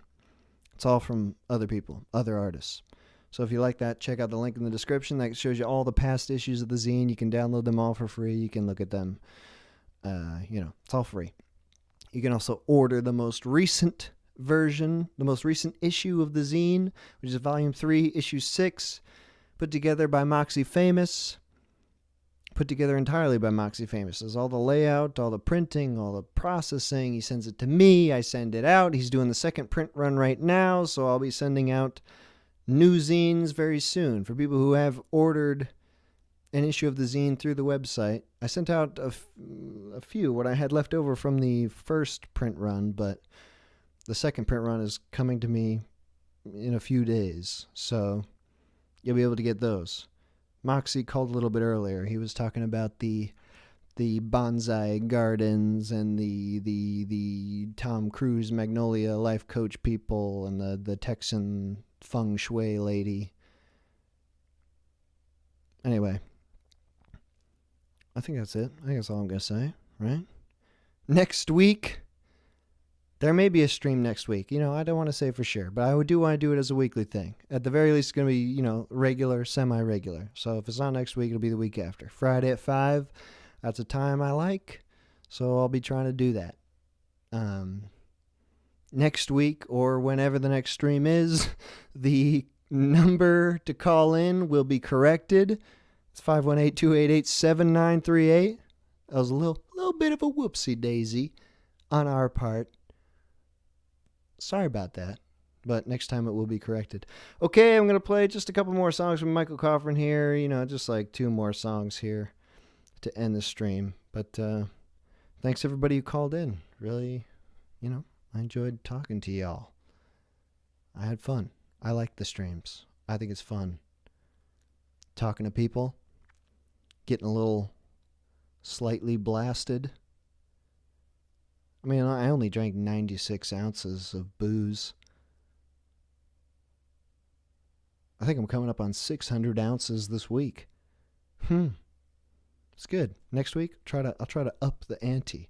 This is a good level. Okay. Thank you for watching. Thank you for calling in, and enjoy these last few songs by Michael Coffrin. Links are in the description if you are interested in this music.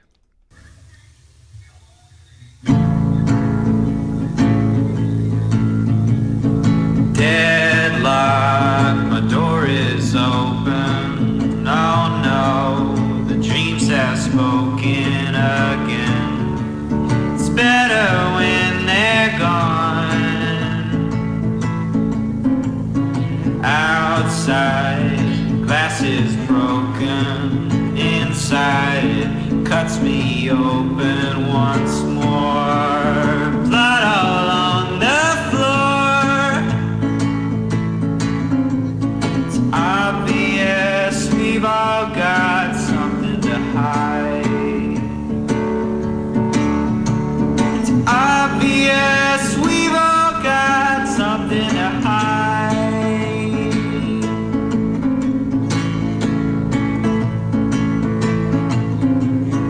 Goodness gave his own son parents eating their young alive.